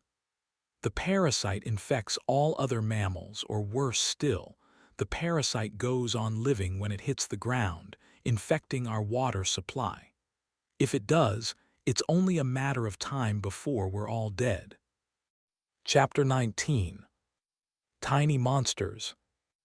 Oliver handed Zoe her cup of coffee and collapsed into the kitchen chair, his mind reeling at the knowledge his wife just dropped on him. He held her gaze, wondering how in the hell he'd ended up with a woman so much smarter than he was. Searching for a glass-half-full response, he said, "So if this is the worst case, we become vegans and boil our water. It might work for a while, but we won't survive for long that way. We'll slip up or we'll eat a vegetable that's carrying spores or God only knows, but it will get us eventually." Zoe closed her eyes, drawing in a deep breath. "Anyway, we're getting way ahead of ourselves. It's just a theory and I could be completely wrong." "I don't think you're wrong, Zoe. You're the smartest person I know. Oliver said, smiling at his wife. Zoe returned the smile, but it quickly fell away. Well, glad you think so, but we need proof and we need a phone. We have to figure out this situation with Journey, and I need to check on Alexis and my parents. I need to know they're okay. Oliver knew the odds were they were not okay, but he simply nodded. I can search Mr. Henderson. Maybe he had a cell phone on him. If not, I think searching his house is a good next step. You would go out there, Oliver, I don't think. I know, he interrupted, but we may not have a choice. Look, the rain seems to come and go. Right now, I don't hear it. I think it stopped again. Let me just go out and check his body first. Then, if we have no luck, we'll decide if the trip is worth it. Zoe gave a reluctant nod. Wear your rain jacket and keep your hood up, and wear those goggles you have in the garage. The ones you use to weed whack. And I have a whole box of rubber gloves. You have to wear those if you're going to touch his body. I mean it, Oliver. You have to be so careful. Oliver could see the creases of worry on Zoe's forehead. Of course I will. The sky was a black veil. Oliver had no way to know how long the rain would hold off, but he knew from the hopelessly dark sky that the clouds were still up there, threatening to send death his way at any moment. Never had he feared the weather like he feared it now. He couldn't go out the front or sliding glass door. He'd made them immobile. So instead he went out through the garage, opened the garage door, and quickly ran around to the front porch. It was only a few steps down the sidewalk. The porch light illuminated Mr. Henderson's body well enough for Oliver to see. Quickly, he patted the man down with gloved hands as he cautiously avoided stepping in the pool of blood around the man's head. Despite the rain having watered it down, there was still plenty present on the sidewalk, and he wanted to stay clear of it. Checking the man's jeans and beneath his flannel shirt, he found no phone. Damn, he thought. Turning to the door, he shook his head, knowing Zoe would likely be watching him through the peephole he'd drilled in the plywood. From somewhere beyond his yard, a woman screamed, "Time to go." Turning on his heel, he ran back into the garage. Zoe was there at the interior garage door. Oliver hit the garage door button as he climbed the stairs into the house and slammed the door. No luck. Listen, I have my 9mm. I think if I'm going to go to the Hendersons, now is the time. I don't know, Oliver. Did you hear that scream? And what about the rain? He followed her back into the kitchen. I know, but he trailed off, the objects on the kitchen table catching his eye. What's this? Remember my theory. Well, this is how we're going to find out if I'm right. The microscope I got you for your microbiology class, he asked, eyeing the Amazon purchase. She nodded. Yep. Oliver had gotten it for her for Christmas. At the time, she hadn't the heart to tell him microscopes weren't required for microbiology because they were provided in the labs. Hell, he hadn't known that. Pretending to be over the moon for her gift, Zoe had spent Christmas Day looking at samples that had come with the kit. Months later, she told him the truth and how the gift had turned out to be useful as hell. She ended up using the heck out of the thing, often bringing home samples from school to help her study her quizzes. Zoe pursed her lips in thought. Now, I need a few samples. A sample of Mr. Henderson's blood, a sample of the rain from a puddle, or even a sample of water from the koi pond, and then a fresh sample before it hits the ground. He loved that Zoe was naturally intuitive and curious, and he wanted to understand what this was too, but another part of him just wanted to focus on their basic survival needs. Oliver was sure the power would go out soon, and they'd probably lose their fresh water supply after that. Plus, their food supply was only good enough for a few days. He pulled off one of the rubber gloves. Zoe, is this really what we should be focusing on right now? I mean, we need to get a phone, and we need to understand how long this is going to go on. Our food won't last long. Zoe attached a needle to a syringe and then set it down next to two others she'd already prepared. Of course, all those things are important, Ollie, but wouldn't it be a whole lot easier if we knew what this was and how potentially dangerous even walking across a wet lawn might be? Damn, he really wanted to get to a phone, but she was right and he knew it. And besides, she'd called him Ollie, her pet name for him. She knew damn well she always got what she wanted when she called him that. Okay, but we need to hurry. It could start raining any minute, and then who knows how long it will be before I can get over to Old Man Henderson's place. Zoe smiled. Okay, we'll hurry. Collecting the sample of blood from Mr. Henderson was easy enough despite how much Oliver hated doing it. Zoe had offered, but he wasn't keen on letting her stand under a questionable sky. Once he'd handed off the sample to Zoe, Oliver went out back to collect a syringe full of water from their koi pond. Across the ravine, darkness hid whatever might still be in Roger's backyard. Standing upright, his syringe full, Oliver paused to listen. Darkness might hide what he couldn't see, but it couldn't hide the hungry growls and grunts of the zombies as they fed. He didn't hear anything except the noise of locusts and other night bugs. Normal sounds. Still, he wondered if they were there, standing in Roger's backyard. He felt like a kid alone in the dark, like at any moment something would crash through the foliage, catching him before he could get back to the house. Christ, he wished he could hear them feeding. The silence was almost worse. If he could hear them, he could tell where they were. Quickly, he turned back to the house and hurried inside like a child running from the night. Got it, he announced triumphantly. Zoe looked up from the microscope, her eyes wide. What is it? He asked. I think I was right. It looks like a worm, but... But, Oliver asked. But not like any worm I've ever seen. It's got legs and teeth. So they don't normally have teeth? Oliver asked, looking over her shoulder. No, not like this. Here, see for yourself, she said, turning the microscope. Oliver pressed his eyes to the eyepiece as a monster came into focus. Whoa. What do you see? Zoe asked. Maggots, Oliver thought but didn't say it because this was no maggot. Maggots didn't have legs. He squinted, realizing the only similarity this thing had to a maggot was that it was worm-like. I see a sort of flat worm with legs sticking out the sides, but I don't see any teeth. Oh wait, the one next to it, it's all teeth. I mean it's flipped on its back, isn't it? I think the whole length of it is teeth. Maggots didn't have teeth either. At least not that he knew of, and certainly not like this. Absently, he wondered if these smelled like maggots. No, probably not. Maggots were huge compared to these. Plus, these things were wider, flatter, and way scarier. Right, but what do you not see? Zoe asked. Not see? I don't understand, he said, keeping his brows pressed tight against the eyepiece as he peered through the two small windows into another world.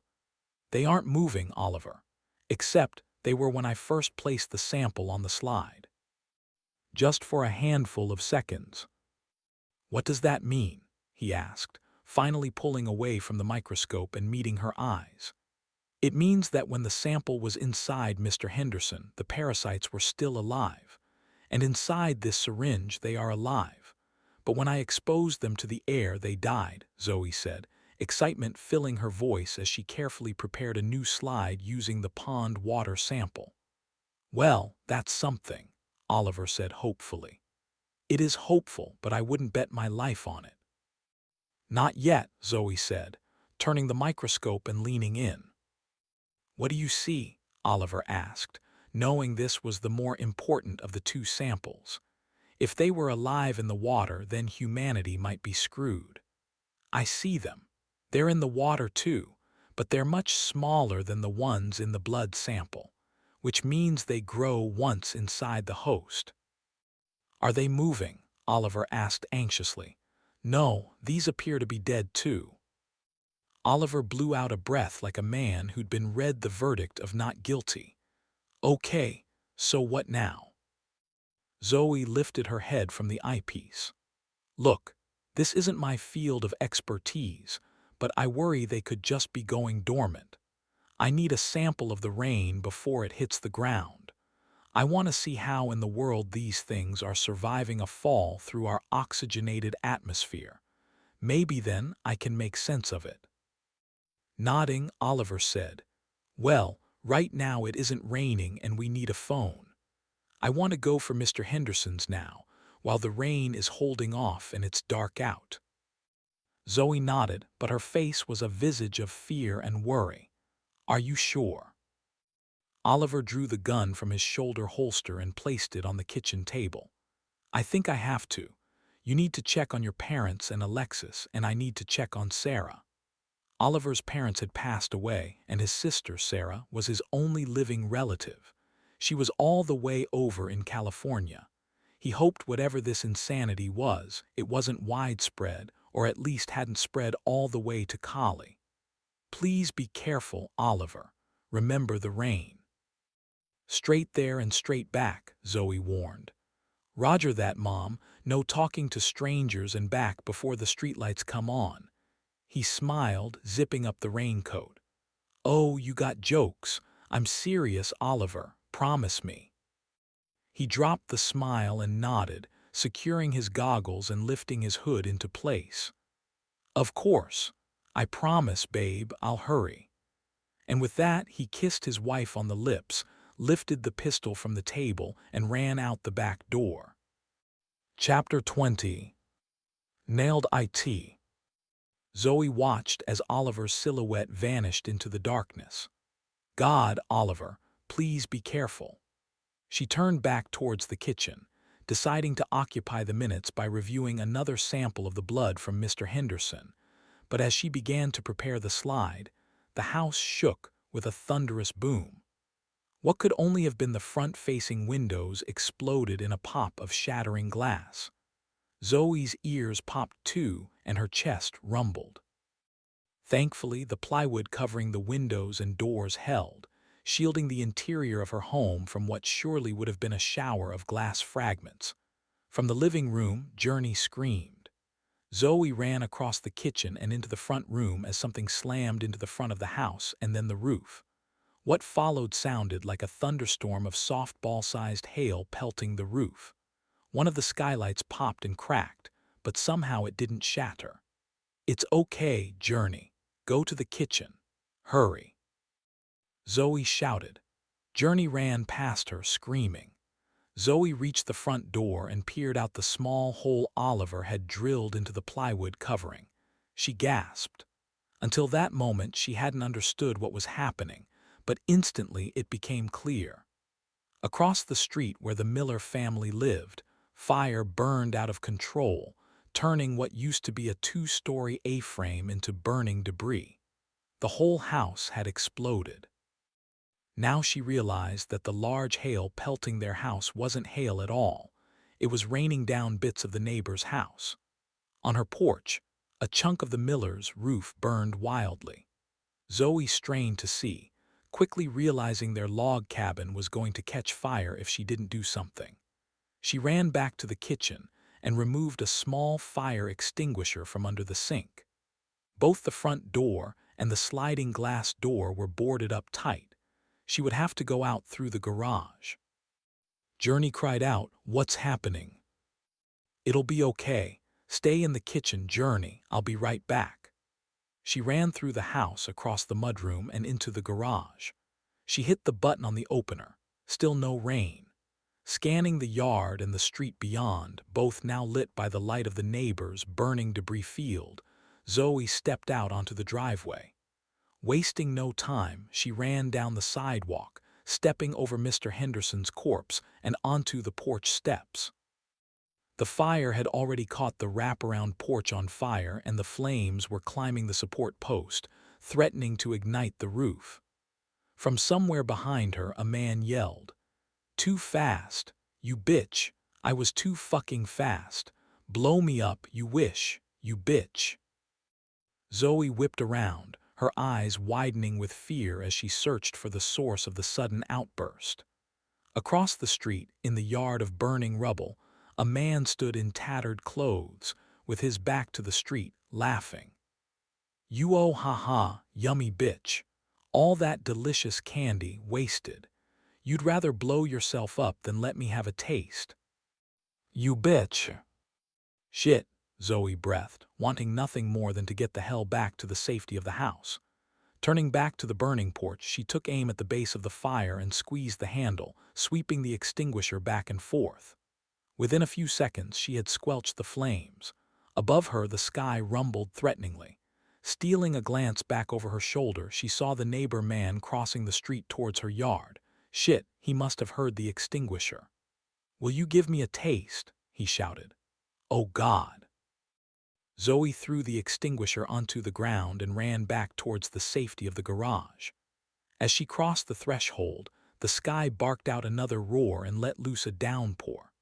"Oh no, please be inside, Oliver." The man was running up her drive now. She slapped the button on the garage wall and drew the .357 from her hip holster. The garage door squeaked to life, its cranking spring muffling the sounds of the man as he shouted profanities at Zoe. "Please, please." She begged, hoping like hell the door closed before the crazed man got in. The door was halfway closed, but Zoe could see his face clearly, illuminated by the garage door light. Flesh was burnt and missing from his face, and his eyes spilled blood down his cheeks. Zoe assumed her shooter's stance and thumbed back the hammer. The man ran harder now. He wasn't going to stop. He was going to dive under. Zoe took aim near the bottom of the door. "I got you, you bitch," the man shouted and dove. The door met the floor and went silent. The man slammed into the garage door. Hands shaking, Zoe held her breath, the gun trained on the door. "You bitch," came the man's muffled voice. But there was no way he was getting through that door. Zoe holstered her gun, climbed the 3 steps back into the mudroom, shut the door, and locked the deadbolt. "Oliver," she shouted. "Journey, is Oliver back?" Journey stood in the kitchen, eyes wet, with Princess hugged tight to her chest. She shook her head. A fist pounded on the back door. Zoe jumped, her hand grabbing for the gun on her hip. "Oliver," she shouted hopefully, hurrying to the door. She flung open the door to find Oliver coated in rust-colored rain. "Oh, Oliver, no." Oliver kept his goggle-covered eyes downcast and pointed a gloved hand towards the laundry piled up on the laundry table, ready to be folded. Zoe spun, grabbing a towel and shoving it into Oliver's hands. Oliver covered his face and then said through the towel, "I don't think I got any rain in my mouth, but maybe on my skin. Can you help me get out of this rain gear?" "Don't move," Zoe said, retrieving a pair of gloves off the kitchen table. She noticed too that Oliver was grunting, sounding as if he were in pain. She stepped out onto the back porch, pulling the latex glove on with a snap. Carefully, Zoe pulled back his hood, cautious not to turn it inside out so none of the rain water dripped onto his neck. "Okay, take the towel from your face so I can get you out of this jacket." "Are you okay, Oliver?" Journey called, peeking out from the doorway. I will be, but you stay inside, okay?" Oliver grunted. "Are you hurt?" Zoe asked, tossing the rain jacket aside. She searched him for any sign of injury, but the back porch light was dim. Carefully, he removed his goggles and nodded. "What? Where?" she asked, her eyes frantically searching his. "Look down," he managed. Oliver was standing on a piece of charred 2x4. At first it didn't register, but then she saw the nail sticking through the top of his foot. How did rain get inside that? "I don't see how. I was only in the rain for a second. I hadn't even made it inside when the miller's house exploded. The damn blast knocked me right off my feet." Oliver grunted and shifted his stance. "The whole place must have been filled with gas to explode like that. Anyway, I came running back to check on you, and I didn't see the board lying in the grass. Oliver, we have to get you out of these pants and into the shower right now. And that means the nail has to come out. Oliver nodded. Don't move, Zoe said, running back inside. She grabbed a bottle of rubbing alcohol from the bathroom cabinet and returned to the porch, squatting down next to Oliver's foot. She unscrewed the lid and dumped a quarter of the bottle's contents over the nail. Standing back up, Zoe stepped on the board. Lift your foot. Do it as fast as you can. This sucks. Oliver exhaled, then took a deep breath and jerked his foot into the air. Son of a bitch, he shouted. Good, now don't think about the pain. Get those shoes and pants off. Let's go. Easy for you to say, Oliver said through gritted teeth. But he obeyed, cursing under his breath the whole time as he discarded everything down to his boxers, including his blood-soaked sock. When he finally looked up, his eyes met hers once more. It's going to be okay, babe. I love you. She wanted to scream.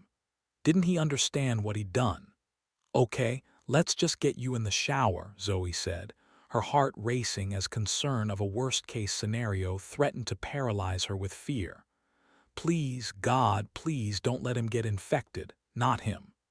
She realized at that moment she still loved him, more than ever, more than she ever thought she could. Despite her suspicion of his infidelity still lingering in the back of her mind, she couldn't bear seeing Oliver become a victim to this horrible parasite. Not her Oliver. Limping and bleeding badly, Oliver stepped across the threshold back into the laundry room. Zoe was right on his heels. To her left, Journey stood in the doorway to the kitchen, her eyes suddenly as wide as saucers. Zoe started to say, "It's going to be okay," when the little girl let out a high-pitched scream just as hands grabbed Zoe around the throat and yanked her backwards out the door and onto the porch. She landed hard on her back. Immediately she began kicking and grabbing for purchase. Groping hands released her throat, instead finding her shirt collar as they pulled, dragging her backwards. "My treats! Mine!" the voice of her attacker exclaimed. Screaming, Zoe's fingernails scraped along the porch planks, bending and snapping as she was dragged towards the edge of the porch towards the rain. Chapter 21. Reflections in the Dark. It happened so fast. 1 second Zoe was right behind him, the next she was halfway across the porch and about to be pulled into the rain by some crazed maniac. Adrenaline surged through Oliver, the pain of his foot instantly forgotten as he stepped forward and dove, landing hard on his stomach. He grabbed Zoe by the ankle, halting her movement toward the rain. "No, this one is mine. Get your own. Get your own," the man from across the street shouted. Oliver remembered the guy's name was Jim, but he didn't really know this neighbor. The man was fairly new to the neighborhood, not that it mattered now. Jim planted his feet against the porch step and leaned back, leveraging all his weight and strength. "Oliver!" Zoe screamed, prying at the man's hands, still trying with all she had to free herself, but it was no use. Oliver felt himself slipping forward across the wet porch as Jim used his leverage to pull them both. In pain and not paying attention, he hadn't seen where Zoe had placed his gun, though he probably couldn't get to it now even if he knew where it was. "No, you don't," Oliver shouted, hooking his injured foot onto the doorframe in a last-ditch effort to stop himself and Zoe from being pulled further. Pain shot up his leg as the puncture wound atop his foot pressed into the doorframe, but he ignored it. Little hands wrapped around his other ankle. "No, you do," Journey repeated in a shout. Oliver glanced back to see the brave little girl leaning back with all she had. Despite Journey's efforts and his foothold on the doorframe, Oliver knew he couldn't maintain this. He was going to fail.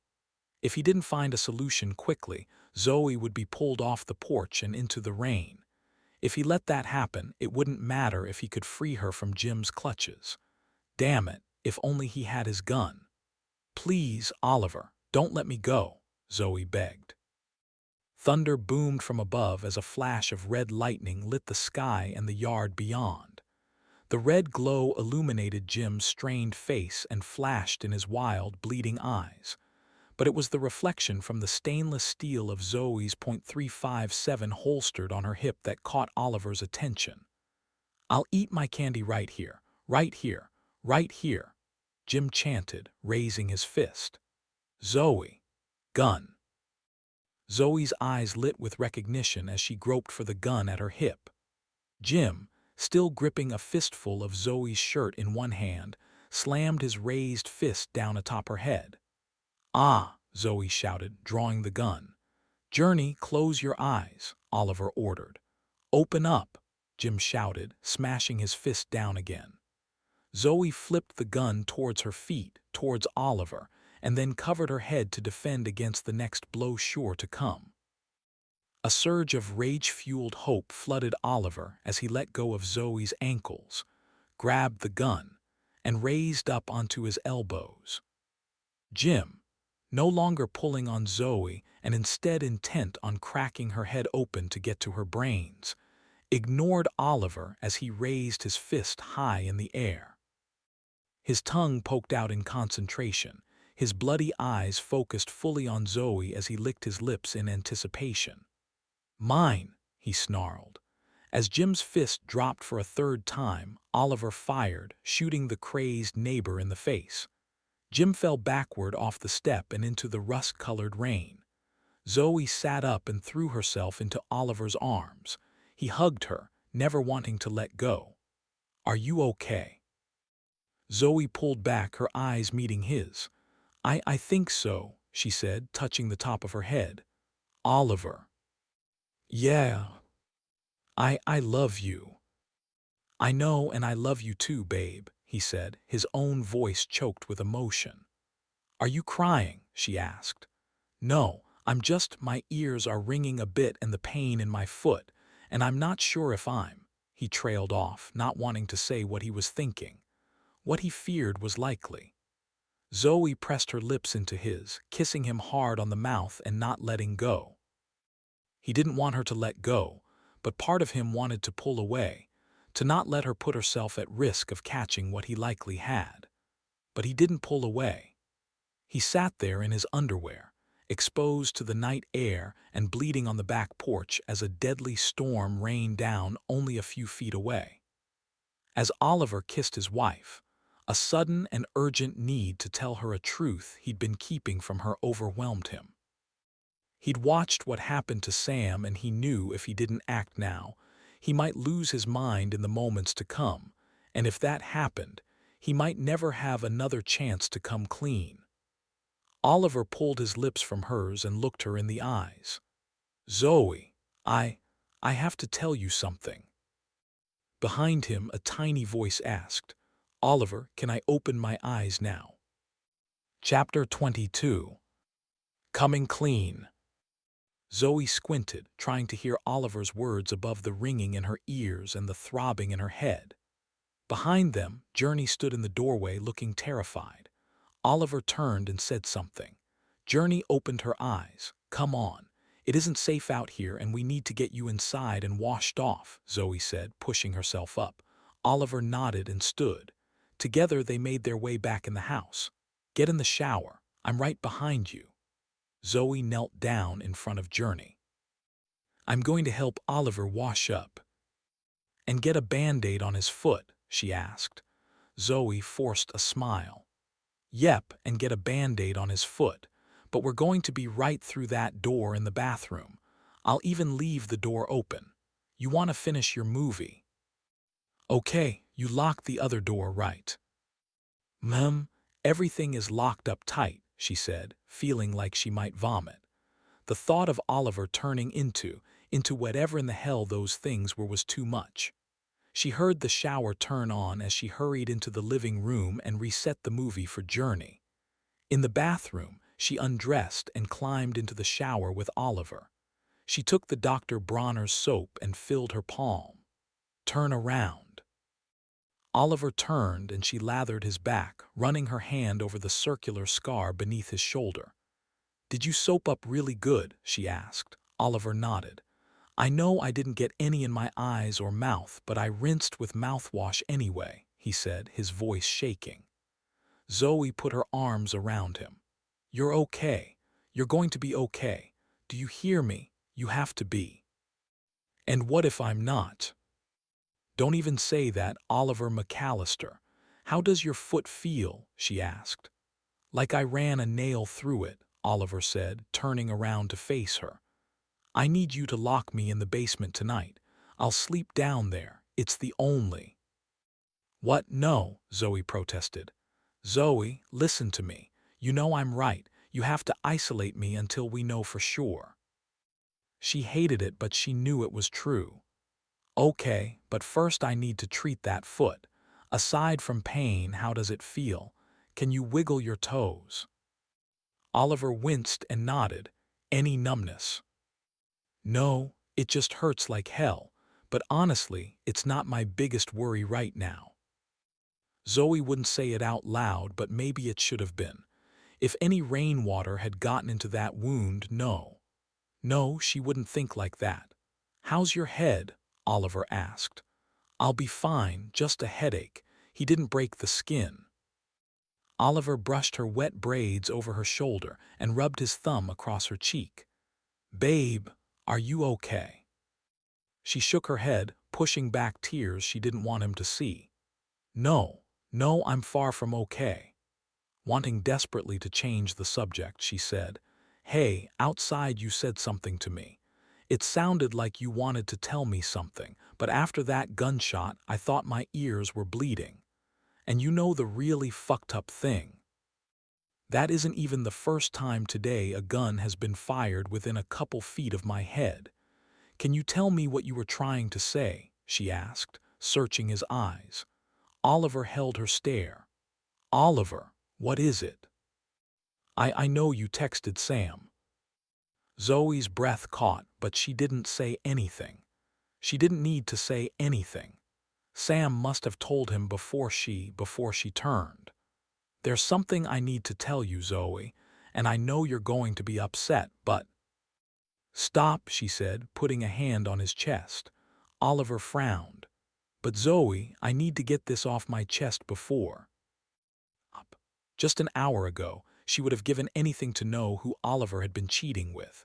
She would have given anything for him to just be fucking honest and tell the truth. To explain how he could have betrayed her with God knows who. And wasn't it just convenient for him to want to unload this crap on her now on the worst freaking day of her entire life? "No, Oliver. Not now. I can't take this now. Now that the world is ending and you think you might die, you want to come clean. What about me? Do you ever think about me? You couldn't have told me all this before." Water ran hot over her back as steam rose between them. Zoe felt herself becoming more and more angry. "You know what? Fine. Let's do this on your terms, you selfish asshole. Who is she? Who were you fucking, Oliver?" Chapter 23. Broken Promises. This wasn't how Oliver had planned to tell Zoe the secret he'd been keeping for all these months. Now, as he stood in the hot water holding his naked wife in his arms, he stared at her dumbly. Hindsight being 20/20, he realized Zoe was right. It wasn't fair to do this now. But what if he didn't have tomorrow? He didn't want to die with this secret between them. "Well, who is she? How long has this been going on?" Zoe asked, pushing him back and crossing her arms over her breasts. He'd been so stupid. All this time, him being so secret, pushing her away. He had nearly driven them to a divorce. Looking into Zoe's eyes, he understood just how bad it really was. Left with no answers, she'd been forced to draw her own conclusions. A huge smile spread across his face. "Are you fucking smiling?" Zoe asked in disbelief. Oliver nodded. Zoe stared at him like she might actually punch him in the face. Oliver held up his hands in surrender. "I'm smiling because as pissed at me as I feared you would be when you found out why I was really coming home late all this time. It never even occurred to me you would think I was having an affair. You're right, Zoe, I'm an asshole. But you're wrong too. I never cheated on you. I would never cheat on you. What then? I don't understand. Frantically, Zoe's eyes searched his. If not cheating, then what have you been keeping from me? She asked, her tone skeptical. Oliver nodded. I know. Listen to me. When we lost the baby and I saw how bad you were hurting, I would have done anything, anything to take away your pain. I knew how bad you wanted a baby and I did too, but with your school and my income, paying for in vitro was impossible.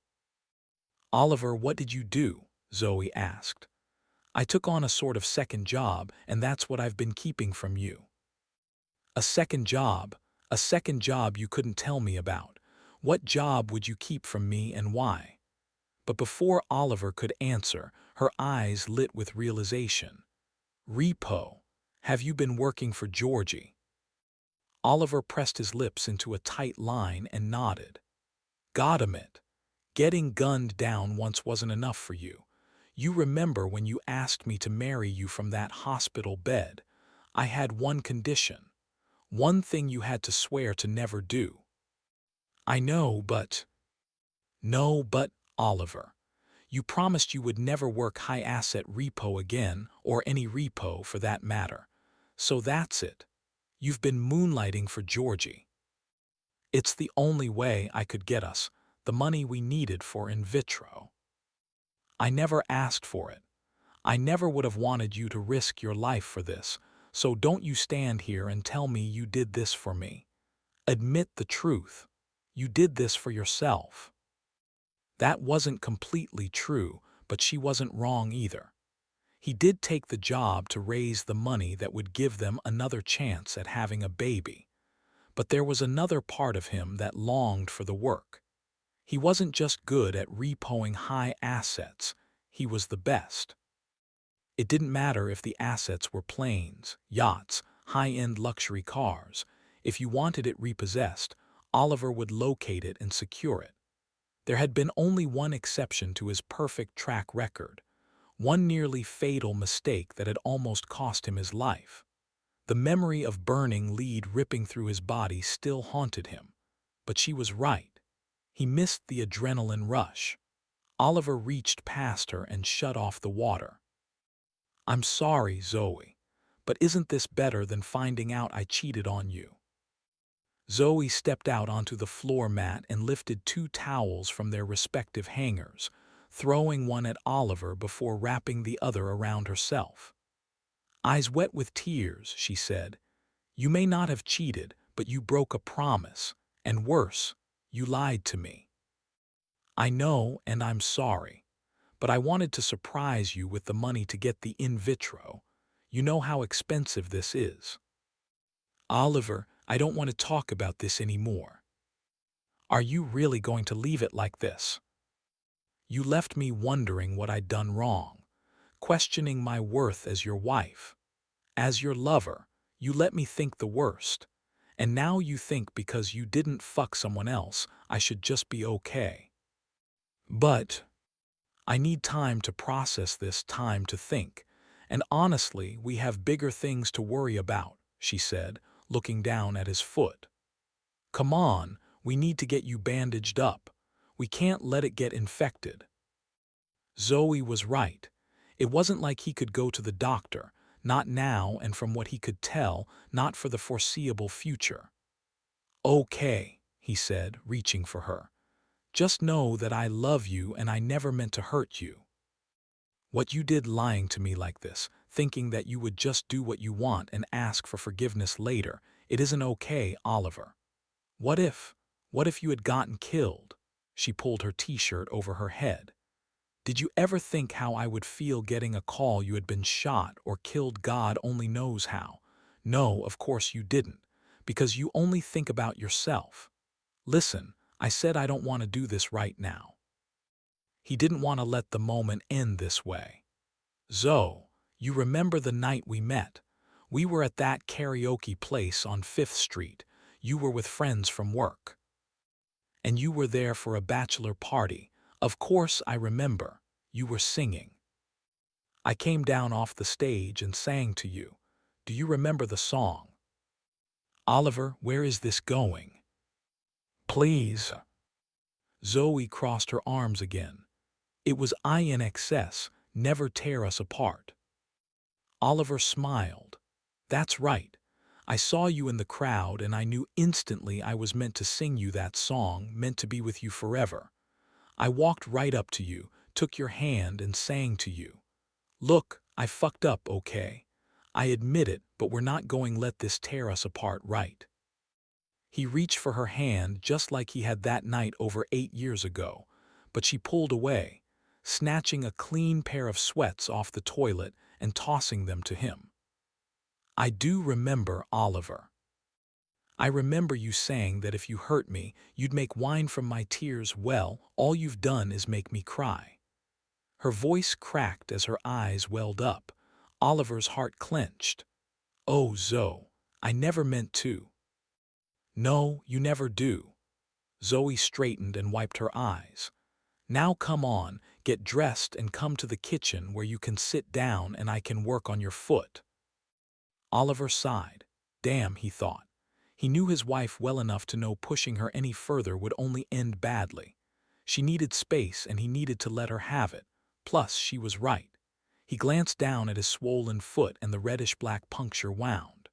Okay, babe, he said in surrender, pulling on the sweats, careful not to let the cuff drag across the wound. The damn thing hurt like hell, but it was nothing compared to being shot through the shoulder. Zoe was stoic now, all emotion buried back inside. When was the last time you had a tetanus shot? Seriously, tetanus is the last thing I'm worried about. You'll be pretty worried when your jaw locks up and you get muscle spasms and a fever. Untreated, tetanus can kill you. Zoe's tone was matter of fact. Less than 2 years ago, when I cut my arm open on that broken mayonnaise jar at work. Zoe nodded in recollection. That's right. Turn this way and let me see your eyes. Oliver did as his wife asked. She was now treating him more like a patient than a worried lover. Clear, because I feel normal. Clear, now check mine, she said. Oliver frowned. He hadn't even thought of the possibility that Zoe could be infected, but she had been close to the edge of the porch, and that asshole from across the street had beaten her over the head with his bare fist. Oliver squinted, staring into Zoe's brown eyes. They were red, but more like you would expect of someone who'd just been crying. He remembered how bad Sam's eyes had looked, and over such a short period of 30 minutes. Zoe's looked nothing like Sam's had. Well, she asked. Oh, sorry, no, your eyes look fine. Are you sure? Why in the hell did it take you so long to answer? She asked, looking into the mirror. I was thinking about Sam and what her eyes had looked like before. Oliver started but couldn't find the words to finish. Anyway, yours look fine. Zoe seemed to soften. I'm sorry about Sam, Oliver. Me too, he said. She hugged him. Go to the kitchen. I'll grab supplies and be right there. Trying not to put weight on his foot, Oliver limped into the kitchen. In the front room, he heard Fantasia playing on the television and Journey giggling. You sure drink a lot, Louis. Good thing they have you to clean up this mess. Oliver frowned, hurrying around the corner. Oh, come on, he shouted. What's wrong? Zoe asked, appearing next to him with bandages and the bottle of rubbing alcohol. Zoe gasped, the bottle slipping from her hand. Louis, no, she shouted. Oliver's eyes followed the steady stream of dripping water to the cracked skylight above, and immediately he understood what his wife must have already known. They were too late. Louis stood in the center of the room, lapping at a puddle of rust-colored water pooling beneath the skylight. Chapter 24. Undead or Zombies? Journey, please tell me you didn't touch that water, did you? Zoe asked, her heart pounding as she pulled Louis away from the growing puddle. Nuh, no way, I'm not drinking water from the floor." Oliver shuffled into the living room with a towel and a large stock pot. "Oliver, careful not to touch the water. And for God's sake, keep that foot back," she said, taking the towel and the pot from him. "Here, just get Louis back," she said, trying not to let the tears fall as her own emotions threatened to overwhelm her and take control. She dropped the towel over the puddle and then ran to the laundry room. "What are you doing?" Oliver called after her. "Getting bleach," she shouted back. She grabbed the gallon jug from the shelf above the washer, then a roll of paper towels and a pair of gloves off the kitchen table. She set the bleach down, donned the gloves, and poured several cups worth into the pot. She bagged the towel and splashed bleach over the wet area, sopping it up with the paper before sliding the pot with bleach into place. Turning back to Oliver, she met his eyes with a knowing look. Louis sat next to Oliver, obediently watching as his tail wagged happily. "We have to put him in his kennel until we know for sure," Oliver said. Louis had been a gift from Oliver shortly after they lost the baby. At first, she had been pissed Oliver had got her a dog. She felt like he was saying, "Hey, I know we just lost the one thing in the world you wanted more than anything, but here's a puppy to make up for it." But over time, she had become attached to Louis, and in a sense he was like a child. Now she couldn't imagine the blue-nosed pit not being part of the family. Her stomach ached at the thought that she might not only lose Oliver to this madness, but she was also most certainly going to lose Louis. The tears Zoe had managed to hold back would no longer be stifled. She had been through too much, and this was the last straw. A sob broke from her and she bolted for the bedroom, slamming the door behind her. She ran and threw herself onto the bed like a child, burying her face in her pillow and sobbing. She lay there on her stomach, crying her heart out. It wasn't just Louis. It was the courthouse. It was Diender. It was Angel. It was not knowing if Oliver was infected. Then there was Journey. How in the hell was she supposed to get this girl home? What if there was no one in her family left alive? What if Oliver got sick? How was she supposed to do this without him? Part of her was so pissed at Oliver right now. Running over there and putting himself at risk all for a freaking phone that probably wouldn't have worked anyway. And then there was what he dropped on her in the shower. She should have been happy her husband wasn't cheating on her after all, but that didn't change the fact he'd lied. He'd still betrayed her, but in a different way. She took a deep breath and tried to calm herself. Right now, she couldn't think about that crap because the other part of her, the biggest part, just prayed he would be okay. And on top of all of it, her dog was probably infected. Oliver appeared in the doorway. "Babe, are you okay?" She sat up and wiped her eyes. "Where's Louis?" "In his kennel." "And Journey?" "Enthralled with Mickey Mouse." She sighed. "I'm sorry I ran out of there, it's just—" "You don't have to explain. This whole thing is insane," Oliver said, shifting his weight. Zoe pushed herself off the bed. "Oh, Oliver, your foot. I totally forgot." "It's okay. It isn't even bleeding anymore," he said, forcing an unconvincing smile. It wasn't okay at all. What the hell was she doing in here crying when there was so much to do? There was no time for this. "Suck it up and get to work," she told herself, pushing herself off the bed. "Come on, go to the kitchen and sit down." Oliver smiled again, and this time it seemed more genuine. "Thanks, babe." "You won't be thanking me when I pour rubbing alcohol over that puncture wound," she said, following him out of the bedroom. "You seem a little too happy about this." He gave her a backwards glance. "Me?" She forced a laugh as she pulled on a fresh pair of gloves. Oliver eased himself down in the kitchen chair as Zoe stared into his eyes. She pressed her thumb against his eyelid and lifted one, then the other. "Well, they still look clear so far," she said, unscrewing the cap from the bottle of rubbing alcohol. She wanted to lay into him again about how reckless and stupid venturing over to the neighbors was, but as she stared into his eyes, she saw something. Even though his eyes showed no sign of bleeding or irritation, they were full of something else.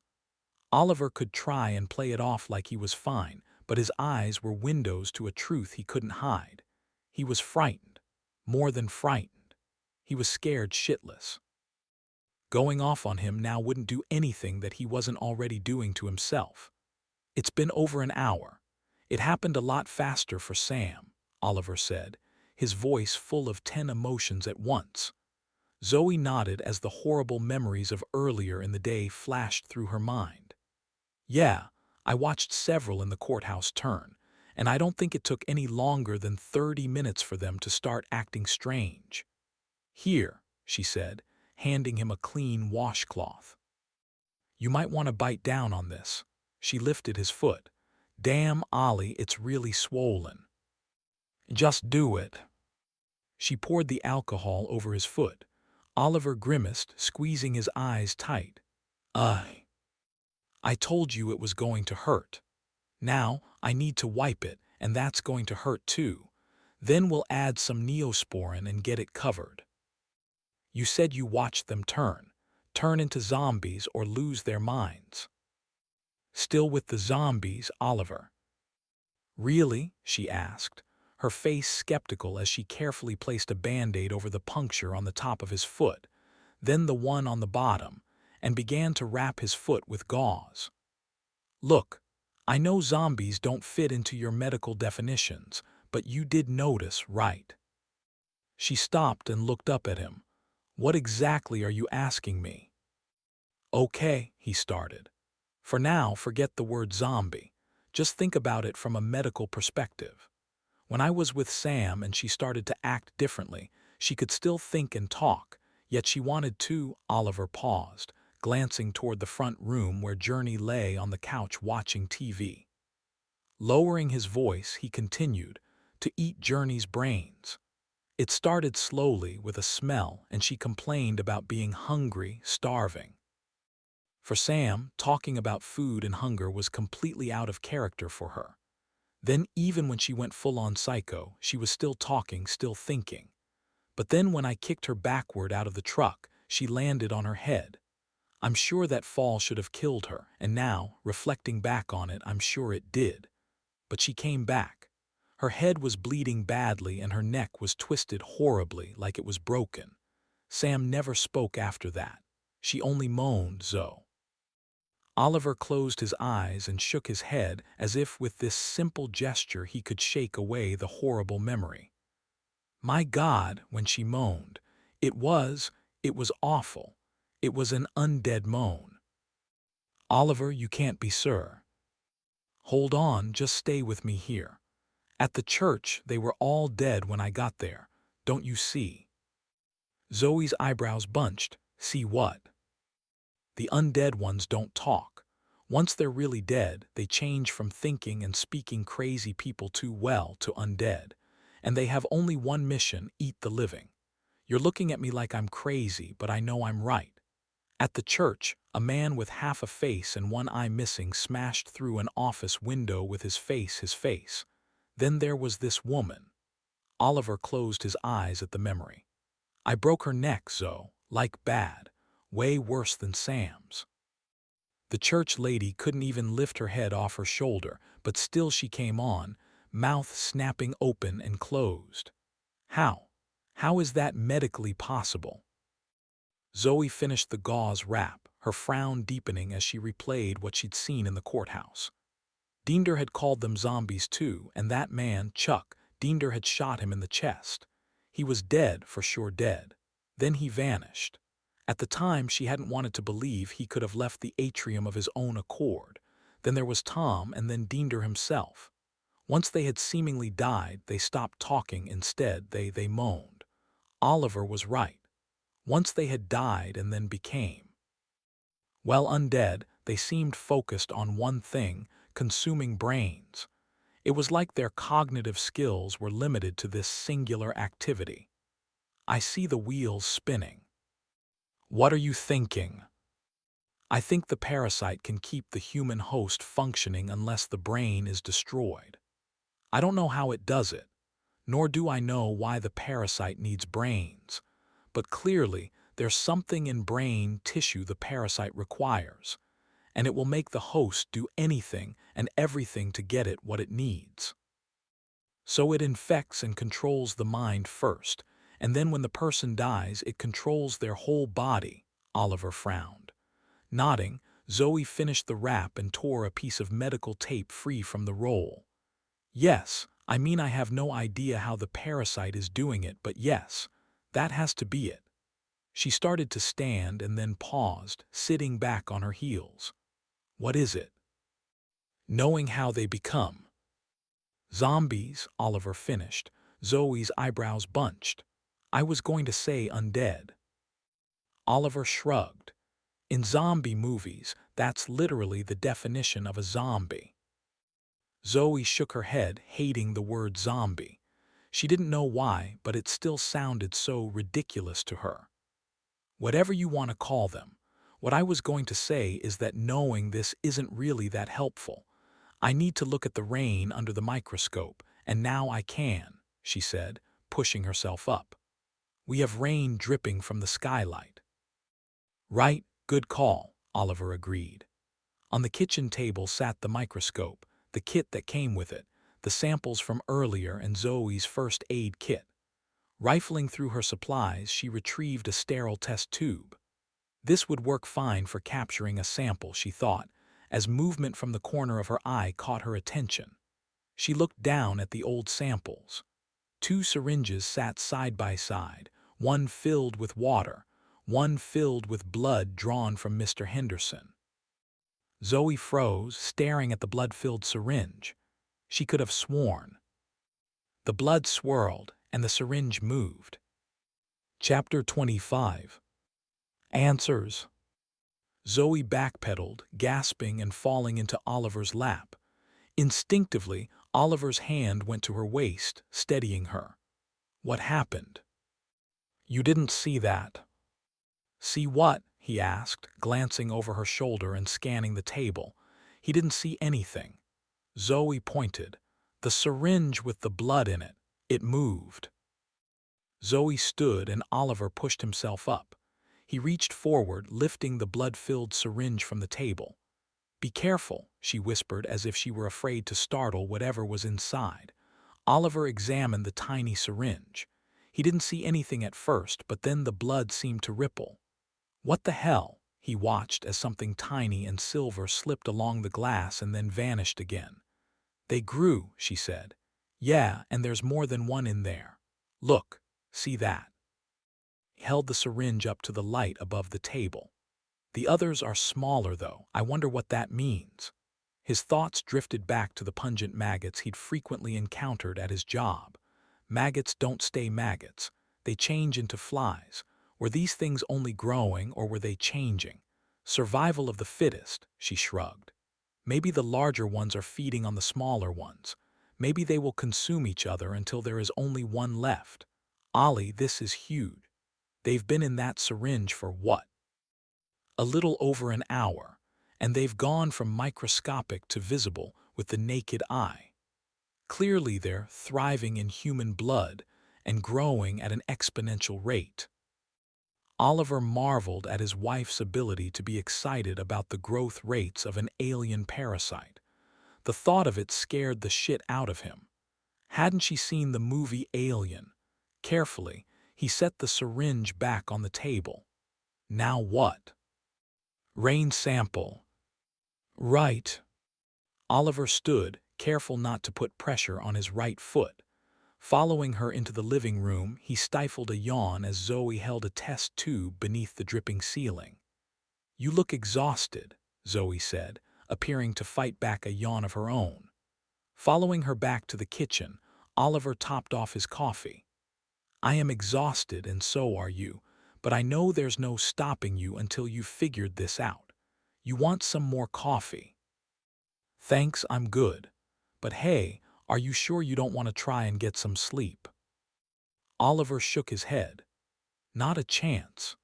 Tired as I am, there's no way I could go to sleep, not until I'm 100% sure I'm okay. Besides, I want to mess with the radio some more, see if I can find a station broadcasting something other than that damn recording. While Zoe went to work looking at samples, Oliver sat next to her at the kitchen table and messed with the radio. It was no use. There were even fewer stations playing the emergency alert than before, and there were no new communications. His and Sam's favorite rock station had gone completely off the air. The local country music station was still repeating the same message between what could only have been pre-recorded commercials, two of which seemed to play with the most frequency. One was an ad for huge cost savings for Illinois residents if they converted their home to solar, and the other was for an upcoming concert featuring Bubba Fats at the River City Civic Center on October 28th for one hell of a good night of boot-stomping country hits. Yeah, well, I think your show's canceled, Bubba. He also found 3 stations on the AM side playing the broadcast, including the National Public Radio station. Not a good sign. If NPR was broadcasting the same message, then this had to be countrywide. That meant his sister, Sarah, and Zoe's friend Alexis, along with her parents, were all likely. Well, he didn't want to think about it. Nothing he could do for them right now. None of the AM stations were playing commercials either, so he flipped it back to the country station. The solar commercial was playing again.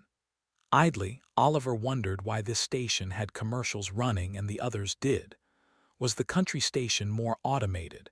Did it really matter? No, not one bit, but an idea was forming. One he hadn't fully worked out and wasn't ready to share with Zoe, not yet. He needed to think it through. Pulling a long sip of coffee from his mug, he pushed the radio aside. Learn anything new? Yeah, actually I did. They are alive in the rain sample but die quickly after I place them on the slide. Could be a number of reasons they're dying. Like a change in temp, she offered. But wouldn't the fall through the atmosphere have killed them then? I mean the temps change drastically between our atmosphere and the ground level. True, she said, pursing her lips in thought. I'm still leaning toward exposure. Exposure in what way? Oliver asked, switching off the radio. Zoe pulled a slide and replaced it with another. I presume it's the makeup of our atmosphere. If I'm right, they have a limited time to find a host. That's a good thing. But if that's the case, how do they survive the fall through the atmosphere? Strangely, it's the rain itself. It isn't rain at all. I mean it is, but it isn't only rain. There's water, but there's also another substance in the rain I can't identify. Some sort of liquid coating. Liquid coating? Oliver asked. Like an amniotic fluid protecting the parasites. I have no idea what that means, Oliver admitted. Well, I'm not even sure that's what this is, but it reminds me of the fluid that protects a fetus. Now that I've taken a close look and worked with the liquid, it does have this sort of viscous motion to it, she said. Oliver smiled. What's funny? She asked. You're just so damn smart is all. Zoe narrowed her eyes. Are you trying to kiss ass because you know how pissed I am? What? No. It was just a compliment, Oliver said, already regretting he'd said anything at all. Zoe smiled, but her smile was ornery. Oh, you're messing with me, aren't you? He asked with a smirk. No, I'm still really pissed, she said, pressing her eyes back onto the eyepiece. Oliver swallowed, unsure what to say next. Say the wrong thing and a fight could ensue, and he was too damn tired and stressed. Instead, he peered down into his coffee, swirling the mug in a tiny circular motion. So now what? Zoe sighed. I think I've learned all I can from the rain sample. Now I think we test my theory. Test your theory? How do we do that? Zoe picked up the syringe with Mr. Henderson's blood. We expose this to the atmosphere and see if they die. Oliver's eyes went wide. You want to let those things loose? Zoe shook her head. Not let them loose. I'm talking about a controlled environment. Oliver dragged both hands down his face. The adrenaline had long worn off and exhaustion had set in. He was tired and irritable, and his foot was throbbing. He wanted nothing more than to say, "Babe, can we do this in the morning? I am so tired and Journey will probably wake up early." But he could see she was in the zone. "Okay, so what's the plan?" "Right. I'm going to remove the needle because the parasites are too big to pass through now. Then I'll put 1/3 in a test tube with nothing, 1/3 in a test tube with water, and we can leave the remaining 1/3 in the syringe." "Why leave any?" "Because we know they're alive in the blood, at least for now. And I want to see if they change any further over the next few hours." Oliver yawned again. The coffee apparently wasn't doing shit to keep him awake. "Go lie down, Oliver. I'll wake you up if I find anything." "I promise," she said, placing the cap back over the needle and then unscrewing the needle hub from the lock. Tired as he was, and despite the fact Zoe knew what she was doing, Oliver was reluctant to leave her alone with those things. Instead, he watched as she prepared to add some of the blood from the syringe into the pond water. As she pressed down on the plunger, blood squirted into the test tube, diluting as it swirled in the water. Oliver leaned in, now able to see the silver parasites as they swam through the blood-stained water. "Wow, there must be a dozen of them. They look about, 2 millimeters long?" "Yeah, I'd say that's about right, but there were probably thousands when they were microscopic," Zoe whispered in fascination. "Look, they've stopped swimming. They're writhing." Oliver squinted. "They're dying is what they're doing." "Okay, let's try a sample with no water," she said, squirting another 2/3 into an empty test tube, then corking it. "There. That's 3/4 air and 1/4 blood." Oliver watched curiously as she tipped the tube back and forth carefully, letting the blood coat the inside and mix with the air. Holding the corked test tube horizontally, she said, "See there, they're moving along the glass." Zoe was right. The bastards were crawling along the blood-slicked glass like little toothy centipedes. Then, like the ones in the water, they stopped crawling and began squirming. "Same as the water. They're dying," Oliver announced. "I can't say this with certainty, but from this experiment I think we can say with some confidence that these things can't live long without a host. They essentially need to land on a host. If they don't, the elements will kill them quickly. That means we have a chance. A chance that once this rain finally stops for good, the spread will slow." Zoe nodded. "Maybe, but we have another test we need to perform. And if this test fails, I don't think humanity has a chance." "What test?" "I would like to look at the blood of an exposed animal. And now that we know the sample from the leaking skylight had live parasites in it." "Louis," Oliver asked, "have you checked on him since you put him in the crate?" "No, and I haven't heard a peep." Oliver pushed himself up from the kitchen chair to go check, but then he paused. "Hold on a second. You're not going to try and draw blood from Louis, are you?" Zoe lifted her mug of coffee toward her lips and then stopped. "Well, yeah, that's what I was thinking." "Zoe, have you ever drawn blood from a dog?" "No, but I've seen it done. They usually pull from a vein in the lower leg." "Let me check on him first, and if he seems normal, maybe you don't need to look at his blood. If he's bleeding from the eyes, then I think we know all we need to know." Zoe pressed her eyes together and Oliver realized she was fighting back tears. "I'm sorry, Zoe. Look, stay here and let me go see what we're dealing with," he said, flipping on the light in the mudroom. Once inside, he knelt next to Louis's crate. "Hey boy, how are you feeling, huh?" Louis stood up inside his crate, his tail wagging and tongue hanging out. Oliver stared at the dog's eyes, eyes that were clear and normal. "You okay, pal?" Louis whined and licked at the cage. He looked normal enough. Oliver smiled. "Zoe, he looks fine." "You sure?" she asked.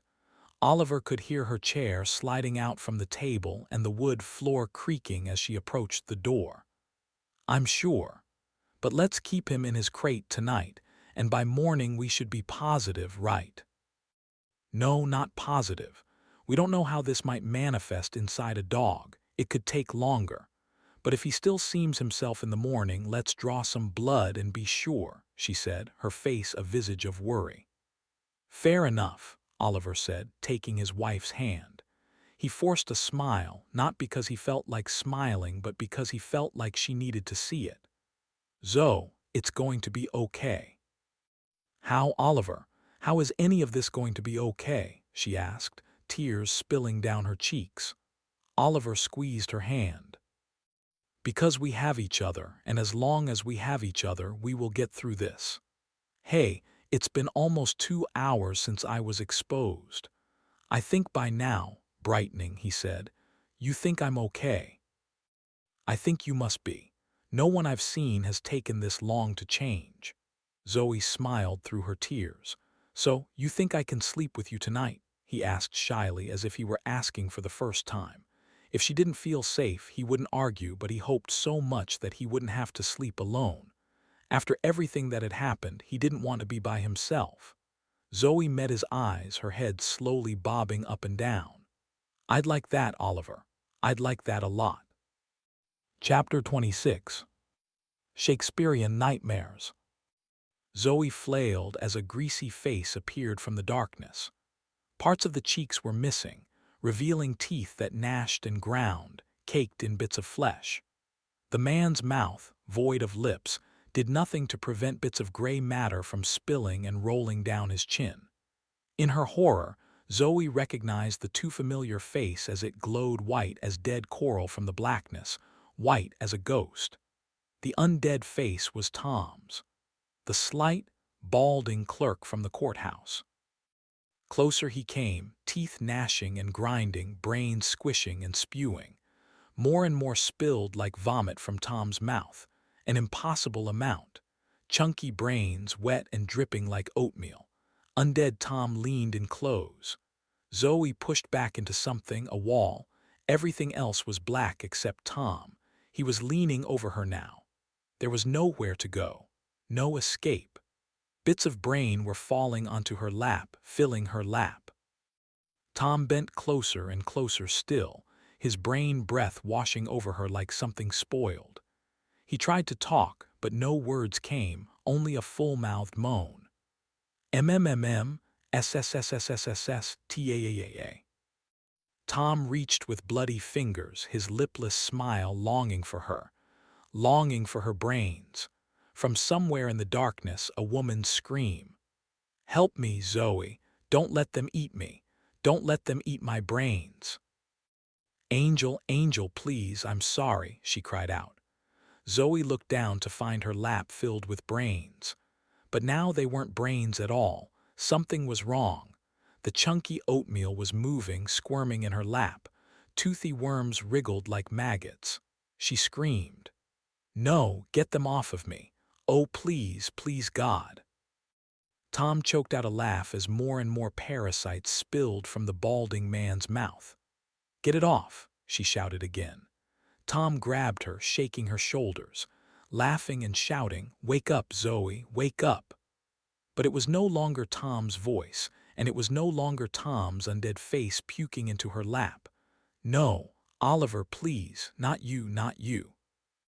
Undead Oliver coughed and retched, and his eyes popped out and dangled from their retinas like two dice hanging from a car's rearview mirror. From the now hollowed sockets came more and more gooey parasites, falling in chunks like sausage from a meat grinder. "No, please, no," she cried. Undead Oliver's face slewed off to reveal a laughing skull. Undead Oliver lifted his skull from his shoulders and held it out to face himself. The voice changed then. Still Oliver's, but with an English accent. "Alas, poor Yorick, I knew him, Horatio, a fellow of infinite jest, of most excellent fancy. He hath borne me on his back 1,000 times, and now, how abhorred in my imagination it is. My gorge rises at it. Here hung those lips that I have kissed I know not how oft. Hamlet, the undead Oliver was reciting Hamlet. The skull spun in his palm to face Zoe now, shouting at her through an overflowing mouthful of writhing worms, spilling and spitting from the skull's mouth. Zoe, it's okay. You're okay. Zoe's eyes sprang open. She gasped and flailed, swiping her hands across her hips. Get them off, she shouted, launching herself upright. You're okay, babe, just breathe, Oliver said. What happened? Did you have a bad dream? Journey's tiny voice asked from somewhere near her. Zoe felt around, realizing she wasn't covered in parasites. She wasn't in her bed either. She was on a couch. Exhaling with some relief, she drew in a steady breath, trying to bring her breathing under control. I'm sorry. I mean, yes, it was just a dream, hun. Go back to sleep. Near her, she heard Journey moving closer. The little girl cuddled up next to her.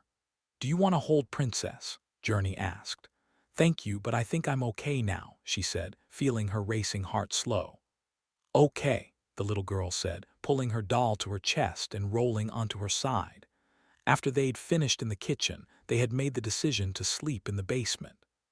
Random gunfire, screams, and even a series of explosions had reminded Zoe of the neighborhood on the 4th of July.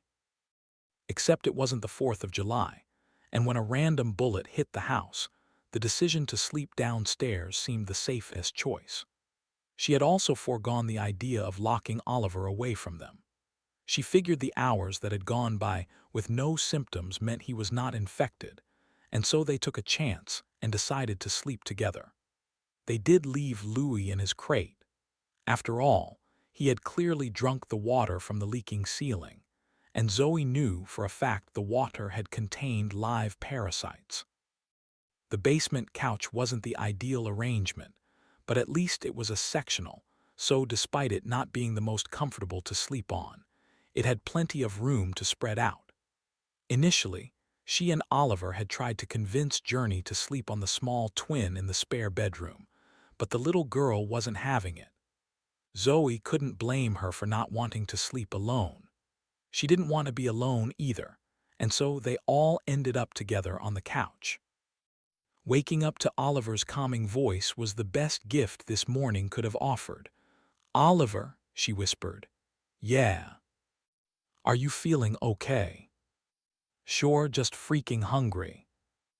Zoe's heart skipped a beat and she felt her throat constrict. Hungry. Yeah, I mean, with everything going on, I hardly ate anything yesterday, and now I feel like I'm starving. What I wouldn't give for a stack of pancakes right about now. Zoe let out a breath and hugged Oliver tight as she ever had. Wow, what was that for? He asked. I'm just glad you're okay. Hey, what time is it? Oliver shifted next to her, turning and reaching. A moment later, his iPad lit up. 5:30.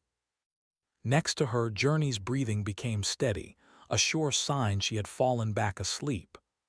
I don't think we have any pancake mix, but you want some eggs and bacon, Zoe whispered. You serious? Aren't you tired? We were up past midnight.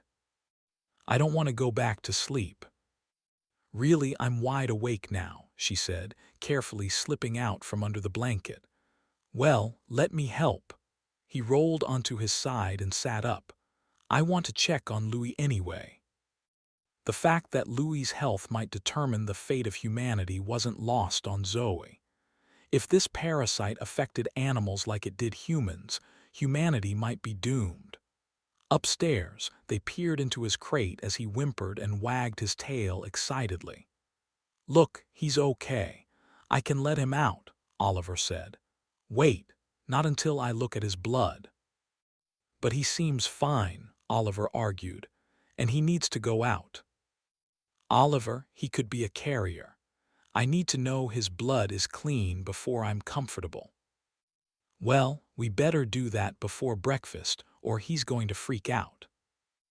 Louis's blood turned out to be clear, but that didn't mean the parasites weren't living in his stomach. Zoe couldn't test for that, but she was able to check his saliva and collect a stool sample when Ollie finally took him out. Both were negative for the parasite. It seemed humanity might have a chance after all, as long as they could survive each other. The sky, too, was clear. Clear and blue, all signs of the red rain clouds gone. "Thank God for blue skies," Oliver said. But the blue skies weren't to last. Over the next 2 days, red rain showers blew in and out sporadically, often with little warning. Zoe worried that Journey would continue to ask about going home, but she didn't. Perhaps she intuitively understood they had no way to take her home and phones weren't an option. She wondered if the little girl knew on some level that something bad had happened to her mom. Zoe didn't ask, and Journey never mentioned it. Journey's favorite pastime was watching Disney movies.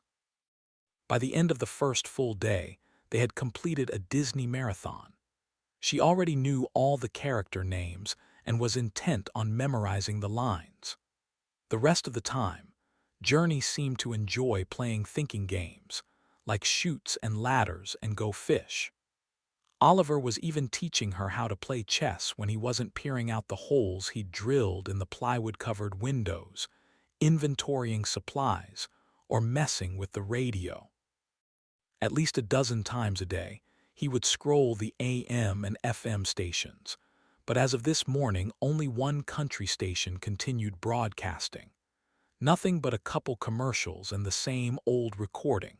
"Stay inside. Help is coming. Yada yada." Zoe was beginning to feel like this whole thing was much worse than they could ever have imagined. On the bright side, at least the power somehow remained working, and the water continued to run from the faucet. Oliver had even taken a barrel and filled it from the tap, anticipating that eventually their luck would run out. Unfortunately, the internet remained out. If only she could just Google what the hell was happening out there. It was like they jumped back in time 100 years overnight. No internet, no television, no radio, no phones. As for her, when not helping Oliver or watching movies or playing games with Journey, she was lost in thought. It was weird, all this time to think. It was also weird not having her face stuffed in a book studying for hours on end or racing through a nursing shift at the hospital. With all this time to think, she considered the parasite and what it was doing to the world. Her thoughts drifted to Alexis. Was she alive, dead, or undead? Images of her friend turned zombie invaded her thoughts. Her friend was out there either hiding from the madness, or worse, becoming part of it. She also thought about Oliver, his secret, and all the lies he'd told her to keep it. She wondered, if this hadn't happened and she found out, what would be different? Would she have left him? Would she have stormed out of the house right back to Bloomridge and into a Holiday Inn? She knew a few girls from school she could have stayed with. Maybe she would have just booted Oliver out. He was the liar. He could go sleep in the hotel.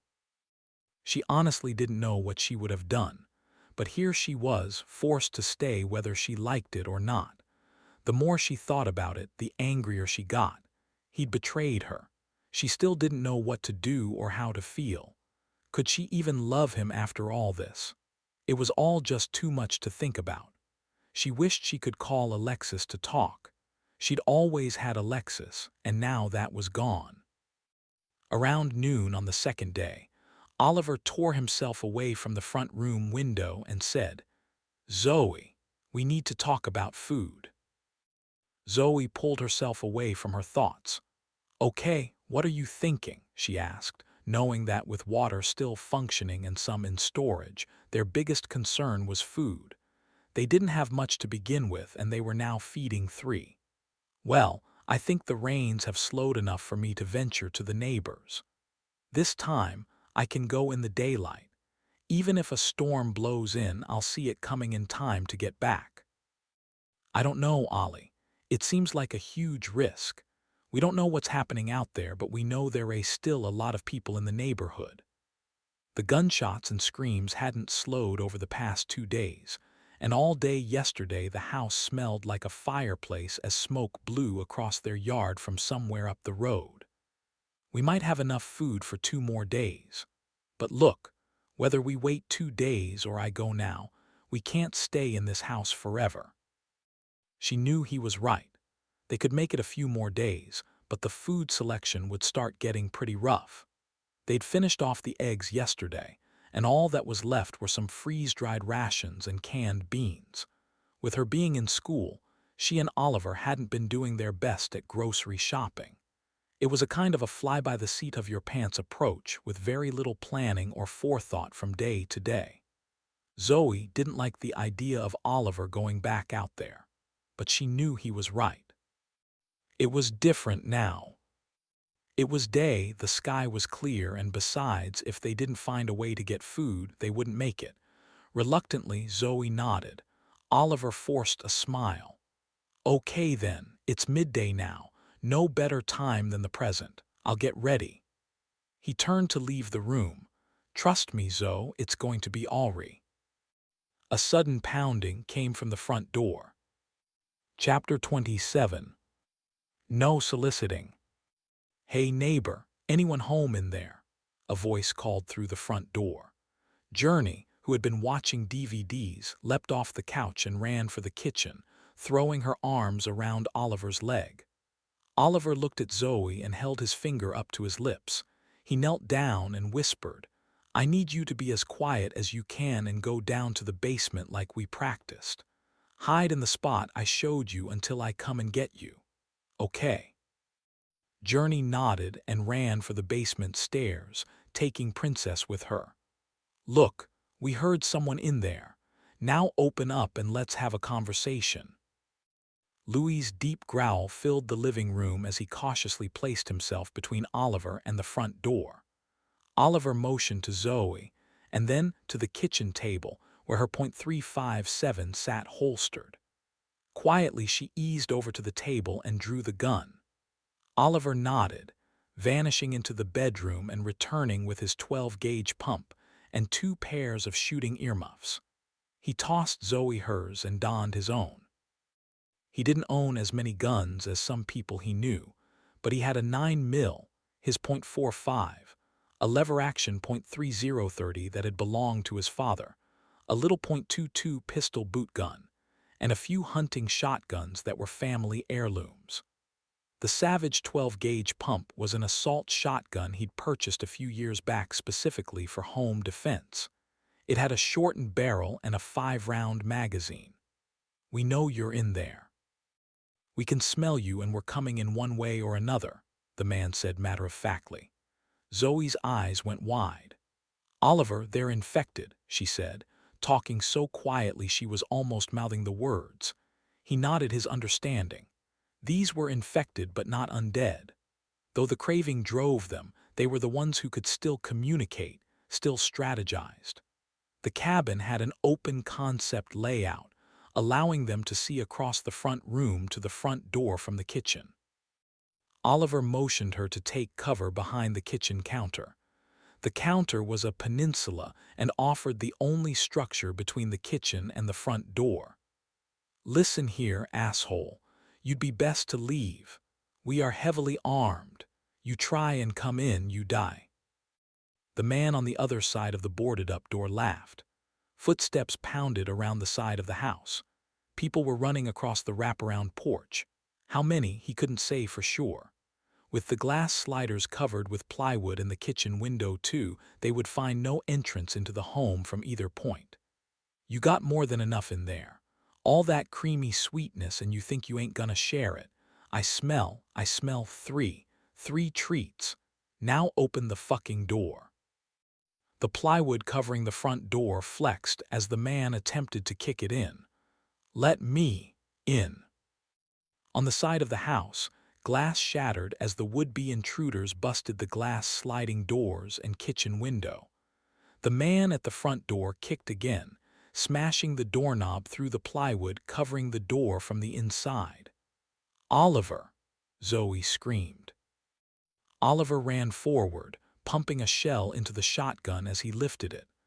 Louis, still standing in front of the door, held his ground and barked like mad. "Get back, Louis." Reluctantly, the pit bull obeyed, stepping back and ducking low, ready to pounce. His barks of warning stopped as he settled into a low growl. If the man made it inside, there'd be nothing Oliver could do to stop the loyal dog from protecting his territory. Hell yes to that, but what he didn't want was to accidentally shoot the dog. "Louis, hold." The man kicked again, breaking the plywood loose from the doorframe on one side. Stopping a yard from the door, Oliver fired. Buckshot blew through the door in a narrow spread. The man grunted. Oliver pumped the gun and fired again. Everything went quiet. Oliver pulled down his earmuffs and stole a glance back toward the kitchen. Zoe poked her head up from behind the kitchen counter, her eyes darting around. Oliver stepped forward, peering through the fist-sized hole in the front door. Outside, the fallen man began to move, pushing himself up from the deck. Instinctually, Oliver understood the man was no longer a breathing, thinking human. He was an undead, a zombie that would stop at nothing to eat their brains. The zombie threw all its body weight at the door, again and again. The plywood splintered as the doorframe cracked and snapped. Oliver raised the gun and aimed where the man's head should be. He fired, pumped the gun, and fired again. In the kitchen, the plywood covering the window above the sink cracked and then busted. A piece of firewood came through the window, landing in the sink. "I'm coming in," a bearded man shouted, pulling himself up onto the windowsill. He slid forward, busting the tall faucet as his palms slammed down onto a stack of dishes, shattering them under his weight. "I'm coming in to get what's mine." Behind the man, another silhouette appeared, pushing the man farther inside. "Hurry up, there's plenty for all of us." "Shit," Oliver shouted, limping for the kitchen. "Shoot, Zoe." Louis, barking like a maniac, ran right in front of Oliver, tripping him. He went down hard, the shotgun sliding across the floor. Oliver scrambled forward. "Damn it, Louis, move." "Better than sugar, better than creamy caramel," the bearded man said, standing in the farm sink as water sprayed wildly from the busted faucet. "Zoe, shoot, damn it," Oliver said, reaching for the shotgun. The man leapt from the sink. Clack, clack, clack, clack, clack, clack, click. The man in the sink fell face first, his head bouncing hollowly off the hardwood floor. Oliver blinked up at Zoe. She stood poised in a shooter stance, still pulling the trigger. Click, click, click. A monster of a man leaned in the window. "Well, that's just more for me." He gripped the windowsill and launched himself headfirst over the sink. Zoe, eyes wild and hands trembling, continued to pull the trigger. Click, click, click, click. The giant man sprang to his feet, lunging forward. Oliver was on his feet with the shotgun in hand, but in that split second there was no time to pump the gun. Oliver threw himself into the larger man, and they both crashed into the refrigerator. The fridge tipped back, slamming into the wall. The man punched Oliver in the face, grabbing the shotgun and trying to rip it from his hands. Louis lunged in, bit down on the man's calf, and began shaking it like a chew toy. Wrestling the man for the gun, Oliver knew he had to keep his hands on it or they were all dead for sure. The man twisted, slamming Oliver into the stove. A sharp pain shot through his lower back. The man took one hand off the gun and punched Oliver in the face with his big meat mitten of a fist. Oliver's head slammed back into the microwave, and he felt the door smash inward. Despite the flash of light and pain through his head, he stayed conscious, seizing the opportunity to twist the shotgun and smash the stock into the man's face. His nose exploded in a gush of blood. Louis continued to pull at his leg, and the big guy went down onto one knee. Behind him, Zoe stood with the .357 cocked back over her shoulder as if she were going to throw it like a baseball. But she didn't throw it. Instead, She pistol-whipped the man across the back of his head. "You bitch!" The man shouted, twisting to look over his shoulder at the cause of this new pain. Oliver pumped around into the chamber.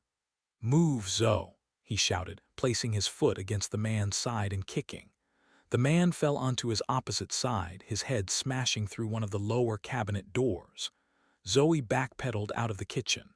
Keeping hold of the man's leg, Louis continued to growl and pull. Blood gushed from the infected man's leg as the pit bull shook the appendage like a rag doll. "Rah!" The man roared, punching Louis in the head. "Back, Louis," Oliver ordered. Louis released the leg but stood his ground, emitting another deep growl, all his teeth bloody and bared to bite again. The man tried to stand. "Stay down or die, asshole," Oliver shouted. "Mine, your goodies are mine," the man said, ignoring Louis the gun and the fact he no longer stood a chance. He reached up, grabbing the counter to pull himself up. Oliver fired the gun. Discharging the shotgun at practically point-blank range was instant and fatal. The man's now mostly headless body sagged to the floor. At the sound of the report, Louis ran from the room. Oliver wasted no time pumping another round into the shotgun and moving over the dead bodies to the window. Snatching a dish towel, he covered the busted faucet and peered out the window, looking left and then right. The porch was empty save a rack of firewood that now lay toppled and scattered across the porch. Oliver pulled down his earmuffs. "I think there were only 3, he said, turning to Zoe. "Are you okay?" "I'm not hurt, but are you okay?" she asked, assessing his bruised face. The guy had punched him hard enough to knock a tooth loose, but his jaw was still working, so he was pretty sure it wasn't broken. Oliver worked his jaw around and then said, "I'm okay. But I wasn't asking if you were hurt, Zoe. I'm asking, are you okay?" I mean, we didn't have a choice, right?" she said, her hands still shaking. No, we didn't. We did exactly what we had to do. We survived," he said, kneeling down in front of the sink. He reached underneath, shutting off the hot and cold water. "I have a few more 2x6s in the garage. I'll have to secure the window and door. Can you go check on Journey? I'm sure she's scared shitless right about now." "Oliver, I'm scared shitless." He reached for her, wrapping her in a tight hug. "I know, babe, me too, but you were awesome. You didn't freeze up and we're both alive because of what you did." Her body trembled in his arms. "And what about all this?" she asked, motioning around the kitchen. 2 bodies lay sprawled in their kitchen, blood and bits everywhere, busted appliances and cabinets, and he was sure he still heard water running from somewhere. He glanced over at the fridge as a puddle grew from beneath it, stretching out across the wood floor. The water line for the ice maker must have broken during the struggle. Pulling his attention back to Zoe, he rubbed his hand over her back comfortingly and forced a smile. He had a feeling she wasn't going to like what he was about to say. "Yeah, listen, Zoe, I've been thinking about this for a while now, and after all this," he waved a hand at the kitchen, "I'm sure." Her eyebrows knitted together. "Sure of what, Oliver?" "Remember what I said about going to the neighbors to find food?" She nodded, a look of dread coming over her face. "Well, forget all that. We need to leave this place." Chapter 28. The White Worm. Zoe felt like she was about to have a panic attack. She had just killed a man in their kitchen, and now Oliver wanted to leave the only safe place they had left in this world. But where will we go? It's absolutely insane out there. The internet isn't working. The radio isn't broadcasting anything but that same damn emergency message telling everyone to stay inside. And what about the rains? Wouldn't we be better to clean this up and stay put? I mean, you said you have more wood. We can fix the window and... Oliver placed his hands on her shoulders. "Zoe, do you trust me?" Well, that was a strange question. She frowned up at him. No, she didn't trust him. A few days ago, he'd admitted to lying to her for the past several months. He'd gone back to a job that had nearly gotten him killed, a job he'd promised never to go back to again. "I know what you're thinking," Oliver said. "Do you?" she asked. That was different. "What I mean is, do you trust me to keep us safe?" he asked. Without further hesitation, she nodded. She knew that no matter what, Oliver would do everything he could to protect her. But that didn't mean leaving the safety of their home was a good idea. She needed more. "Do you have a plan? I'm not getting in a car and just driving away with no destination, no plan. That sounds like suicide." "Of course I have a plan. Like I said, I've been thinking about this for a while, even before these assholes broke in. Our survival isn't just about getting somewhere safe. I mean, sure we need security, but we also need food. We can't just board ourselves in and hope this all ends before we starve. And sure, I can search the neighbors' houses, but it will be a recipe for violence every single time. Now, don't get me wrong, it may still come to that, but I think I have a better plan." Zoe tossed her earmuffs on the table. "Okay, but our kitchen and probably our basement are flooding. Let's get this place secure and check on Journey, then let's hear your plan." Oliver smiled and nodded, letting out a relieved sigh. "Right," he said as he bent and retrieved the piece of busted plywood that had been covering the window. Zoe forced a smile. "I said I'd listen, Ollie. I didn't say I'd agree." Oliver stood up and headed for the basement door. "Fair enough. I'll check on the kid and then I'll grab some boards for the window." "I can check on her," she said. "No, just sit tight and catch your breath, you don't look so good." "Asshole." Oliver smiled. "You know that's not what I meant. Seriously, take a minute and I'll be right back," he said, vanishing down the basement stairs. Zoe closed her eyes and let out a long sigh. She wished that when she opened them, this would have been a dream, a nightmare. Like many times over the last few days, she thought of Alexis and wished so badly she could talk to her childhood friend. Was she okay, or was she one of them? And what of her parents? What about Oliver's sister, Sarah? Was she safe? Had this damn disease reached that far? Maybe Oliver was wrong and this wasn't happening everywhere. No. She was kidding herself if she believed that. Opening her eyes, she looked down at the kitchen table strewn with medical supplies, boxes of ammo, and bloody syringes. Had this become their life now? On the table a puddle of blood pooled, sticky and dark. Wait a sec, that wasn't right. The syringe holding the nearly 4-day-old sample from Mr. Henderson's blood sat broken. Zoe leaned in, observing a trail of blood leading away from the puddle to a tipped-over cereal box that was leaning on the fruit bowl in the center of the table. Cautiously, she reached for the box, pinching the flap between her thumb and index finger. Zoe drew in a breath and held it, standing the cereal box back upright, then yanking her hand as she jumped back. Under the box lay a worm thing with claw-like legs. It was the same image she had seen under the microscope, only this version was every bit of 3 inches long. No wonder the syringe had broken. The white worm was lying on its back, squirming.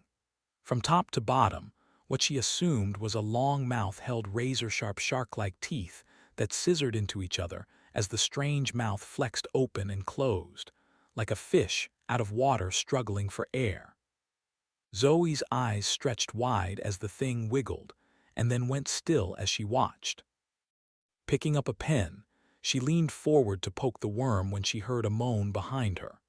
She spun only in time to see the bite coming for her face. Zoe screamed as the man she'd already shot 6 times threw himself at her. She jerked her head to the side as teeth clacked by her ear. How was this happening? She'd shot him 5 times practically point-blank in the chest and once in the head. At least that's what she thought she had done, but the red gash across the man's brow told her she had only grazed his skull and not penetrated it. Twisting to get away, Zoe shoved, but the undead man groped for her, snatching a fistful of her braids, jerking her off her feet.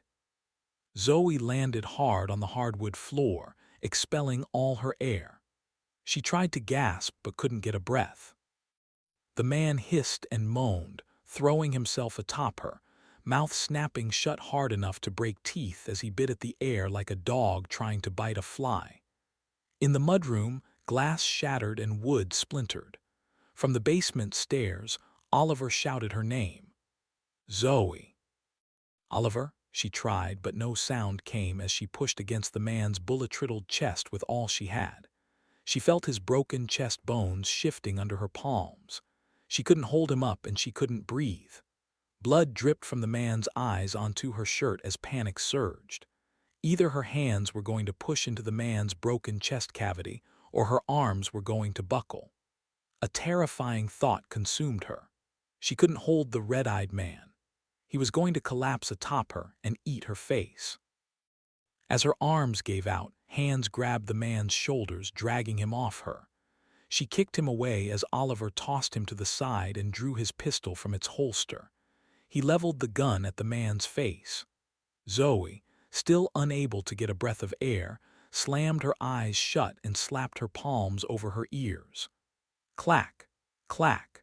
The bullets ripped through the man's head.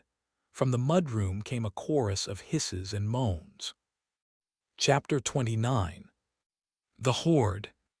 His wife's attacker tipped over onto the hardwood floor with 2 exit wounds out the side of his head.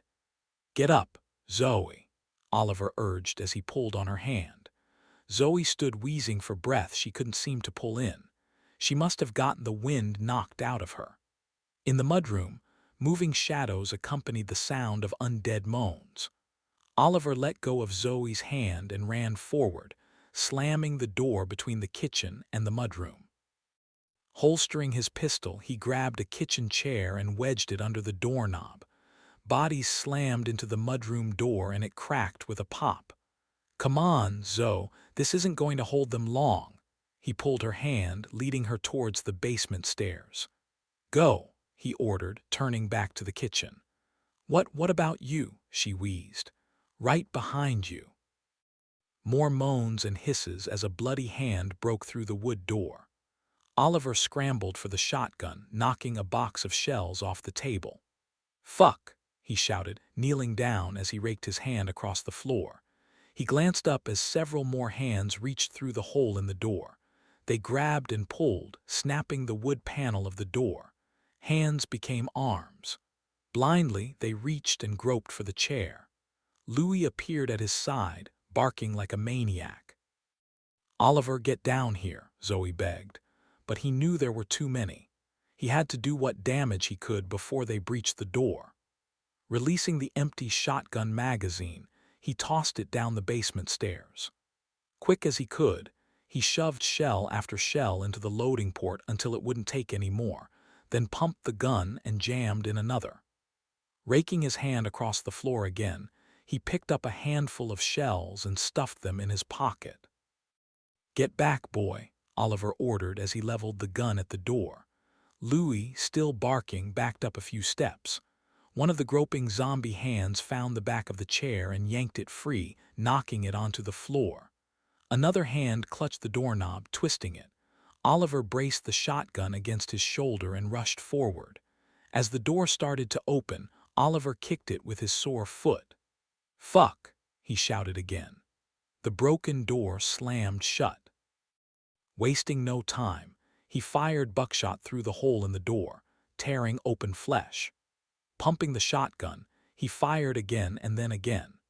The buckshot ripped through arms and dropped fingers onto his side of the door as the relentless undead continued to shove and press.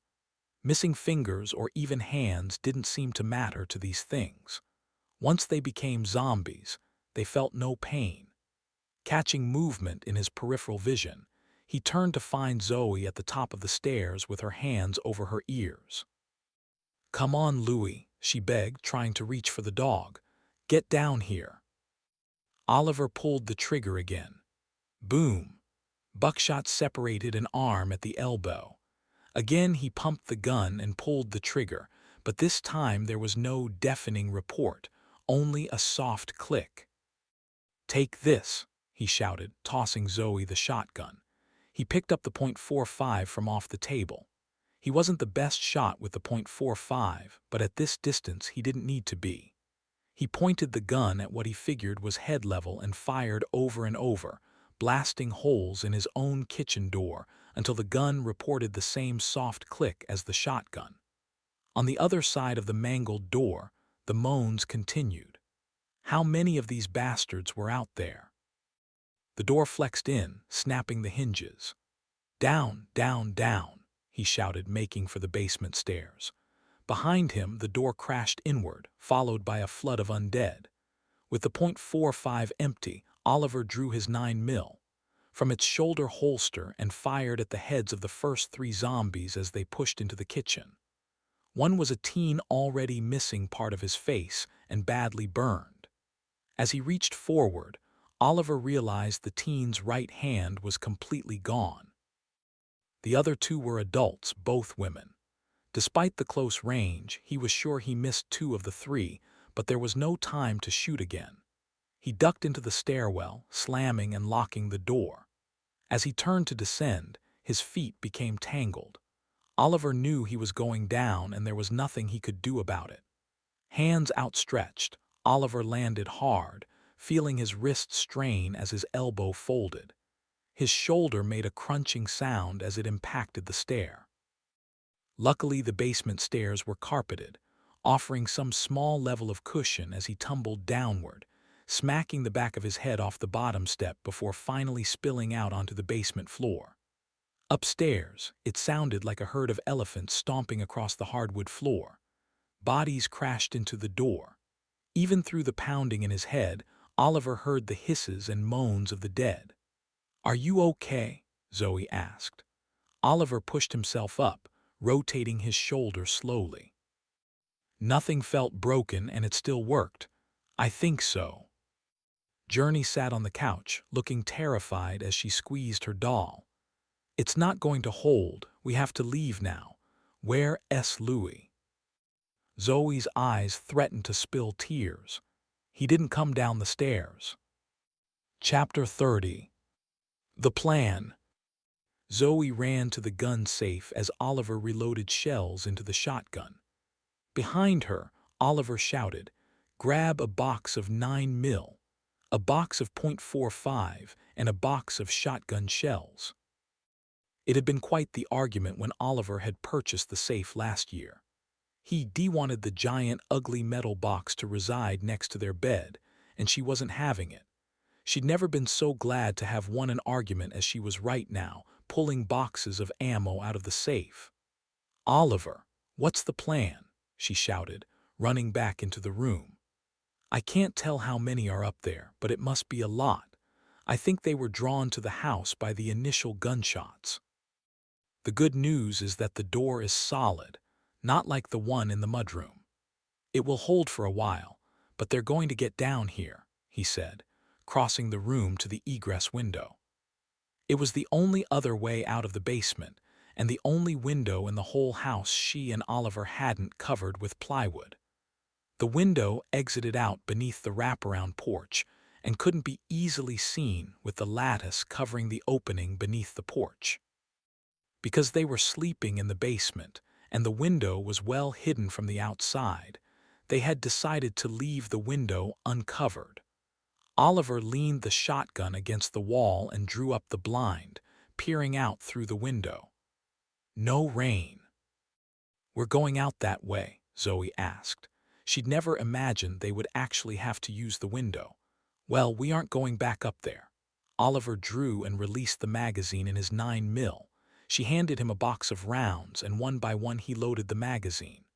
"Journey, we have to leave," Oliver said. Upstairs, the undead beat relentlessly on the door. The little girl jumped up and ran to the window. "I can't believe we're doing this. What if there are more of them outside? I think the noise will have drawn them all in, and if there are 1 or 2, I'll just have to deal with them on the way to the bus." "We're taking the bus. Where? And what about clothes?" "Jesus, Oliver, Journey doesn't even have shoes on, and what about Louis? We can't leave him up there. Babe, do you have a better idea? Your car is in the garage, which is locked. Our clothes are up there, which is a problem. I can get us to the bus, which is not locked. Also, I left the keys in the ignition. Zoe's mind raced. They had some food down here and a bathroom. It wouldn't be great, but they could last a few days down here if they had to. I don't know. Maybe if we stay quiet we can wait them out. Maybe they'll leave. And what about Louis? I'm not leaving him. Above them, something hit the hardwood floor so hard it sounded like the whole ceiling was going to come down. What followed was the sound of smashing glass. Sounded like they flipped the kitchen table, Zoe said, looking at the ceiling. Oliver shoved the reloaded spare magazines into his pocket and the shotgun magazine into the shotgun port. Look, I know you don't want to hear this, but that door isn't going to hold long enough to wait them out. They know we're down here, and they won't stop until they get through. I've watched enough apocalypse movies and read enough zombie books to know that society is in the process of a collapse that we may not recover from. Not in our lifetime, anyway. What are you saying? She asked. Zoe, I don't think anyone is coming, and I don't think this is going to just blow over. He was right. She didn't want to hear this, not because she thought Oliver was crazy with all this talk about zombies, but because she knew it was all true. Medically speaking and based upon what she had seen on the kitchen table, this parasite was potentially a humanity killer. She wondered how many people had already fallen. Zoe took a deep breath and swallowed. So what's your plan, Oliver? Right. He shoved his arm through the shoulder strap of the shotgun and hurried across the basement to a linen closet. He jerked the door open and retrieved a gym bag. Now that the guns are reloaded, we need to fill this bag with the rest of the ammo. You remember I told you about the church, the one on that country road about a mile off Broadway. It's the right turn just past that piece of property we always dreamt about buying someday. He handed her the bag. The church full of undead that nearly killed you, the one you barely escaped from, the one where Journey got bit in the back. She locked eyes with him. Yes, I know the church. Please tell me you're not suggesting we go there. The look on his face told her that was exactly what he was suggesting. He turned, hurrying back to the furnace room where they kept the gun safe. Zoe stayed on his heels. You can't be serious. Not to live, not even to stay. But yes, I am suggesting we stop by there on our way. Above them, wood scraped across the floor. It sounded as though the zombies were rearranging their furniture. They stopped in front of the safe, and Zoe held open the bag as Oliver emptied the shelves of ammo. Then he retrieved the small .22 deuce knelt and strapped the ankle holster to his leg. Oliver glanced up. I see the look and I know what you're thinking, but the pantry in that church held enough food to keep us alive for months. We don't even know if that food will still be there. And what about the sick? Oliver pulled his pant leg over the holstered gun and stood. It's okay. These are by definition zombies, and you might as well embrace it. I'm being serious. This is insanely risky, she said, shuffling the contents of the bag around to make more room. Next to the gun safe were shelves where Oliver had stored some provisions. That was back when he'd had it in his head that they were going to become preppers. She grabbed some freeze-dried packets of soups and scrambled eggs from the shelves, dropping them into the bag. Oliver pushed the door to the safe closed. Zoe, it's no riskier than staying down here and waiting for those things to break through. And even if we somehow kill them all or wait them out, our house is fucked. Oliver, Journey scolded. They both turned to the door, only now realizing Journey had followed them into the room. I thought you were waiting by the window, Oliver said, his face flushed. Zoe realized the look was one of embarrassment. Something inside her found his embarrassment endearing. "Well, I'm only 6, Oliver, and there are monsters up there, and I don't want to be alone. Everyone knows you don't leave a 6-year-old alone with monsters." Zoe dropped the bag and knelt, pulling the little girl into her arms. "I'm sorry, Journey. We should have never left you alone. And Oliver is sorry too, aren't you, Oliver?" she asked, giving him the side-eye. "Of course," Oliver said, picking up the bag. Upstairs, the pounding changed, becoming harder and louder, like a fist had been replaced by a foot or maybe a shoulder. That or someone much stronger was punching the door. "We have to go, Zoe. At least with the church we could pull a huge load of food and not have to worry about finding more for a while. Maybe by then something will change. Maybe the rains will stop for good, and maybe the military will show up." Zoe held little Journey's hand in hers as Oliver took Zoe's other hand, quickly leading them back through the basement over to the window. "But after the church, then what? Let's suppose we get the food. Where will we go?" Zoe asked. Oliver dropped the bag at the base of the window. "Right. That's the next part of my plan. Just past the church on the same road is this mansion. It's like a farmhouse but modern. It has an attached 4-car garage and like 4 chimneys. The place is huge. But the best part is the bridge across the creek that runs through the front of the property along the road. At the end of the short bridge is an iron gate. Behind the house is an open field. There's nothing planted in it right now, so it will be easy to see anyone coming. Plus, the property itself is fenced in with a decent-sized stone wall. You remember that commercial playing on the radio advertising solar power? How could she not? The commercial must have played 100 times over the last couple days. Of course. Well, the best part is the garage is covered in solar panels. Now I know that doesn't seem important while we still have power here, but trust me when I say this isn't going to last. I'm actually surprised it hasn't already gone down. So yeah, I'm suggesting we load as much food as possible into the bus and take that house for ourselves." Zoe's mind raced at all the possible flaws in this plan. "You said there were like a dozen of those things in the church, and you want to go back there. Even if we somehow don't get ourselves killed at the church, you think the owners of this house you saw are going to just welcome us into their home to live with them? When I drove by the house, a car was wrecked in their front yard. Something had already happened there. Look, I know this all sounds risky, but last time I was at the church, I was alone and my concealed carry pistol is in my Jeep, which is at base. All I had was a pipe. But now it's different. I have you and plenty of firepower. If those things are still inside the church, we can handle it. As for the house, I don't know what we'll face, but if it's occupied, we'll have plenty of food to trade and weapons to help protect everyone inside, which at this point I think is way more valuable than money." He took both her hands in his and squeezed. "We can do this, Zoe. We have to, because the alternative isn't good." Journey pointed up at the window. "Are we going through there?"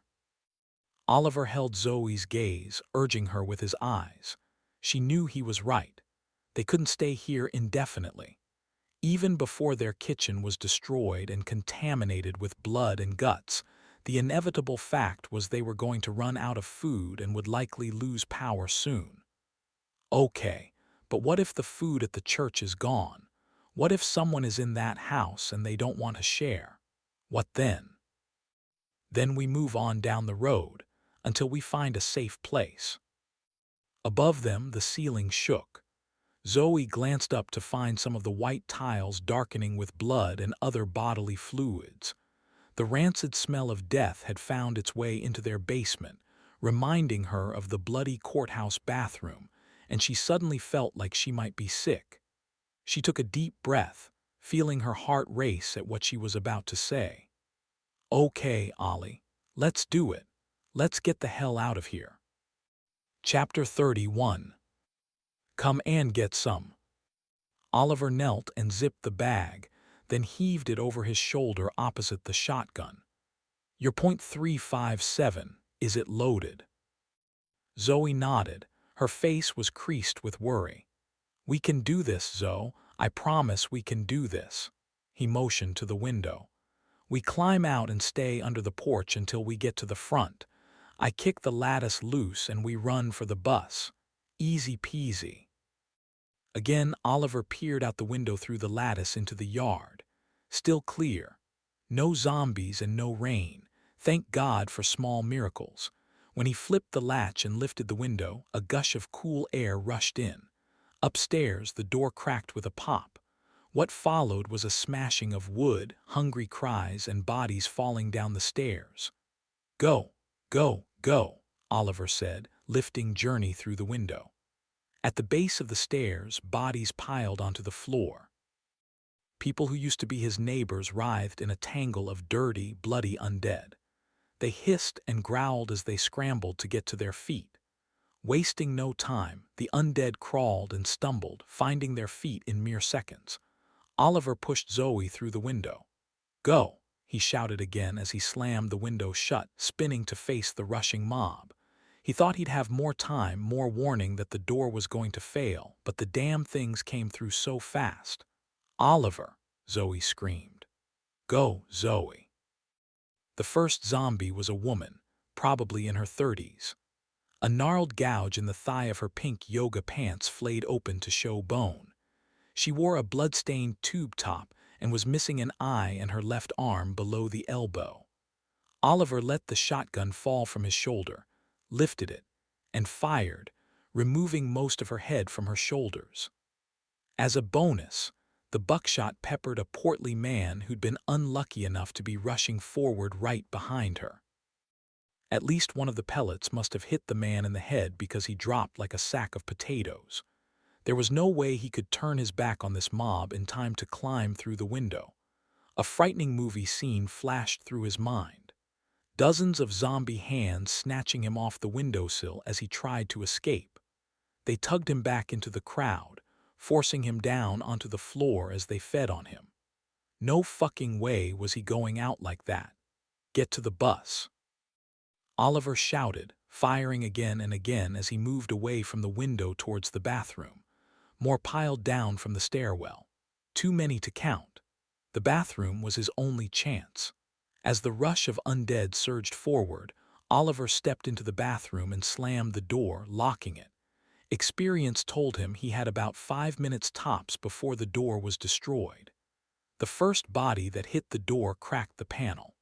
Okay, maybe 1 minute, he thought, spinning toward the other door. Even before Oliver had stepped into the bathroom, a very simple plan had started to take shape. The basement was set up so that each room was connected to form a sort of circle. The entertainment area connected to this bathroom, which had a second door connecting to the spare bedroom. The spare bedroom connected to a hallway that led back to the entertainment area. Off that hallway was a large walk-in storage closet and the furnace room. In theory, if he could make it across the bedroom and down the hall, he could essentially circle back behind the horde of undead and escape back up the stairs. In theory. Okay, Oliver, piece of cake. A fist busted through the door and groped for the handle. That's right, you son of a bitch, I'm in here, come and get some, he shouted, exiting into the bedroom and shutting the door behind him. There was no lock on the bedroom side of the door. Quickly, Oliver threw the bag of ammo and shotgun onto the bed, grabbed the dresser, and slid it in front of the door. Since the door was at the corner of the wall, he did his best to angle the dresser between the door and the wall so that it was wedged. It would take 20 men to push that door open now, and they'd have to shove the dresser through the wall to do it. Oliver hoisted the bag over his shoulder and picked up the shotgun. The key now was stealth. Quietly, he moved across the carpeted room that he now realized was soaked from the broken water lines in the kitchen. Cold water gushed into his shoes with each step. His hands were shaking so bad that the gun was rattling louder than he liked. Taking a deep breath, he tried to steady himself. Slowly he peeked around the corner into the hall, half expecting a zombie to be there, waiting. The hallway was dark but clear, with only the sounds of the undead filling the hall. At the other end, just around the corner, were the stairs and his only chance of escape. He hoped like hell the entire mob was focused on the bathroom and that the stairs were clear. He eased forward into the hall. What would he do if they rushed him? Run back for the safety of the bedroom. Then what? Wait them out like Zoe suggested. He took another step, the smell of feces and death assaulting his senses. If he had to retreat back to the bedroom, would the door even hold them at bay? At least he could lock that one from the inside, but he'd need to reinforce it. Maybe he could use the bed frame to somehow brace the door. Then, with the bag of ammo, he could pick them off one by one through the door. In the back of his mind, he knew he wouldn't win that battle. He neared the end of the hall and stopped. Around the corner, he could hear their desperate groans and pained cries. It was almost like whatever was driving them to feed on human flesh and brains was using hunger pains to motivate them. Maybe the parasites had the ability to multiply the pain by 100 or 1,000. Carefully, he peeked out around the corner. There must have been 30 zombies crowding around his bathroom, pushing and shoving like they were in a mosh pit at a heavy metal concert. The door to the bathroom was completely destroyed now, and the small space was full of even more undead as they attacked the second door. Each zombie's tormented moan and angry hiss oozed desperation for a bite of Oliver's flesh, a taste of his brains. Staring at the back of the zombies' heads, he noticed something for the first time. Until now, he'd only fought them face to face, but seeing them from this view revealed something very strange. All the undead seemed to have an oval-shaped bulge at the base of their skulls. Even creepier, as Oliver stared at a bald, shirtless man near the back of the crowd, he could see the knot was moving. The oval bulge seemed to convulse beneath the skin. What the hell? He'd have to tell Zoe about this if he lived long enough to get the hell out of here. He withdrew back behind the wall and took a deep breath. Stay calm, Oliver, you got this. All he had to do was round the corner and dart up the stairs. In a strange way, this reminded him of repoing. Many times, he'd had to sneak into a private marina, airport hangar, or someone's garage and take an asset without getting caught. However, the penalty for getting caught might be a physical confrontation or, worst case, getting shot, but at least he'd never had to worry about being eaten alive. Oliver swallowed dryly and leaned out from behind the wall again, this time stretching farther and glancing up the stairs. Remnants of the broken door lay strewn downstairs, stained in thick patches of viscous blood. 3 bodies lay twisted on the stairs, the remains of earlier headshots. Oliver ducked back behind the wall and readied himself. Now or never. As Oliver slowly eased around the corner, preparing to make a run for it, his heart stalled and he froze. At the top of the stairs, a silhouette appeared in the doorway. No, no, no, he screamed in his mind. Stay, Louis. For the love of God, stay and do not. Louis barked and started down the stairs. The mob of undead turned. With only a dozen feet between the zombies and himself, Oliver ran, racing up the stairs, stumbling over the bodies and slipping in blood. Go, Louis. Damn it, move. Louis turned around, racing back up the stairs. Oliver didn't dare look back, but he didn't need to. He could feel them surging up the stairs after him, their desperate cries turning into moans of excited anticipation. At the top of the stairs, Oliver caught a glimpse of the overturned stove and refrigerator. He didn't give them a second thought as he pressed on around the corner, nearly falling over the out-of-place kitchen table, which lay upside down. Reflexively, he jumped the table, feeling pain shoot through his wounded foot. Zombies fell over each other as they crested the stairs. They scrambled behind him, some crawling, some managing to stay on their feet. Ignoring the stabbing pain in his foot, Oliver made for the back door. As he crossed from the kitchen into the mudroom, he couldn't help but notice the smell. Not the smell of shit or blood or death, but something else. Gas. He smelled gas. The stove, he thought. "Louis, outside!" he shouted. Louis bolted out the back door just ahead of him. Was he really about to do this? Oliver cleared the porch and spun, raising the shotgun. Zombies filed out the door. Oliver fired, but not at the zombies. Instead, he fired at the bay window, still covered in plywood. Buckshot peppered the wood, but nothing happened. "Come on, damn it!" Oliver fired again and then again. The first zombie, the shirtless, bald man from the basement, was on him now, and he realized he'd made a horrible mistake. He should have kept right on running. Jerking the .45 from its holster, he shot the zombie point blank. The next one didn't make it off the porch after the shot blew through her right eye and out the back of her head in a starburst of blood. But there were just too many. "Please, please, please," Oliver begged, pointing the handgun at the bay window. Clack, clack, clack, whoomp. Inside, the house ignited, lifting the roof and blasting a ball of flame out the bay window and back door. Oliver felt a wave of heat slam into his body as the force of the explosion picked him up off his feet. As he flew backward, darkness closed in. The last thing Oliver saw before unconsciousness claimed him was a horde of burning zombies flooding out of the back door and running straight for him. Chapter 32. The bus stop. Zoe pulled open the broken bifold door of the bus to reveal a bottom step covered in red liquid and glass shards, the result of a broken glass door and the small foot-sized hole in the passenger side corner of the windshield. She picked up Journey, placing her on the next step up, which appeared to be dry. Journey climbed up into the aisle, Zoe skipping the same step to join her. A quick glance around told her everything else seemed dry. She knew from her research if the red rain didn't land directly on you, or maybe even in your eyes, mouth, or some other open wound, the parasites would die quickly.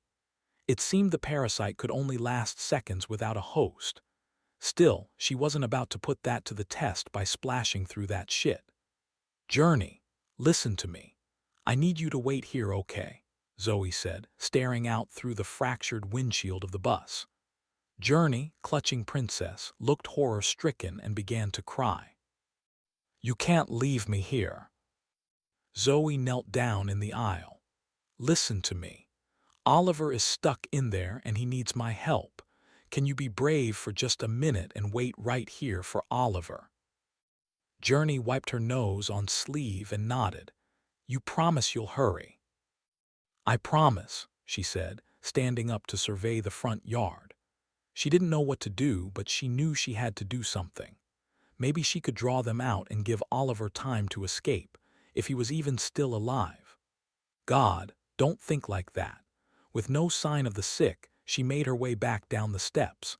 She decided she would circle around the garage side of the house to the back door and start shouting. Maybe she could draw them up from the basement and give Ollie a chance to. Boom, boom, boom. Instinctively, Zoe dropped down into a squat. That was a shotgun, and it was coming from the backyard. Zoe stood and ran across the driveway and around the garage. Clack, clack, clack, whoomp. The ground shook and the window in the garage blew out. Reflexively, Zoe threw her hands up, not understanding. Something had exploded, but it wasn't until she rounded the corner that she realized the full extent of what had happened. Zoe stopped, taking in the scene. Their home was burning. Flames rose from the roof and the windows, but her attention quickly went to the man lying in the grass. Oliver. She ran toward him as the sick, all of them set aflame, appeared from the back door like a swarm of burning monsters. Louis stood behind Oliver, gripping his flannel shirt collar in his jaws as the loyal dog tugged, frantically trying to drag Oliver away from the burning undead. But they rushed ever forward from the flaming porch, falling down the steps. They clawed their way forward, crawling as if the flames did nothing to deter them from their prize. They acted like they couldn't feel that they were on fire. that they were being burned alive. Or maybe, more aptly, that they were being burned unalive. Zoe pulled the .357 from her hip and shot the first one as it grabbed Oliver's ankle. The shot missed the head but hit the thing in the shoulder. She ran forward again, getting even closer. Holding the gun in both hands, she assumed a shooter's stance, and this time at 3 yards she blew the burning man's head apart. Zoe turned and faced the crowd. 3 of the sick collapsed short of reaching them, the flames or maybe the explosion having caused enough damage to halt them, but 7 more still scrambled forward. She fired over and over, killing only 2 more before she ran out of rounds. Wake up, Oliver," she begged, lifting his shotgun. She pumped the gun and pulled the trigger, but nothing happened. No, no, come on, Oliver, wake up," she shouted, slapping him in the face. 3 of the remaining sick were on them, pulling at Ollie's feet. 1, a woman maybe, though it was hard to tell due to the bald head and blistered skin, bit down on Oliver's foot. Oliver's eyes fluttered open. "My gun," he moaned, lifting his hand and the pistol it held. She snatched the .45, pointed and fired, shooting the woman through the top of the head.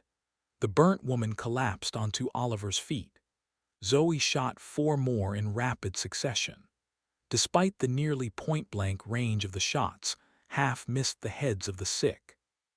Still, by the time she had spent every round in the .45, all the sick that the flames hadn't completely consumed were dead. "Oliver," Zoe breathed, collapsing back onto her ass. "Are you okay?" "I think so," he moaned, pushing himself into a sitting position. Together they watched as the roof of their home collapsed upon itself. "That's everything we had," she said, knowing somehow that none of it mattered.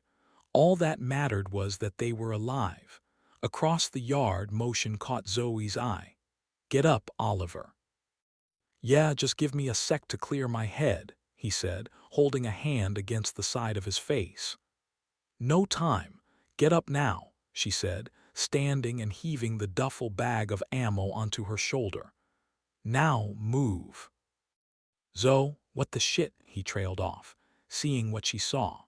From the south side of their yard, dozens of people were appearing from the thin sliver of woods separating their house from the next street over.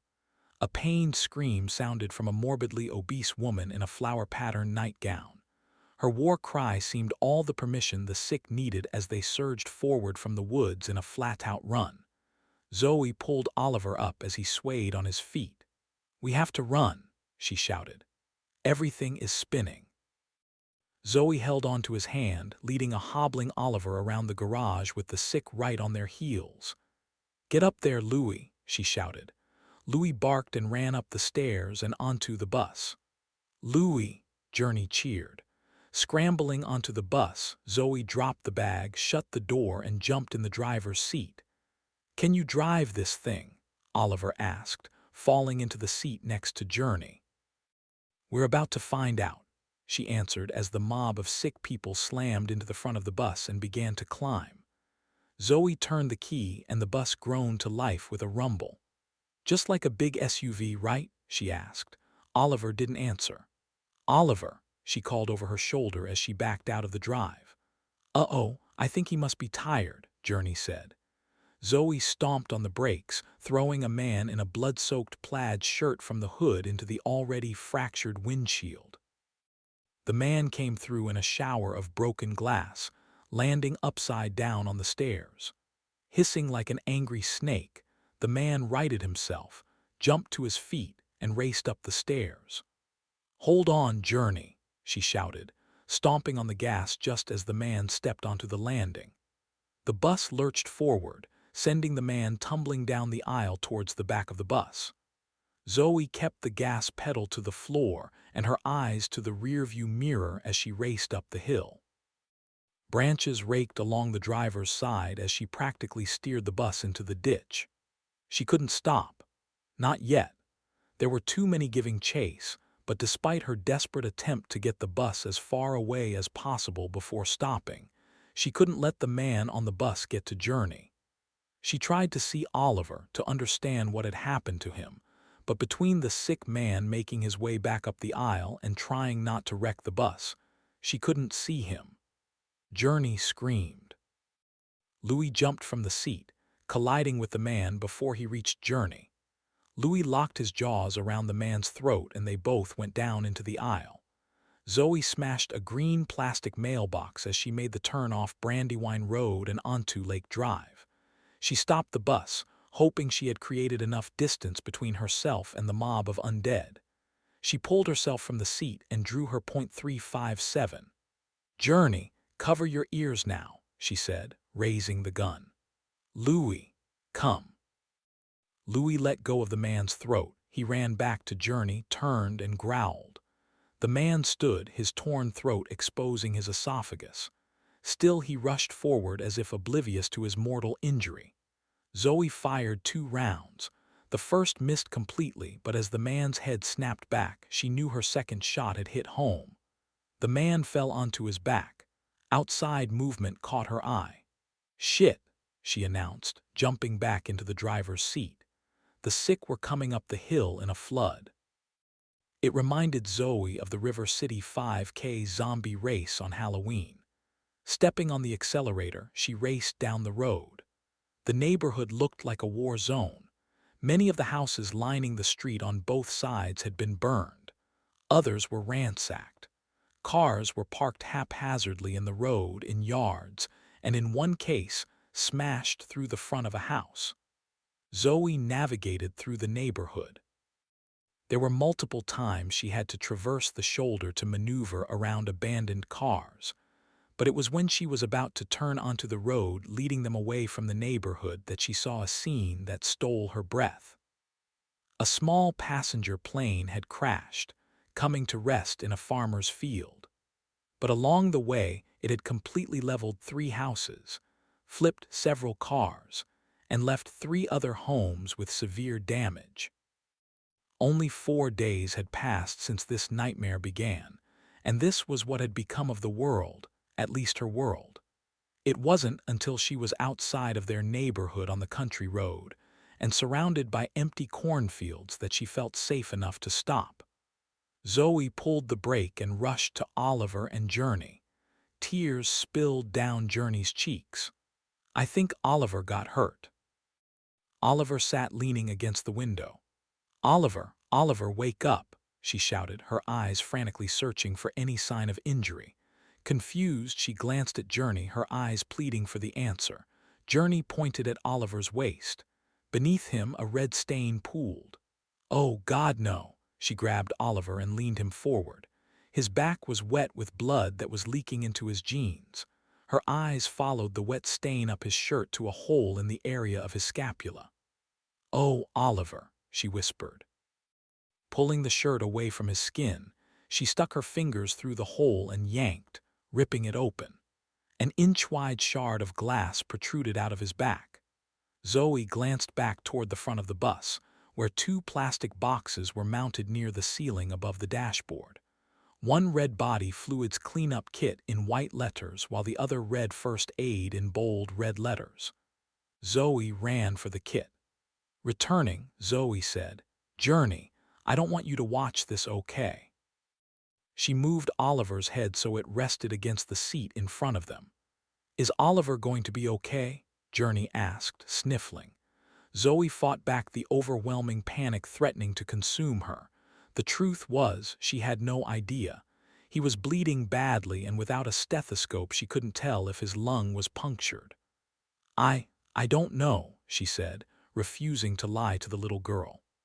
"Now look away, okay?" Journey gripped Princess tight in her arms, slammed her eyes shut, and turned away. "Please be okay, Oliver, please." That was the moment Zoe knew 100% she knew. She not only loved her husband, she was in love with him. She hated what he'd done to her, but like stars needed a night sky to shine bright for all to see, she needed Oliver. Without him, there was no light inside of her, no shine. Zoe blinked back her tears and took a deep breath.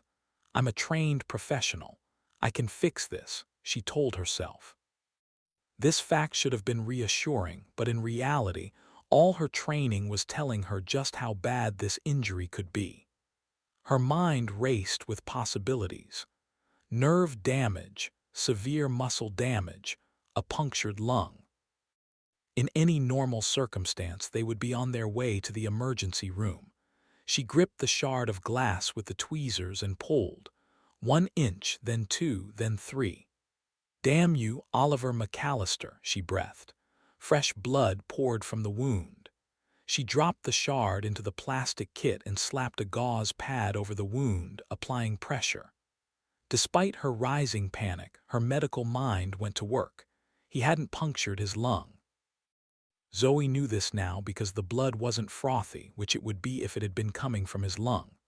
Also, the shard itself had been angled oddly, so maybe it hadn't gone straight in and thus not as deep.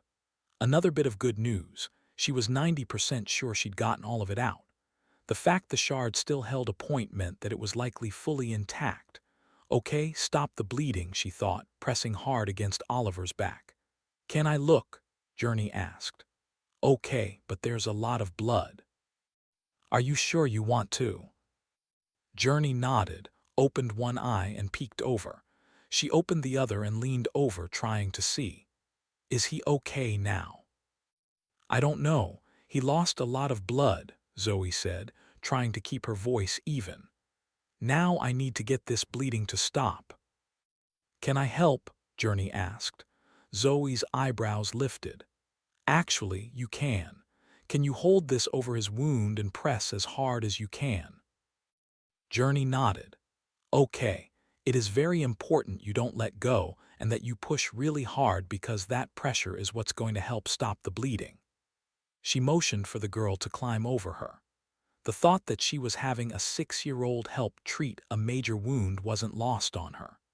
She hoped she wasn't doing something that would give the poor kid nightmares. But after what Journey had already seen, if she was going to have nightmares, this probably wouldn't be what haunted her in her sleep.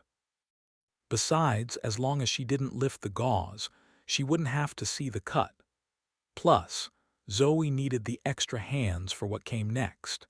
Journey stood on the seat, placed her palms over the gauze as if preparing to give CPR, and pushed down. She made a face as if straining with all she had. "Good. Now just hold that for a moment while I get some tape ready." In the kit she located a variety of bandages, from Band-Aids to compression wraps, but because the wound was in his back, she didn't think a pressure dressing would work well. To her surprise, she noticed the steri strips. Most kits didn't come with them, but for whatever reason this one did, or perhaps someone had added them.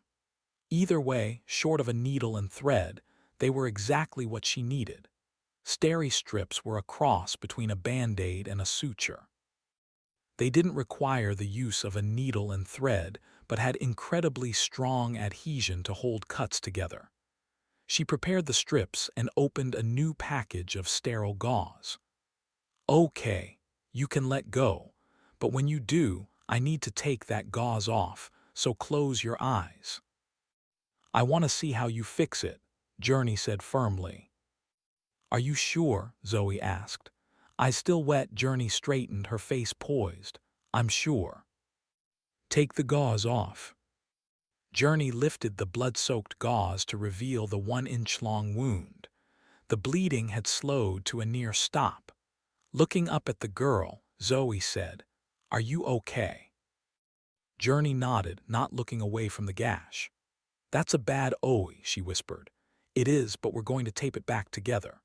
She forced a smile, but internally she wanted to scream. "Oliver, damn you, don't you do this to me. Not now, not here." She hadn't even had a chance to tell him she'd forgiven him for lying to her. She would, if only just please wake up. "Then will Oliver wake up?" Journey asked. Zoe's smile slipped. I think he needs to rest for a while." The truth was she didn't know. He'd lost so much damn blood. But her worst fear was that he wouldn't wake up at all, that he'd slip into she couldn't finish that thought. She wouldn't let herself go there. Pushing the horrible thought out of her mind, she wiped the wound with iodine from the kit, dried it as best she could, and squeezed the wound back together, taping it closed with the 3 steri strips. To her surprise, Journey watched attentively, never taking her eyes off Oliver. "Now what?" Journey asked. Zoe looked out the window of the bus across the barren fields. The sun was high in a sky of scattered clouds. On the horizon, darkness crept closer. It looked like rain was coming. Zoe looked back to the broken windshield. "We have to go," she said, leaning Oliver back in the seat. Still unsure of the damage to Oliver's insides, she left him sitting up and leaning against the side of the bus. "Can you stay here and keep an eye on Oliver?" Journey nodded. Zoe grabbed the girl and pulled her to her chest, hugging her tight. "Thank you, Journey," she said, forcing a smile. She didn't feel like smiling, but the thank you was sincere.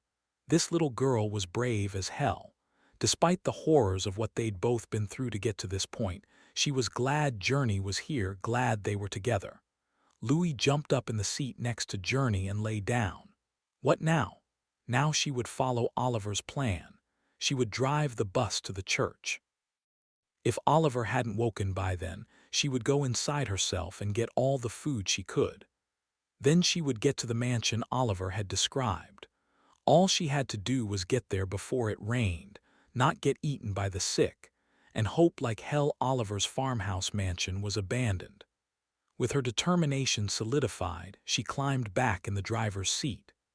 Okay, so what could go wrong? In the distance, thunder rumbled, drawing her attention to the horizon. Eerie red rays of sunlight punched holes through a sky slowly crowding with heavy, blood-stained clouds, like puffy cotton balls filled to the brim and ready to spill. Zoe pressed in the brake knob and pulled the bus back onto the road. "Oliver, please be right about this."